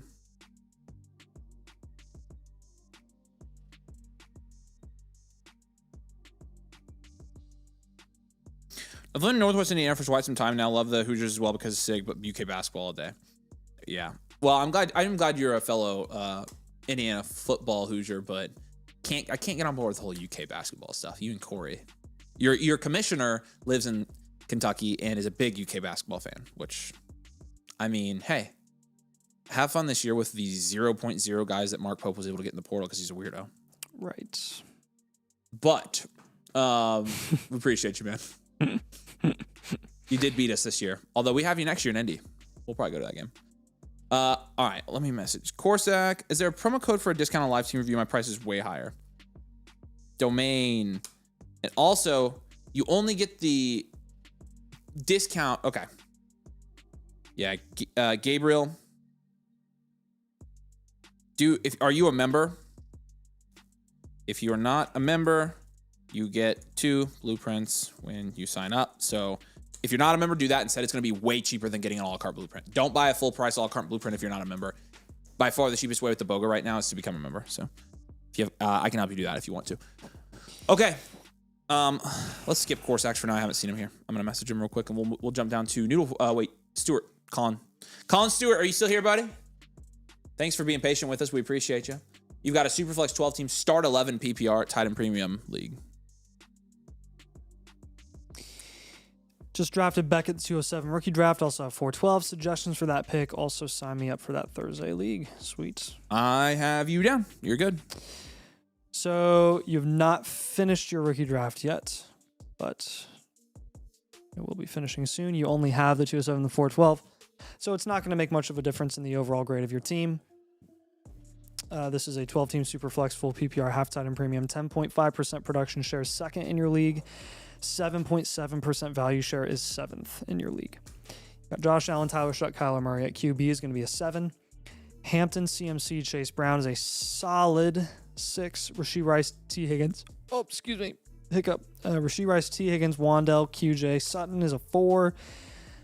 Isaiah Likely, Mark Andrews is a 4. Can't believe I'm saying that. 207. Value-wise, it's true. 207 this year. You got your 27 first. Next year, we'll give you a 2 draft capital grade. Bench score is going to be a 1.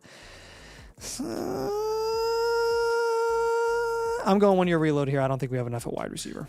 Value share is right middle of the pack. Production share is higher. Sucks, yeah. Wandell's our wide receiver 3. We're flexing QJ and Sutton. We can pretty much only down tier from Allen because we can't down tier from those wide receivers. 27 first. I have a question. I would reload. Yes. We did give a team with a 1% lower value share contending team on this earlier. Do we just down tier from Allen like crazy and try for it with the running back? We can try for it, but that's the only down tier we can do on this team. Well, we're doing that down tier anyway, aren't we? Yeah. So I think we just do it. I think you just go. You know what we need? You know what we need, Nathan?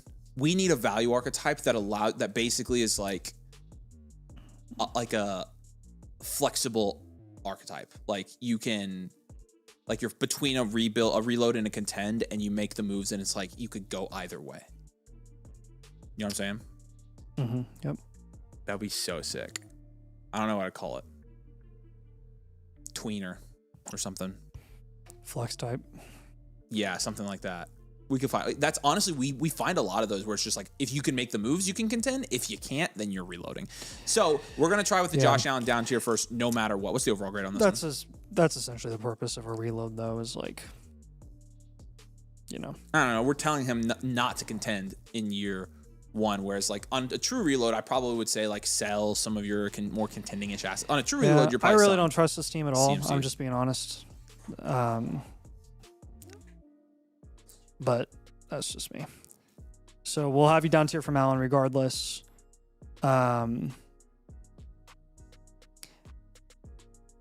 Allen is literally the only move where I can see us improving wide receiver because we can't up tier anywhere.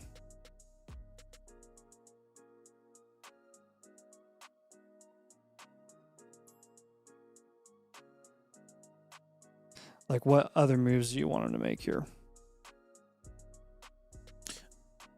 Yeah, so that's the thing. If you're actually if you're reloading, then you just move Chase Brown for a wide receiver. Yes. Yeah. And it's not a bad move anyways. Just do it. Just do it. It's fine. Yeah. You could still contend like that. Like Chase Brown and Jordan Tyson could have the same production levels this year. Yeah, you're just bringing down your production share in theory. I So know. The tween load contweener. Okay.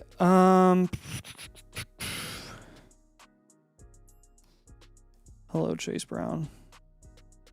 Boom. Yeah, so the down tier from Allen, you really should be getting a haul. The Burrow team has Pickens. The Mahomes team has 102. James Cook, I'd be going for the 102, honestly, there. If you went down a little bit of a lesser down tier, but let's say like Lamar, you'd still get a good plus on top. How about not a freaking quarterback? Jeez. Jaden Daniels' team as well, same sort of range. You'd be looking at a solid pick there. Isaiah Likely for the love, just move him, please. Whether you end up contending or reloading on this team, like Isaiah Likely just does not.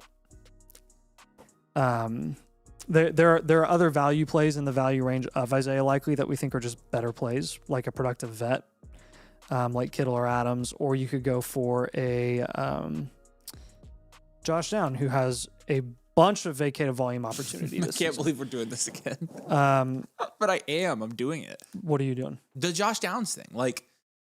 It's very clear with the way that they drafted. He's all over the place, up and down. It's very clear with the way that they drafted that they're going to use him more this year. We tell people to buy and sell Josh Downs more than any other player. They got rid of Pitty and they did not replace him. Yeah, I know. So who's the Pitty replacement at all? Josh Downs. Yeah, I mean, essentially Actually, it is. Technically Tyler Warren. But Josh Downs gets more snaps, so. He will, absolutely. Yeah, he's going to be on the field a lot more. Yeah, with Chase Brown, we'll be looking at, you can look at a wide receiver like A.J. Brown. Honestly, I'm probably going to have you look at all wide receivers in that range. Devonta Smith is another. Actually, Devonta Smith is too low. What are the fifth-round wide receivers? Marv. Marv is a good play. Rome's a good play. Don't undersell Chase Brown. Make sure you're getting a good return for him. Do you have questions on those moves, man?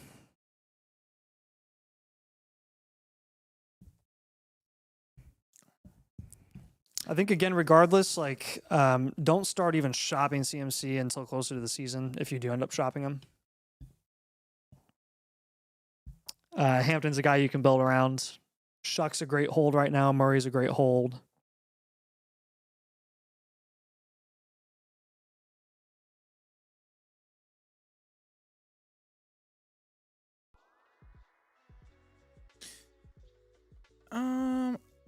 And I know, okay, he is here. Okay, let's keep Collins up for a minute. Let's let him ask some questions as we go through this. Gabriel says, just became a member. I'd love to get a live team review. Awesome, man. We got you. Here you go. I just sent you the link to submit. Captain Honey says, can I get my blueprint in the live queue? I'm sorry, I thought they all were live. You're good. What's your flock username? All right, Colin. All right, Colin. You're the man. We appreciate you. Obviously, you know where to find us for follow-ups. You got the blueprint over in the dashboard. We're publishing it now. You'll have access to that. And again, any questions, Nate and I. We got you, dude. We appreciate you. Okay. And then, yeah, how you doing? Keep it moving. Let's go to Corsac up top. Now, I have an announcement to make. Today is our baby boy, Mod Supreme Anthony Corsac's birthday. Actual birthday. Oh, happy birthday, man. Happy birthday to Anthony. Everybody say happy birthday to Anthony in the chat. He's obviously been a mod for a little while. We appreciate him a ton. And he is born the same year as Avery. So pretty fun year. 90s babies. We've got it a little bit different than everybody else, I think. We've got something that everybody else doesn't. That's right. Becca's a 90s baby. That's really, really weird. That we were born in the same decade. But Becca, you shot it. That's why you don't have a mic. Anthony has decided to make a deal with all of you. He is being awfully generous on his birthday. He got a free voucher with his premium that he bought, and he's going to give that voucher away if we hit 150 likes. That's what he told me in DMs. And we're at 137. So 13 people drop a like. Anthony's going to give his voucher to one of you lucky people. So drop a like on the stream. Say happy birthday, Anthony. We'll use that as the as the code word tonight too. But we appreciate Anthony a lot, and it's going to be time for his premium right now. Let's do it. Have you heard back from old Pile-ish stuff? I have not, so we might just want to message him, and I can do that if you want me to. Yeah. Cody says, the Infinite Blueprint come with the annual membership. Sign up today. Says I have to pay for it. No, it comes with it. Don't pay for it. You're good. It's automatic. We'll get it. Gabriel says, what do I send? Go to that link. Oh. My bad. I gave you the wrong link. Sorry, dude. Wrong link. There you go. My bad. Submit there. Okay. Let's do this. All right, Anthony, we are going to do yours now. Said I need to sell one of the QBs, Cheeto Boy. Mm-hmm. Possibly have a pretty deal on the table involving the 105. Been a bit since you guys looked at this team, so figured it was a good time to get more thoughts on it. Some of these guys have been near impossible to sell. The guys who have been tough to sell for pivots and down tiers are Hurts and Lamb. The Purdy trade I'd offer would be Purdy plus Pierce for Kyron plus the 105. Alec Pierce for Kyron in the 105.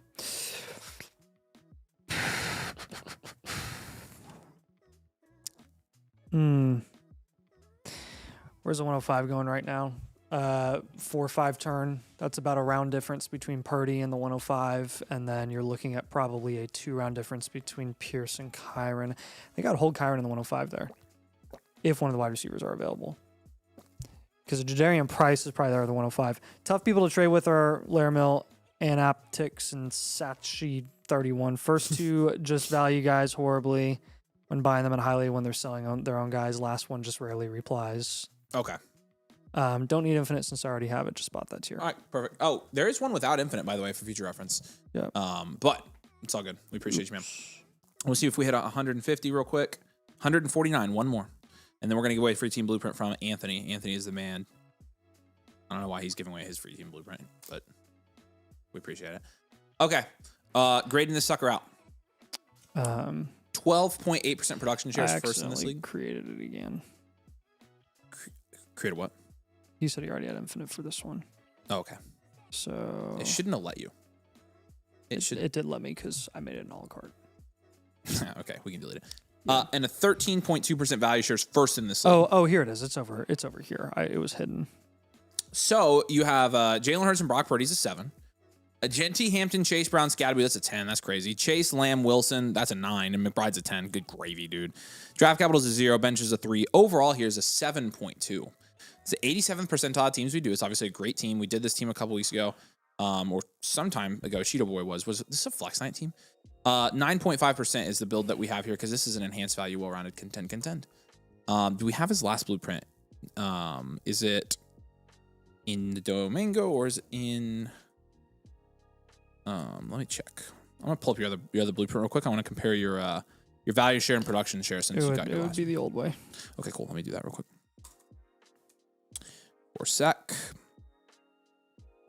So, and this is, I do need to do your advanced analytics real quick. I just want to take a look at your other one. Okay, so this was most recent one, Cheeto Boy. Okay, cool. Cheeto Boy, this was a flex night. I remember it. Okay. This blueprint, last time you did it, the production share was 12.4%. It's gone up to 12.8. Your value share is exactly the same, 13.2%. Okay, so we just got a little bit more productive, which is really nice. I'm gonna screenshot this, Nathan, and send this to you. These are the moves we did last time. I have it pulled up. Okay. Okay, so looking at the advanced analytics for this one here, because this is a premium, looking at the value distribution of assets on your team, it looks like we've got about a pretty, very even split here. In fact, you're making the upside down peace sign on the bar graph, on the pie graph. 37% wide receiver, 29% running back, 12% tight end, and 20% quarterback. Okay, you have a 17.1% value share at running back, 14.5% at wide receiver, 19% at tight end, and 9.4% at quarterback. Very strong there. 27 is your average starting age at quarterback, 24 running back, 26 at wide receiver, and 26 at tight end. So pretty middle age there across the board. Installation's a 7.5 here. 8 is a production. 8 is your situational. You have you at first in the power rankings here. You have 5 cornerstones and 3 foundationals, which is elite. Genty, Chase, McBride, Lamb, and Hampton, your cornerstones. Foundationals being Hurts, Purdy, and Wilson. You've obviously got Chase Brown, Alec Pierce. You're absolutely cooking here. This is a fantastic team. And yeah, you did submit it for Flex Night. That's what I figured. We did hit the 150 likes here. So let me answer a question here. But yeah, we'll do a giveaway. So great team. Pretty much maintained since you submitted this last time. We'll give you some new moves here. Cody says, just submit for a normal blueprint. That's correct. Jerry says, is there any way to switch it? Sorry, it's my first time sending a review. We can, if you'd like me to. I can reject the other one, and we could refund you for that, and then you could buy a live team blueprint if you'd like to. Let me know if you want to do that. Okay. And let's do a giveaway real quick as we're getting his moves ready. Bring Nightbot out. We're going to warn you. Nightbot can be kind of a pain in the butt. Hashtag happy birthday. HBD Ant 69.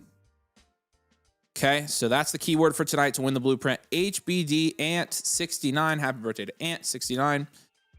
And yeah, you have to be liked, subscribed to win the giveaway. We'll give away a free team blueprint on Anthony. Appreciate you so much, Anthony. Happy birthday, brother. Okay. Moves for this team. What are we thinking? We had some moves last time. Yeah, so last time you said it was hard to move Lamb, so we can't really move Lamb. I'll give you... You said you can't move Hurts either. Pierce, we gave you a couple ideas with Pierce last time. You still have him, assuming it's hard to move him.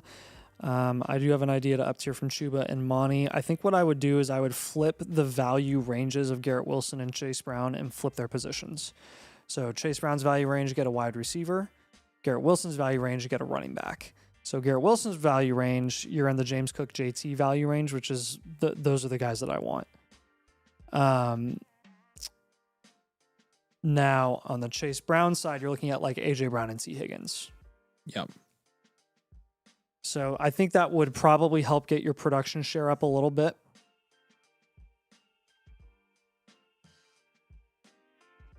If you did that.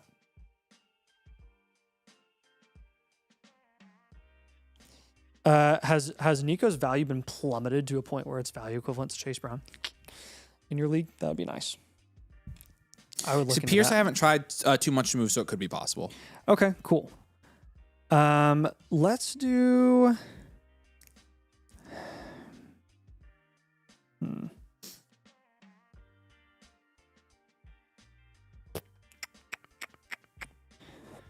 Nice. Pierce with whomst.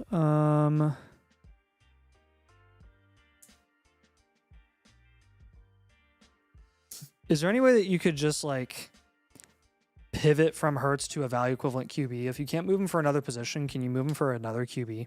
Yeah. Can you move him for Dart? Or both of Knicks? Both of these Knicks. For Brock Purdy, if you were to pivot off of him to another position, you are probably looking at like Pickens, Olave, 103.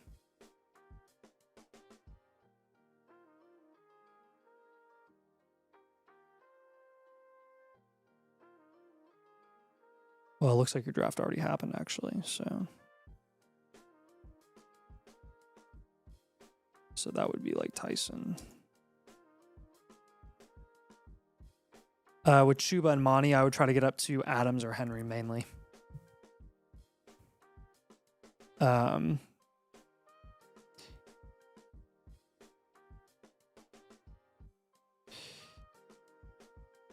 Pierce is in a really, really weird range. The only way that I'd be like super incentivized to move off of Pierce is if you can get one of those running backs down there like Javonte or ETN. So the Dart owner is in love with him, so I don't think I could do Dart, but definitely try other value cooling. Okay. So Dart's the only one off limits there. But we're going to do that. Yeah, that works. That works.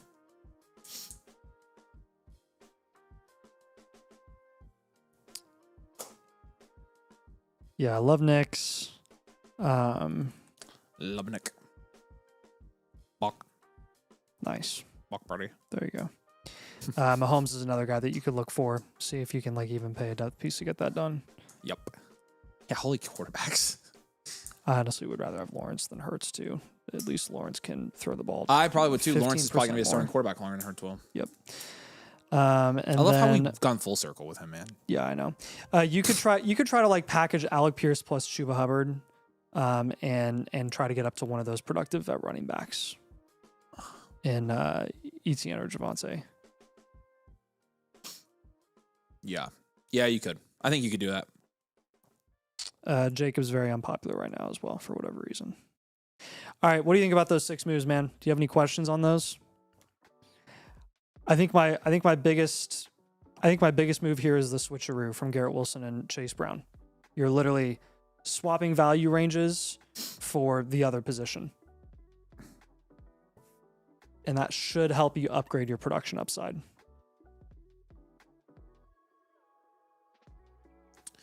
Yeah, what questions we got here? We are going to draw for your giveaway. Last call for HBD Ant 69 in the chat to win a free blueprint. Have to have dropped a like and be subscribed to win. Okay.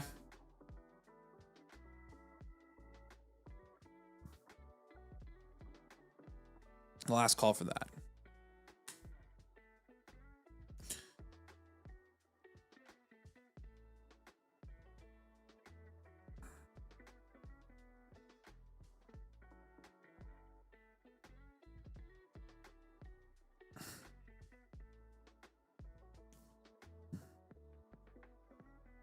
Trying to win for the memes. All right, I think he's good.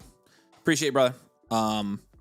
If you do have a question, you obviously know where to find us, dude. Happy birthday. So again, sorry it took so long. It should have done this yesterday, and my brain's just in an absolute freaking blender right now. So today, no, not yet. I'm about to draw for it. Yeah, he probably. Yeah, that's somebody would have had to give him that. So. What's his name? Give me the username.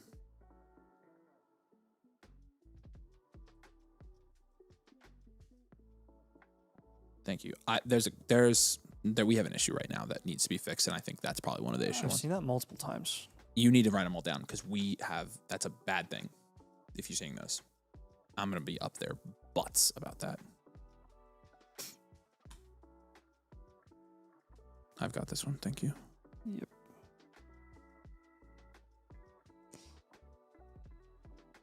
All right. No question on my end. You guys killed it with giving me new ideas. All right, Sweet. good. All right, good. That Glad- was honestly glad hard that to do helps. because we've given you 12 trade ideas in the last 2 months, but I'm glad you feel that way because that means we did it successfully. So we appreciate you, brother. We love you. You're the man. Always steady. He's always here. Okay, we have a trade question down there. Hope St. Yankee says, the trade is actually... Oh my gosh, what? Oh my gosh, okay. No, pass. I'm not taking 5 random firsts for Bijan, Mahomes, and Brown. No. Don't take this. Don't trade proven players like that just for picks. That's generally a bad idea in Dynasty. Appreciate you, my friend. Okay. Let's roll with Governor Sam is going to be up next. Governor Sam, we appreciate you, ma'am. Do you like green eggs and ham? Slammin' Sammy is the team name here. 69, nice. Appreciate you, Corsac. I love your profile picture. Governor Sam, say hey, by the way. I know you're here. 10-team Superflex, full point PPR, half point tight end premium set. I drafted. Love KC, Coop, Simpson, Stowers. Have 4 picks in 26. What players do I drop from current roster / draft picks? Okay, so we need to drop some players here. Full point PPR, half point tight end premium, 6%. Flat is the production share is 10th in this league, so last in production share here. Not super productive. No.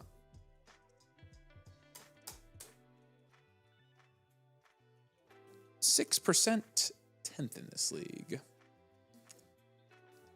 Value share is 6.7%, also 10th. All right. Can you make? Yep. Okay. This is again at quarterback. It's a Superflex 10-team. CJ Stroud, Michael Penix is a 2. Swift, Marks, Corey Cross-Merritt's a 1. Puka, Wandale, Parker, Washington is a 4 there with Puka pretty much, and Kate Otton's a 1. You get the 101, 108, 109, 110. You said you already drafted though. You gave us the guys you drafted, I think, right? Yeah. So your draft capital here's a 10. You have it first next year. Bench is a 0. Overall is a 3.6. We're gonna go hard rebuild here. Hard rebuild, player deficient. even with the draft class you brought in, it was a bad year to have late first. Unfortunately, it did not get you out of this rebuild. Hard rebuild, player efficient rebuild. We could make this a little bit quicker if we end up making a lot of moves here. So, but let's take a look at some of the things we'd maybe like to do here. So in a hard rebuild, you have your best assets here, the 101 and Puka. They're really your only cornerstone assets. You're gonna have to probably down tier from some of these. So we're gonna go down tier from the 101 here.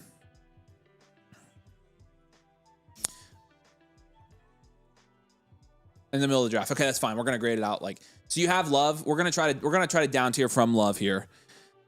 Chase Brown, the Tet McMillan team. We could down tier from like Tet McMillan to Chase Brown. Let me see if we've got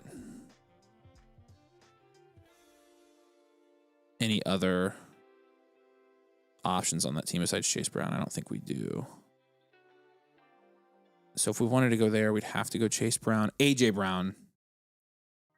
Let's go try to get Tet and AJ Brown on that one. The Genty team.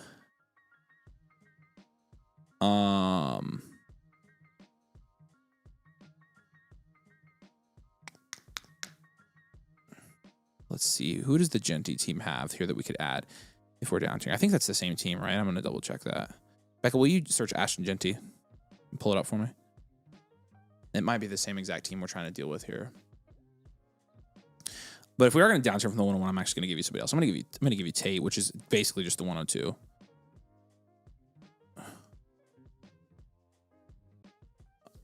No, just right here in the.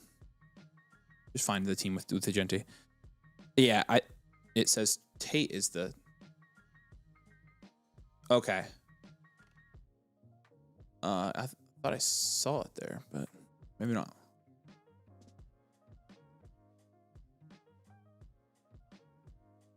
Yeah, I don't know. Yeah, smart. So this is. Hi, Sky. This is. Yeah, she can get up in the chair. Here, come on. You want me?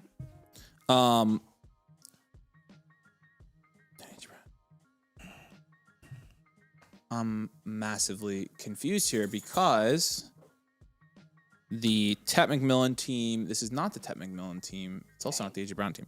So, Beck, can you search the Tet McMillan team for me?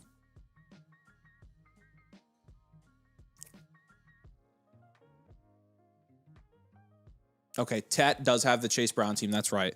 And then for Carnell Tate, plus whoever has the 102 here probably. So probably took Carnell Tate. So whoever has the 102, I'm just going to give you the 102 as the pick here. And then that team does. I'm so massively confused here. And then also, let's go down tier from the 101. Let's do Hampton plus. With the Hampton team, like they have Dak, Goff, the 106. Let's try Hampton in the 106 this year.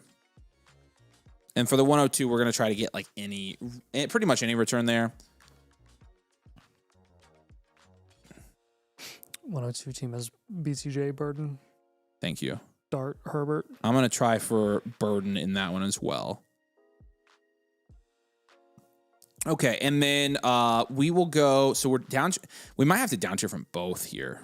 I'm going to give you a Puka down tier as well. Yeah, just do a little one. Just go to a London, CD, and Tet is what I have there as well. I'm going to give you Tet twice, but this one I'm going to give you Tet and Olave. This is CD Lamb and Rasheed Rice. That would be a good move. And then London and Odunze. I like all of these moves for your team.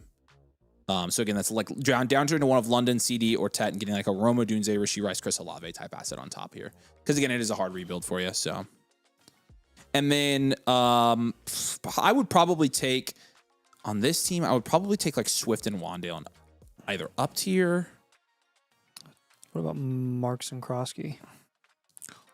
I just don't feel like you're going to get near as good of a return with those guys. So let me see who you can get for these guys. For Swift and Wandale, you're talking Laporta, ETN, Bryce Young. I'm trying to think of some like good value plays in that range. What about the later picks instead? Okay, so like the 108, he already drafted is the thing. They're in the middle of their draft. So he's already made those selections. Cool. So we could tell him to move the players he drafted. Scroll out for me, Beck. He left it in the comments. He drafted Concepcion, Cooper, Simpson, and Stowers. And Love. I would like all those guys. Those are all good for your team. All right, I'm going to go for Swift and Wanda. We're talking the Laporta ETN range. So I think I'd move Swift and Wanda closer to the season. Okay. What about Stroud? Stroud, you could just pivot from. Just Ward. Yeah, if you can still do that, I would 100% do that. Yeah, I'd even do Darnold. You have Waddle there, Chase Brown, AJ Brown.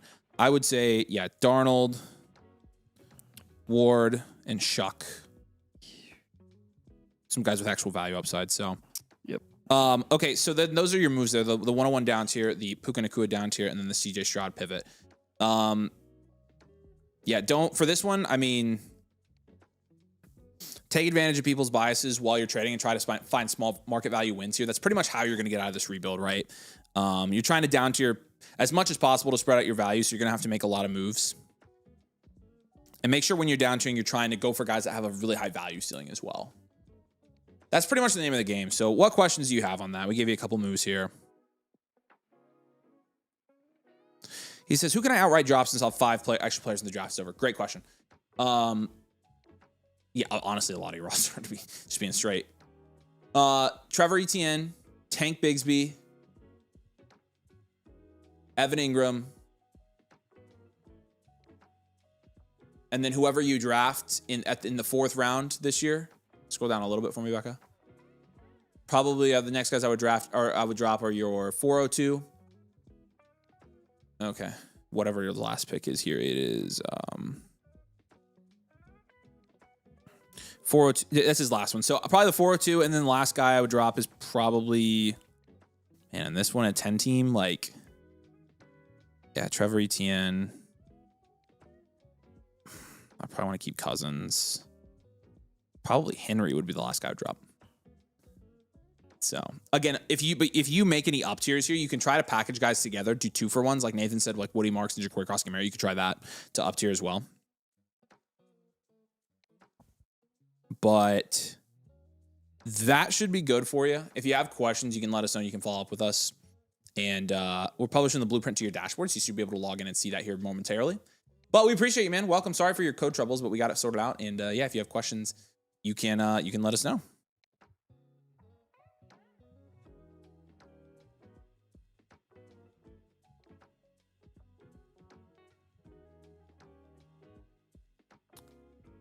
Like what?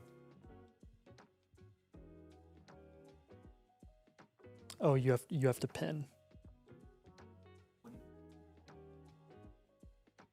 Oh, well, that means there's not a value equivalent player. So didn't know that. That is a fix that I need to get fixed because you need to fix it needs to tell us. So you can fix it. Yeah. Yes, the front end message would be smart. So. Yep. All right. Yeah. Who's up next? But when you see that, it's like you just know. So. Yeah, I didn't. So. All right, Army Dog's up next. All right, Army Dog, are you here? Say hey. We appreciate you, brother. Let's do this thing. Thank you, Governor Sam. We appreciate you, dude. No comments on his, but let's break this down. This is a redonkulous. Hey, team. real quick, let me. Holy crap! Let me do the giveaway. Oh my gosh. Yeah. The winner of the giveaway is Jeremy Mullins Guitar. Congratulations. If you're still here, Jeremy Mullins, let us know. Holy crap. All right, here we go. I got a holy crap out of Nathan, so. All right, 12 teams, super flex, full PPR, no tight end premium, 11.6% production shares, second in your league. 21.6% value shares, first in your league. What is this team? Drake May, Jaden Daniels, Caleb Williams is a 10. That's a 15. Ashton Jency, Walker, Jacobs, that's your weakness. This is 7. That's pedestrian for this team. JSN, Neighbors, Abuka, Burton, Flowers is 10. McBride, 10. Loveland's a 10. That's a 50. 101 and 2 first next year is a 10. Bench is your bench is like basically a 9. It is a 9, yeah. And then this is elite value, well-rounded, overall grade 9.4. This is one of the best teams we've seen ever. Anytime you get over Holy 20% freaking value crap. share on a 12-team league, you're talking like probably top 15 all time that we've seen. So, this is a flex. It's a good flex. This is very impressive. So here's what we're gonna do. We're gonna move one of those quarterbacks straight up for Bijan or Gibbs. Yep. Probably talking Daniels. Daniels is right there.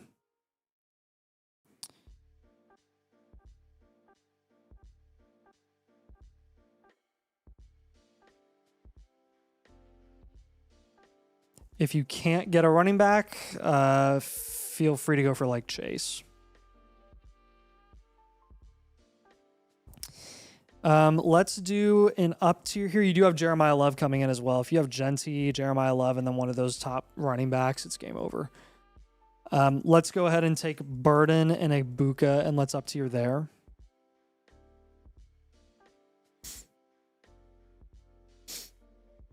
That'll get you up to like Amon Ra, Jefferson, Puka.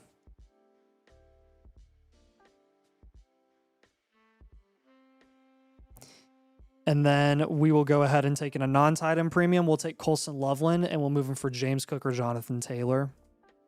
And again, really, those are the two guys I want you to go for. If you can't get one of those guys, you can target the 1-0.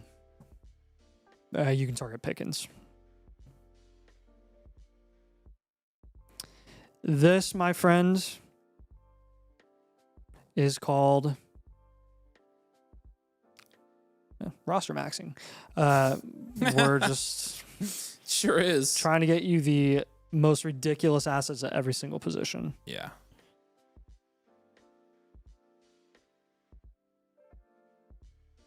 And you have so much value here that you really should be able to take any of your depth pieces. Matthew Golden, Jonathan Brooks, Jaden Reed, Kyle Pitts, your 204, Josh Jacobs, Zay Flowers are all on your bench. Like every one of those guys should be able to be moved and quote unquote overpaying for some of those premium assets, because that's the only way that you're going to get better here. You have one of the top rosters that we've ever reviewed, so keep doing what you're doing here, man. The only players that aren't cornerstones on financial assets that you should be targeting should objectively raise your production share, and that would be short-term league winners. So Christian McCaffrey should be on this team.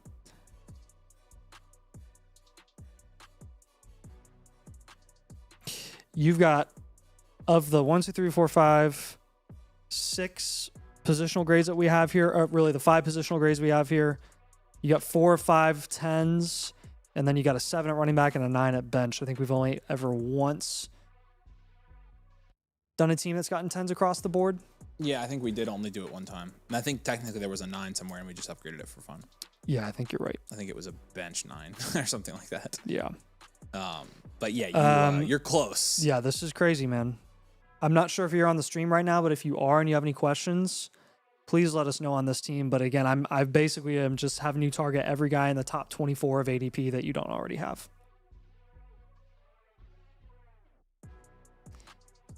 That should be fun to look at on a blueprint. I wish I had a team like that I could look at on a blueprint. That is one that you frame. That is correct. Truth.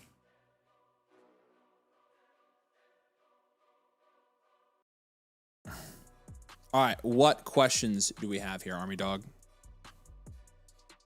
Has Army Dog been in here? Army Dog, are you here? Army Dog? I Relentless is up next. Let's do this one. Hey, Wade Anderson, are you still here? Say hey in the chat if you're here. I can help you. Team name is Ray's Outlets. Corsac, just submit your voucher for us. We appreciate it. Relentless, let us know if... he should be here, so. Yeah, let us know if you're here. 12 teams, super flex, full PPR, half tight end premium, 8.4% production share is 5th in your league, 8.2% value share is 7th in your league. Holy moly, the number one person in the power rankings on the Flock site has like every first known to man in 2027. Jeez Louise. 8.4% production share 5th, 8.2% value share 7th. Jaden Daniels, Bo Nix, Jordan Love is going to be a 9. It's definitely your strength here. Jency and Harvey's a 4. Igbuka, AJ Brown, Wandell, Romeo Dobbs, Cortland Sutton is a 4. TJ Hawkinson is a 2. You got the 109 and the 204 this year. Some thirds and fourths. No first in 2027. Oh, man.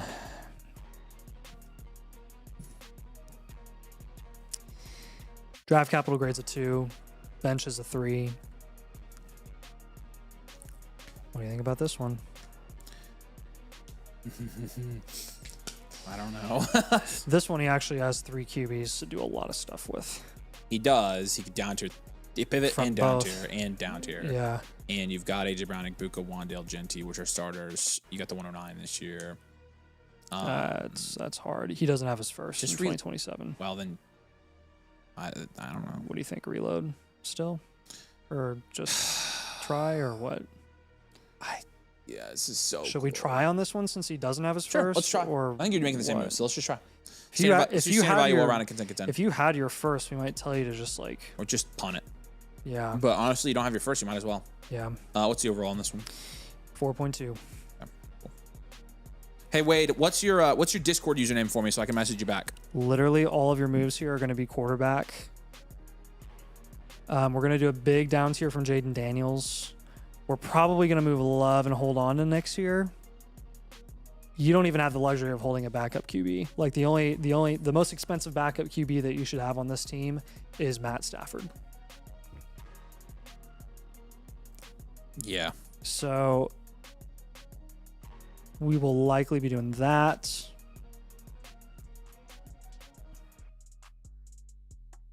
Honestly, I'll do that for you. I'll do a down tier from Love That's fine.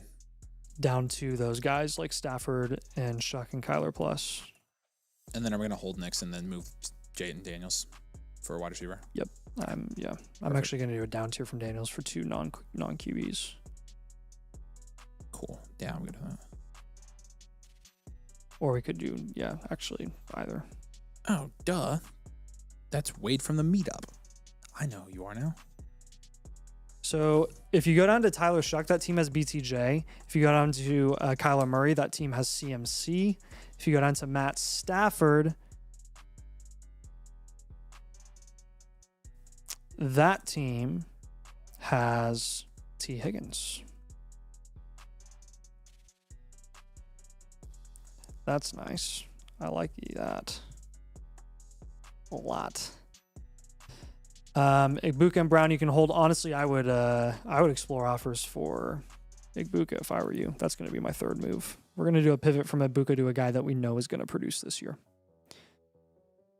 Actually, I lied. We're going to down tier from Igbuka to guys that we know are going to produce this year. Look at that. Reloading or contending, you're doing the same moves here. That's what I'm saying. Like, I mean, it doesn't really. It's just the flex archetype, Nate. Mm-hmm. The flex archetype. We're gonna be introducing that soon. I'm gonna add it officially. It's probably not gonna be able to be. No, I don't think we. I think it's only manual override. Just be flex type. Yep, that's literally exactly. No, I want to call it flex type. Okay, I literally was gonna tell you no logic because it's always just it will always key in as a standard or when you're reloading. Which is fine. Yep.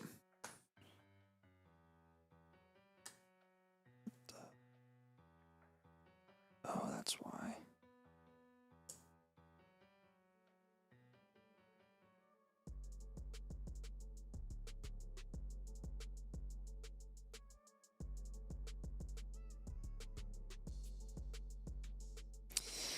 Okay, so with a Igbuka down tier, if you were to do a little one but still a down tier, the lad team has the 108s. If you're going down to a Romo Dunze, you would be looking at Hello, Rome. Oh my gosh. Rome alone. Rome team, same team as Lad team. You could down tier The boundary. to what if we went down to T. Higgins and you got like Javante?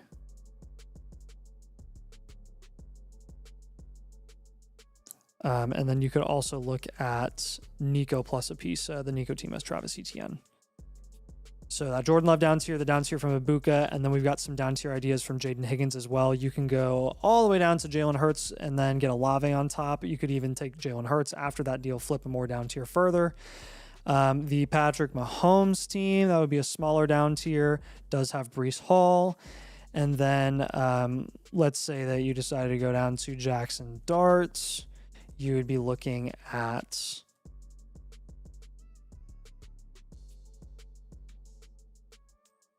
nobody on that team. So scrap Jackson Dart. How about Brocketh Purdy? Yeah, I like that. Yeah. Purdy team has Kyron. Plus a number of other guys. Honestly, try for Tet and give him something back. What do you think about those moves, man? Do you have questions on those? Yeah, let's leave this up for a minute for Relentless. You're obviously in the league for Thursday, so we'll be excited to see you there. But yeah, what questions do you have here, my friend?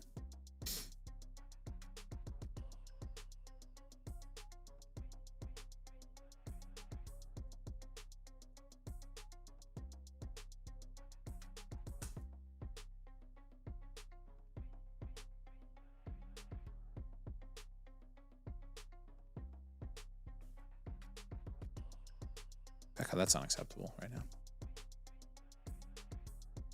It says get off the Nate cam and put me back on the screen. Still here. Any questions?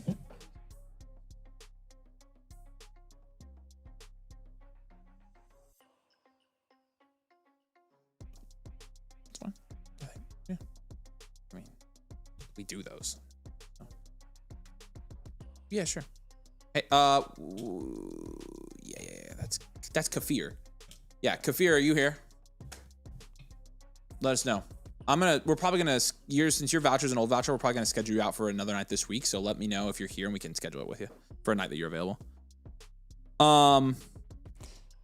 Blake says, are we getting one of you two in the Domain Outcast League? I don't think we probably should. We're trying not to join new leagues. So as much as I would love to play with you all again, we probably should not. I think you want to get somebody more active than Nathan and I in there.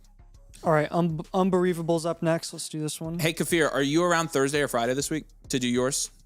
Because yours is a premium.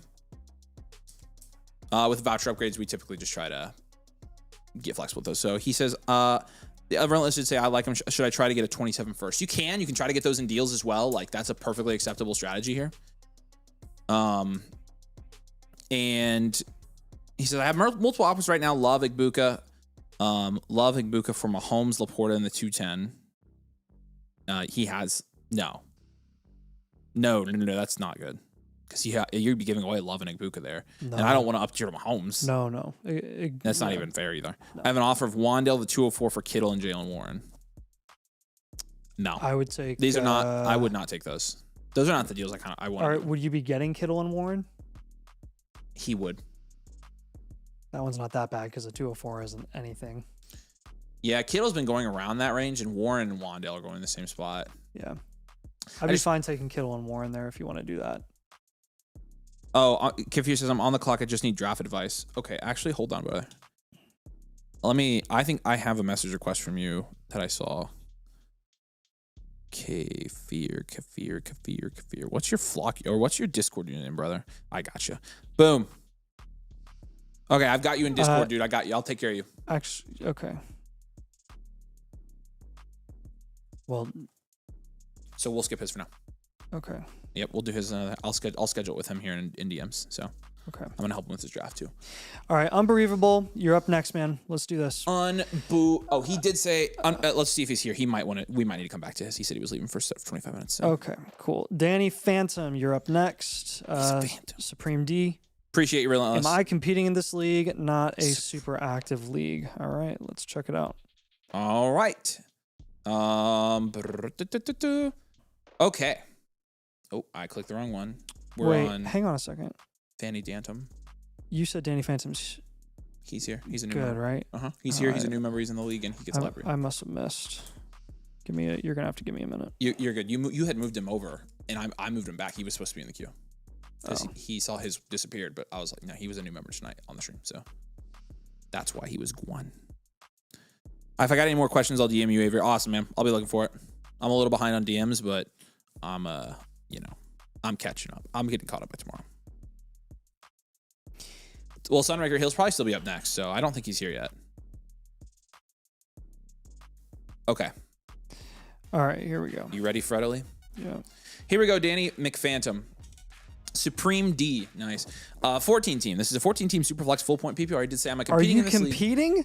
Not a super active league. No, we're probably gonna have you rebuild here. In a 14 team? 8.8% production shares, or 6 in this league. So you are middle of the pack production wise in this league.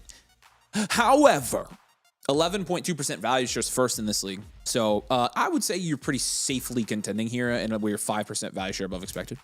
Jeez. Caleb and Patrick Mahomes is an 8. Hampton, James Cook, Javonte is a 9. Dude, you don't even need a down tier. London, from those Nico, QBs. Ladd, Odunze is a 9, and Gadsden's a 5. 109, 27 first. Draft capital's a 5. Bench is a 2. Overall is a 7.2. This is an enhanced value. Well-rounded, contend. Yeah, and he just took Simpson at the 109. Okay, interesting. No Sadiq or Cooper there? This is super flex, so I don't mind it. Oh, sorry. Super flex in a 14 team. Actually, Simpson might be the pick. So I guess the big question is Simpson going to be JJ McCarthy or is he going to be Jordan Love? I don't care. All I care is about the value when he's about to start. I know. We can reevaluate then. Yeah, that's true. You technically still did get a small value win with McCarthy if you bought him at the right time. You shouldn't have drafted him. You got a huge value win if you held him and bought him low because his value increased by 50%. He was a 4th round asset before he even started a game. He said neither was available. Okay. Remember that? I do, and my one caveat to that is if you drafted Jaden McCarthy and held him the whole time, you actually didn't get a value win. Because his value ended up going back up to what it was when he was drafted. It never went above that. So if you bought... True. So I'm saying if you bought him... I know what you're saying. I'm just saying when you're talking about Simpson, like that's the case maybe for not drafting Simpson is if he's McCarthy. Well, he ain't going at McCarthy prices. No, he's not. He's not. He's going in the 8th, 9th round. Yeah, and McCarthy was going earlier than that. So anyways, you're going to contend here, dude. Okay, so not a super active league. Well, joke's on them. I noticed the lack of a cornerstone wide receiver here. You have technically London. Yeah, you got Leonard. He's a bottom end cornerstone. Yeah, we can take one of those receivers plus like Tootin and up tier. Or no, why don't we take the 109? Actually, you want to sell the 109 on this team? Potentially? Question mark? Well, he would be selling Simpson. Yeah.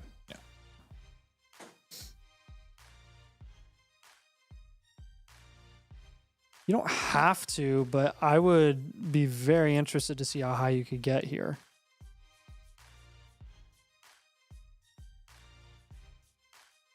No, Arctorius, you need to keep doing orphans, man. You're a good person for that. I would too, though, Nate. I agree. Especially on this team. Like Nico or Ladd. Even if you get into the fringe range, yeah. I mean, I is better. This isn't a domain league. I would take Nico. Okay. I would try to sell Nico. I know it's not try a super to sell Nico at the price that he's priced in non-domain leagues, and then see if that can get you Lamb, who's like a mid-second round asset right now. Lamb. You can feel free to use Tootin in that deal. Feel free to use Tootin. Be more than happy to do that for Tootin.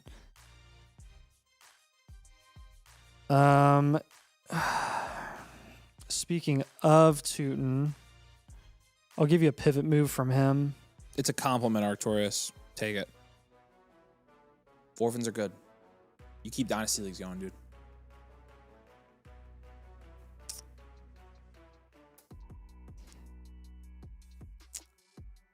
You can try Addison. You can try Henry. One of those guys. Use a plus to try and get Jacobs. That'd be sick.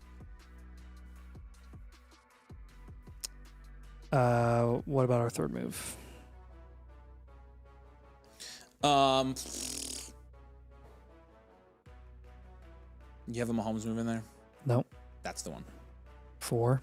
Probably a down tier. If you can down tier Do to any of Dart, do Nix, we or Purdy. have to down tier?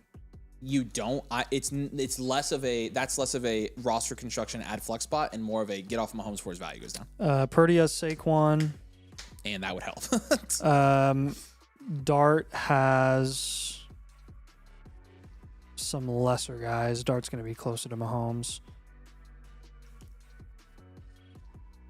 You honestly would probably be looking at like Dak or Love instead. Dak has JT. That's how you get JT.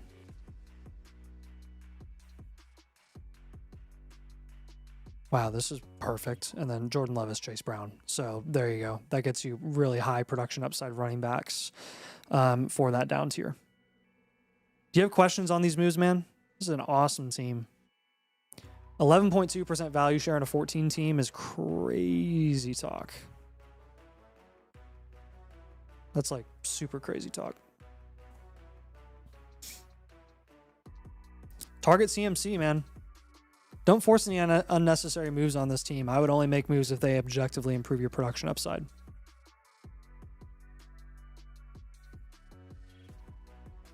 Questions on this team? I'm not sure if I saw him here. Did you see him here? He's here. He is here? Yep. Okay, cool. So we'll keep it up for a minute. Questions on this team. Is Jordan Tyson injury history not concerned? Y'all or everyone else? It seems like everyone has forgot about it since he was drafted. Yeah, because I think most of the people were saying that we'd let the NFL decide if that was a concern, and they took him in the top 10, so it's not. Yeah, they said. And also, he no. balled out at his pro day. He looks fine. The injuries weren't necessarily related. Well, also, he said, no, that sounds great. Wide receiver upgrade's a good call. Thanks, guys. Appreciate you, Danny Sweet. Phantom. Welcome to the community, and we are happy to have you here as a Domain Willful. We'll see you in the draft on Thursday night. Yep. How you doing? Keep it moving. All right, Larson Got Fans is up next here. Larson Got Fans. Say hey in the chat, man. We appreciate you. You are up next for your blueprint. Unless we're doing Unbelievable, but you said maybe not. Nah, Unbelievable. Another shout out for you, Trav. I don't think I've seen him again, so. All right, Larson's up. So he said rebuilder last year. This offseason traded Judkins, Tet, and a second for Puka when the news came out. That's actually a fair deal. Traded 104 and second for Cook. I also like that deal for Cook. Traded rebuilders. 27 first for Garrett Wilson. Traded Burrow and Burden Hype for Allen. Nice. Traded Scat during the draft for the 106, which turned into Price. That actually is a little bit of a value win. Even with Scat getting the value win, he's not going to be ranked any higher than Price is going to be. So at worst, it's a lateral move. Any more moves? Actually, Price is more insulated than Scattaboo is too. Any more moves I need to make here or suggestions? All right, man. Injured reserve home. That's funny. I literally have a team called IR Life. That's funny. I get it. 12 team super flex full point PPR. It's a half point 10 in premiums. Domain rules here, brother. 10.6% production share is third in this league. 15.5% value share is first. Holy frick. Golly, you and your teams, people. Josh Allen and Drake May. Oh my gosh. And Tyler Shuck. That's a 10. That's 10. What the frick? This is an elite value. Hampton, Cook, and Price. That's an 8. Puka, Neighbors, London, Wilson. Holy frickin' frick. This is 9. Gadsden's a 4, but you've got 227s. Stop being so... Draft capital's a 4. Bench is a 2. Overall's a 7 here. Elite value, well-rounded content. It's a bottom-end elite value, but it is the elite value. You're looking at your cornerstones in the first here. Allen, May, Hampton in the second. Puka in the first. Neighbors in the first. London at the turn.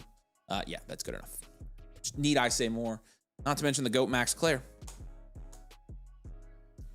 So, yeah. When's the last time we upgraded the market rankings? Yesterday. Oh, interesting. Because got Claire's, though, tied in 46. It's taken him ages to move it up. They freaking flaws. He was 52 yesterday. So. Okay, so elite value team again. This is great. He's got height and rank on this team, so that maybe gets him to the elite plus. we need like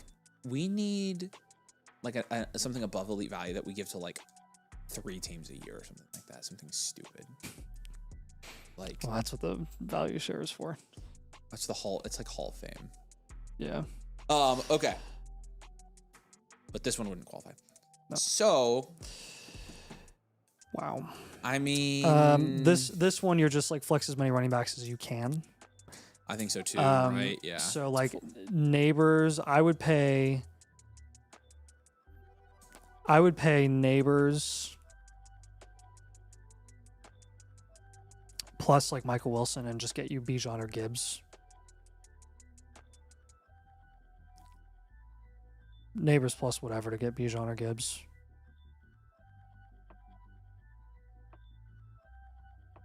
And if you can't, JSN upgrade, probably worth it.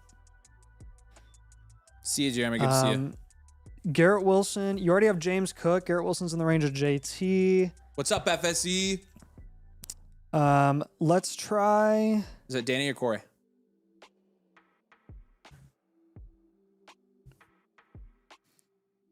Heidenreich's the gym of that team. Post it. You freaking know it. If you end up moving Neighbors to get like JSN, then what you could do is just move London for a running back instead and get like Jency or Achan. Yeah.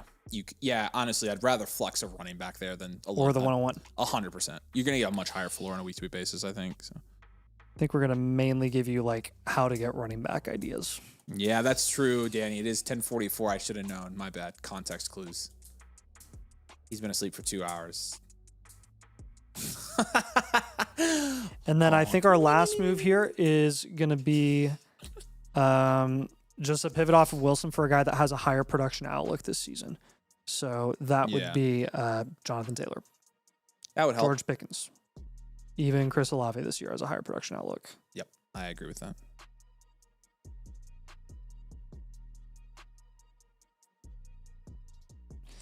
Do you have questions on those 3 moves, man? I mean, this is very like just maintenance on a team that's already stacked and locked and loaded to win the league this year. Yeah, what questions you got, man? Colt says, what should we be doing with Travis Hunter? I'll let Fantasy Stock Exchange answer that question actually, since they're in the chat.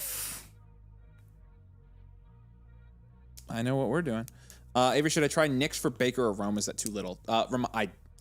Your team has escaped my brain. Remind me what side you'd be getting. Be Knicks for Baker and Rome? Because I would take Baker and Rome.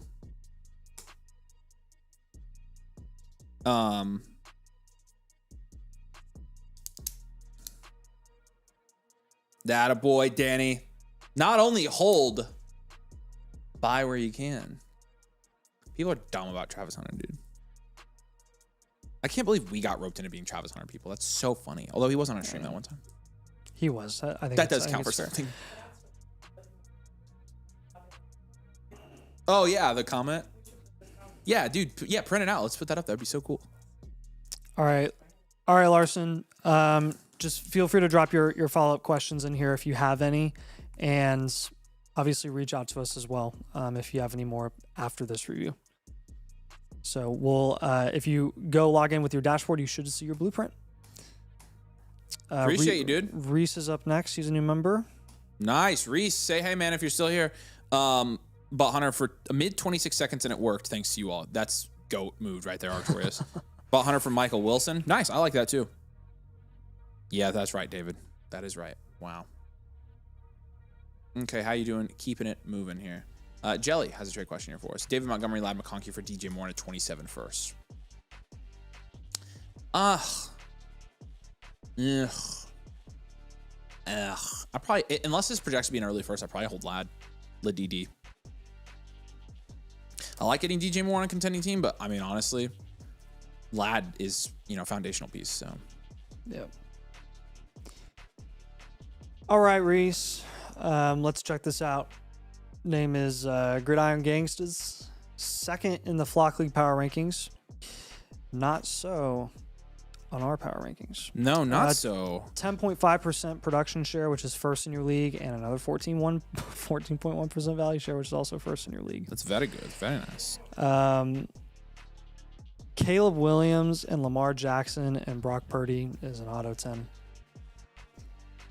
Walker, Brees, and Harvey is a 4. Puka, London, Tet, Ibuka, Olave, Roma, Dunze. That depth alone gets you a 10. Kyle Pitts is a 4. 10-4, 10-4.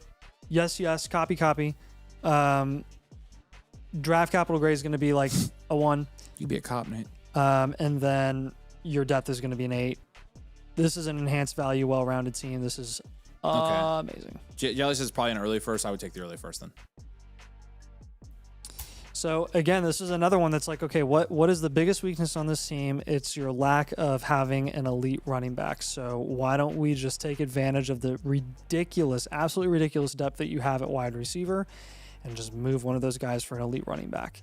On this team, Puka and London, you can hold both of those guys. I'd move Tet for Hampton. Yeah. Or I would even pay up. I'd do like Tet and Pitts to get up to like Gency or A-Chan or the 101.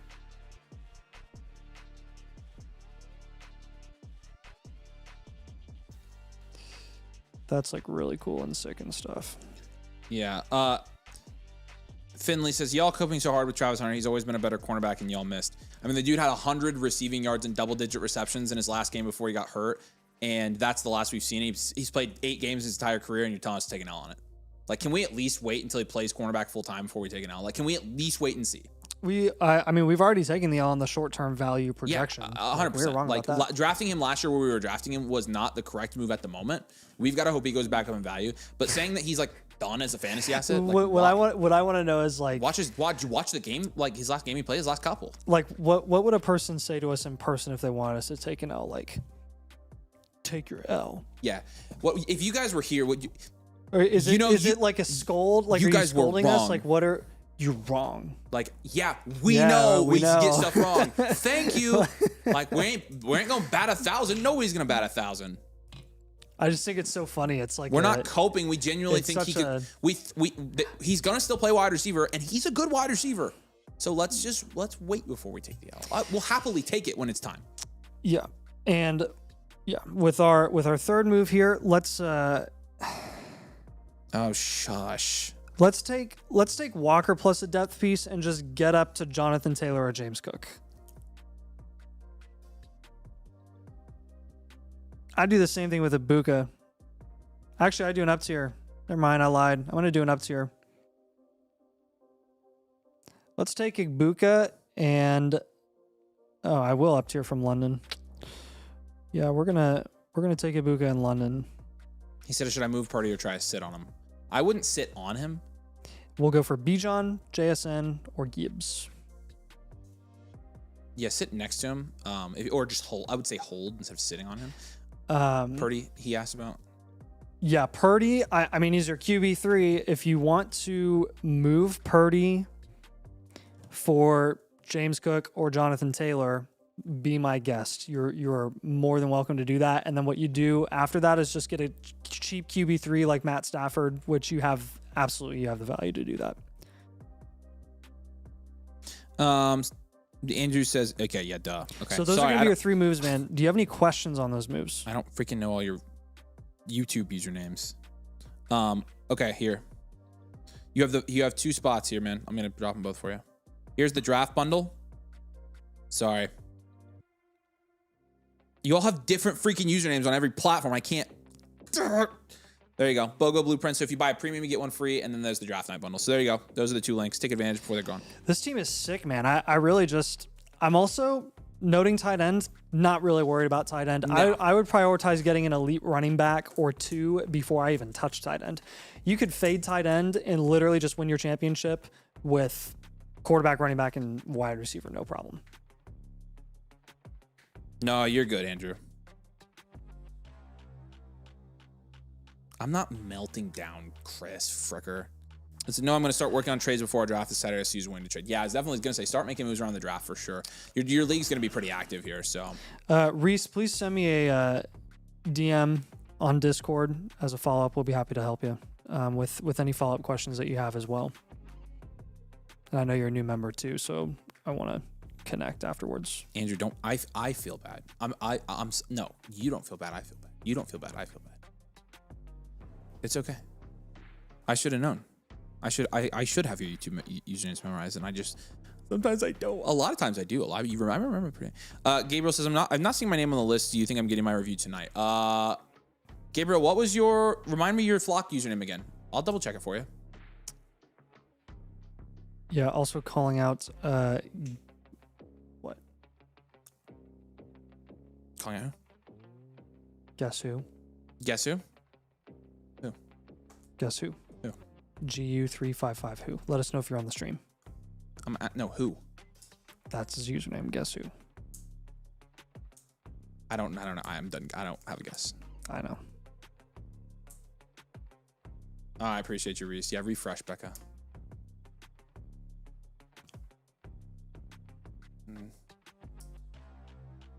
And Refresh again.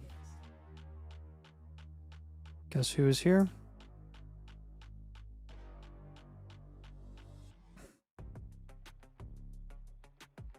Oh, is that Wade? Wade, are you Guess who? Yep, he's good. Let us know if you're Guess who. Remember Wade? We met him at the meetup in Austin. Yep. He's the man. He asked me if he could if he could get a ticket to the Denny's live stream, and I said yes. Nice. I said I'll get him in. We should have like a whole We should sell tickets. Honestly, we're gonna sell tickets for like every hour. But yeah, we're gonna sell tickets, and people are gonna go in shifts and like do something crazy. Well, I'm very curious to see how many hours he's actually gonna shave down. Because like if it were me, I'd been there the whole time. that would have been so. That's actually not true. I probably would have ended up being there for like anywhere from like 12 to 18 hours. You would have been able to eat eggs and stuff. I hate eggs. I do too. I can't believe. Yes, they make me feel horrible. Me too. Eggs are disgusting, dude. It also kind of they're so good for you. So well, it actually depends on what ones you get, because if you get the ones that aren't good for you, then they make you feel really crappy. What type of eggs aren't good for you? Well, if you just get like the normal eggs at the store versus like if you're getting them from like fresh out of chicken's butt, or if you're getting them like cage free or something, those are better. But like genuinely, like I can tell a difference. I didn't think I would be able to tell a difference. I can tell a difference. None of them make me feel great. But we get some kind of special eggs at the store. I don't know what they're like. I don't remember what they are, but they're special. They're like, I don't remember. Yeah, anyways, I don't eat a lot of eggs because they don't make me feel very good. Spider eggs are bad for you. Pasture raised. That's what we get pasture raised. Yeah, that might be what it is. So I don't know. Maybe that's what we. All right, Georgezilla, you're up next. Georgezilla, if you're here, say, hey, we appreciate you. Welcome to the community. Hashtag. All right. Danny says he has gastro, so he's going to be cooked. So I think Danny's kind of in the same boat as you. I think you'll be able to shave some off, Danny boy. You are going to have an audience there, though. Again, I've got people who want to go and see you. So honestly, Danny, what's probably going to happen is you're going to go to Denny's and you're going to have people show up that want to talk to you about football, and you're going to talk about football for 12 hours and you're not even going to realize it. That sounds like something you would do. So Georgezilla, what's up, man? We appreciate you. Also, looks like you changed your YouTube username, so thank you for that. Makes it a lot easier on me. Here we go, man. Because I forget people. 10-team Superflex, full point PPR. It's a half point tight end premium. And he just says startup 10 by 10. 1.5 tight end premium. So also calling out Beavis Lesky. Let us know if you're on the stream. You say Beavis? Beavis. Yeah. It's not spelled Beavis, but it's Beavis. Shut up, butthead. Finishing up rookie draft right now. Picked up Jordan Tyson. Becca, let me know if you hear from Beavis Lesky in the chat. Thank you. Beavis, are you here? Jordan Tyson, KC, Antonio Williams, and Johnson. Okay. Georgezilla, here we go. 8.7% production shares, 9th in this league. So, bottom of the league in production. However, 13% value shares, 2nd in this league. I love getting these teams, dude. It's like, oh, time to go. 13% value shares, 2nd. Back at 13%. Back at 13%. Drake May and Justin Herbert's at 8. Judkins, Jacobs, Brooks, Cross Cameron's at 4. Tapping Millen, Emeka Ibuka, George Pickens, Jameson Williams, Matthew Golden. That's pretty good. I'll give it a 9. And then, in a 10 team, I'm going to give that an 8. Sorry. And then Dalton Kincaid is a 1. You got the 105, 109, and then 1, 2. Wow. 5 first and 27 and 2 seconds. Draft capital is a 10 for that reason. Overall is a 6.2, and this is pretty straightforward here. I mean, you're pretty close to contending this year, but I mean, you're definitely contending next year. We'll go future value here. Best future value I've ever seen. Holy future. Holy future value. 6.2 on that, Beck. Okay. Future value, well-rounded. Rebuild, contend. You agree future, right? Holy depth on this team. Okay, well, it's just a deep league. Yeah, that's crazy. He said 10 by 10. This is more than 10 starters. 1, 2, 3, 4, 5, 6, 7, 8, 9, 10, 11, 12, 13, 14. Is this really a start 10 league or is it a start 14 league? Definitely start 14. Yeah, because we have it as a start 14 on our You have end. 1, 2, 3, 4, 5, 6, 7 flex spots. Good gravy. Jeez Louise. But let us know if we have it wrong and something's like messed up on the settings, then we can fix it. So All right, we are going to down tier from Justin Herbert. Do you want to down tier from May as well, or you want hold May? I don't think you need to. I don't think you need we'll to. Hold May. Hold May. We'll for down sure. tier from Herbert though. Herbert's small down tier. We will do a down tier from Ibuka as well. Again, there are other upside premier wide receivers that we have just as many questions about. That you may as well just get a plus on top of them to like hedge your bet a little bit on an upside premier wide receiver. We don't really need to do down tiers here, so small baby down tiers are fine. And then got a lot of we'll players. pivot from 4 of these are IDPs, so it is a 10 by 10. So that's good to know. So again, you don't need a down tier except for like pivots in the same range. Yep, that makes sense. Because you've got 2 first this year and 5 next year. You're going to be up tiering if you down tier too much. So yep. Honestly, I don't know, man. It feels like so with somebody like Herbert, you might be down tiering to up tier because that might be something you upgrade next year. Yeah. So it just depends. So we give him. Do you want to hold the 109 on this team? Yeah. Or package or it? up tier. Let's package it with JMO. Yes. There we go. I like that. I think you're going to need to make up tiers here in a 10 by 10 with that many freaking firsts. Yeah. You crushed. Holy smokes with this team. What's up, Trav? We'll get you next.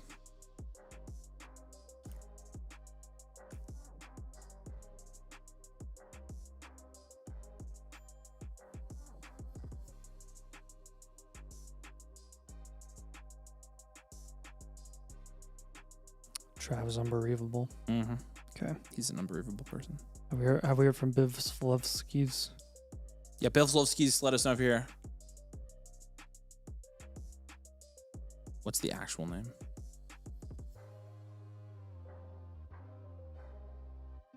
Yeah, B. Vislaki. B. Vislaki. Let us know if you're here. All right, so with that Herbert down tier, if you go down to Purdy, that team has a couple of interesting guys. 106, Scadaboo would all be guys that I would be targeting. Yep.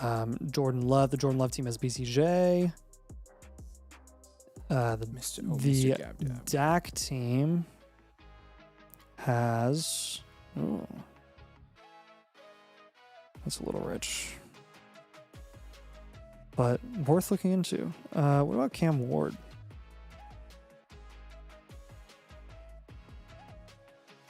And Cam Ward team has Breece Hall. I'd look into that.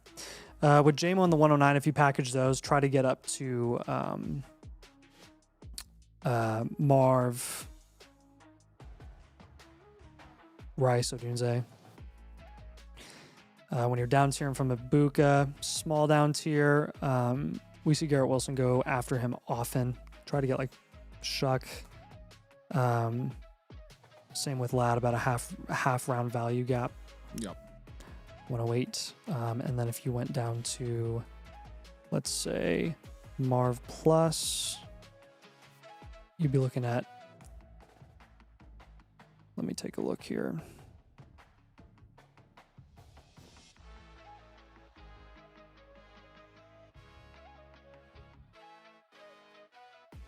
The Marv team has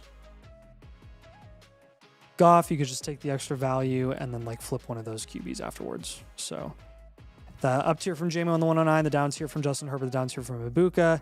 And again, ultimately just trying to spread out this value and then take some of those guys, get productive skill position guys at running back and wide receiver. trying to load up on value as much as possible heading into 2027 so that you're in an enhanced value position. And then you're going to be in pretty good shape in this league. Do you have questions on those moves, man? I would take some of your depth guys too and package those in up tier. Yeah, what questions do you have? Let's leave this open. Oh, yeah. Can I read that, Becca? Sorry, I don't think we read that. This league also gives 1 point. This is the one we just did, right? 1 point for 10 yards of return yards, so I'm leaning towards keeping KC.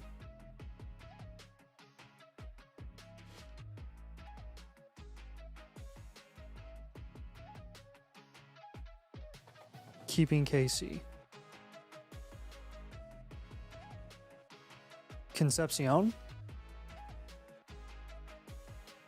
Are you sure Concepcion's going to be available at the 109?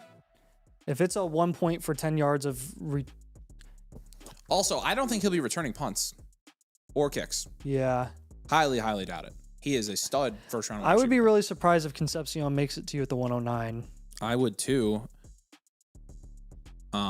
So clarify. You can wait until you're on the clock to make that move, and if he falls to you, then obviously take KC. But if he doesn't fall to you and you're in that tier of like Sadiq and Cooper, then you're probably going to want to package that pick with JMO and try to up tier. He said, yeah, only question is regarding 109 because KC was my 109. He already took KC. Oh. So you're in the middle of your draft right now. I didn't even know that. Okay, so KC fell to you at the 109. I got you. That's That's glorious. dang. Frick. Okay. What a good pick, dude. Yeah, that's... We're tracking now. That's very impressive.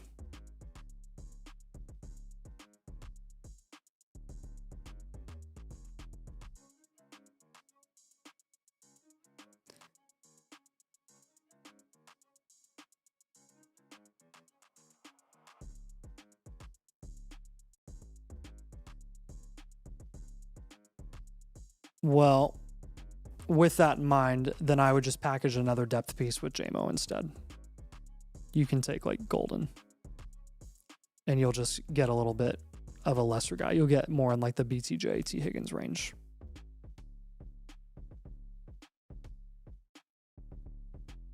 That does make more sense though. Any other questions here? The question for you is, how late do you want to go? Because it's 11. I'm dying. All right. I've been well, ladies and gentlemen, doing blueprints for 14 hours. So, ladies, gentlemen, boys and girls, if you are in the queue, we will be streaming still multiple days this week. We honestly really need to stream tomorrow, so I'm probably gonna have to try to find a time to stream.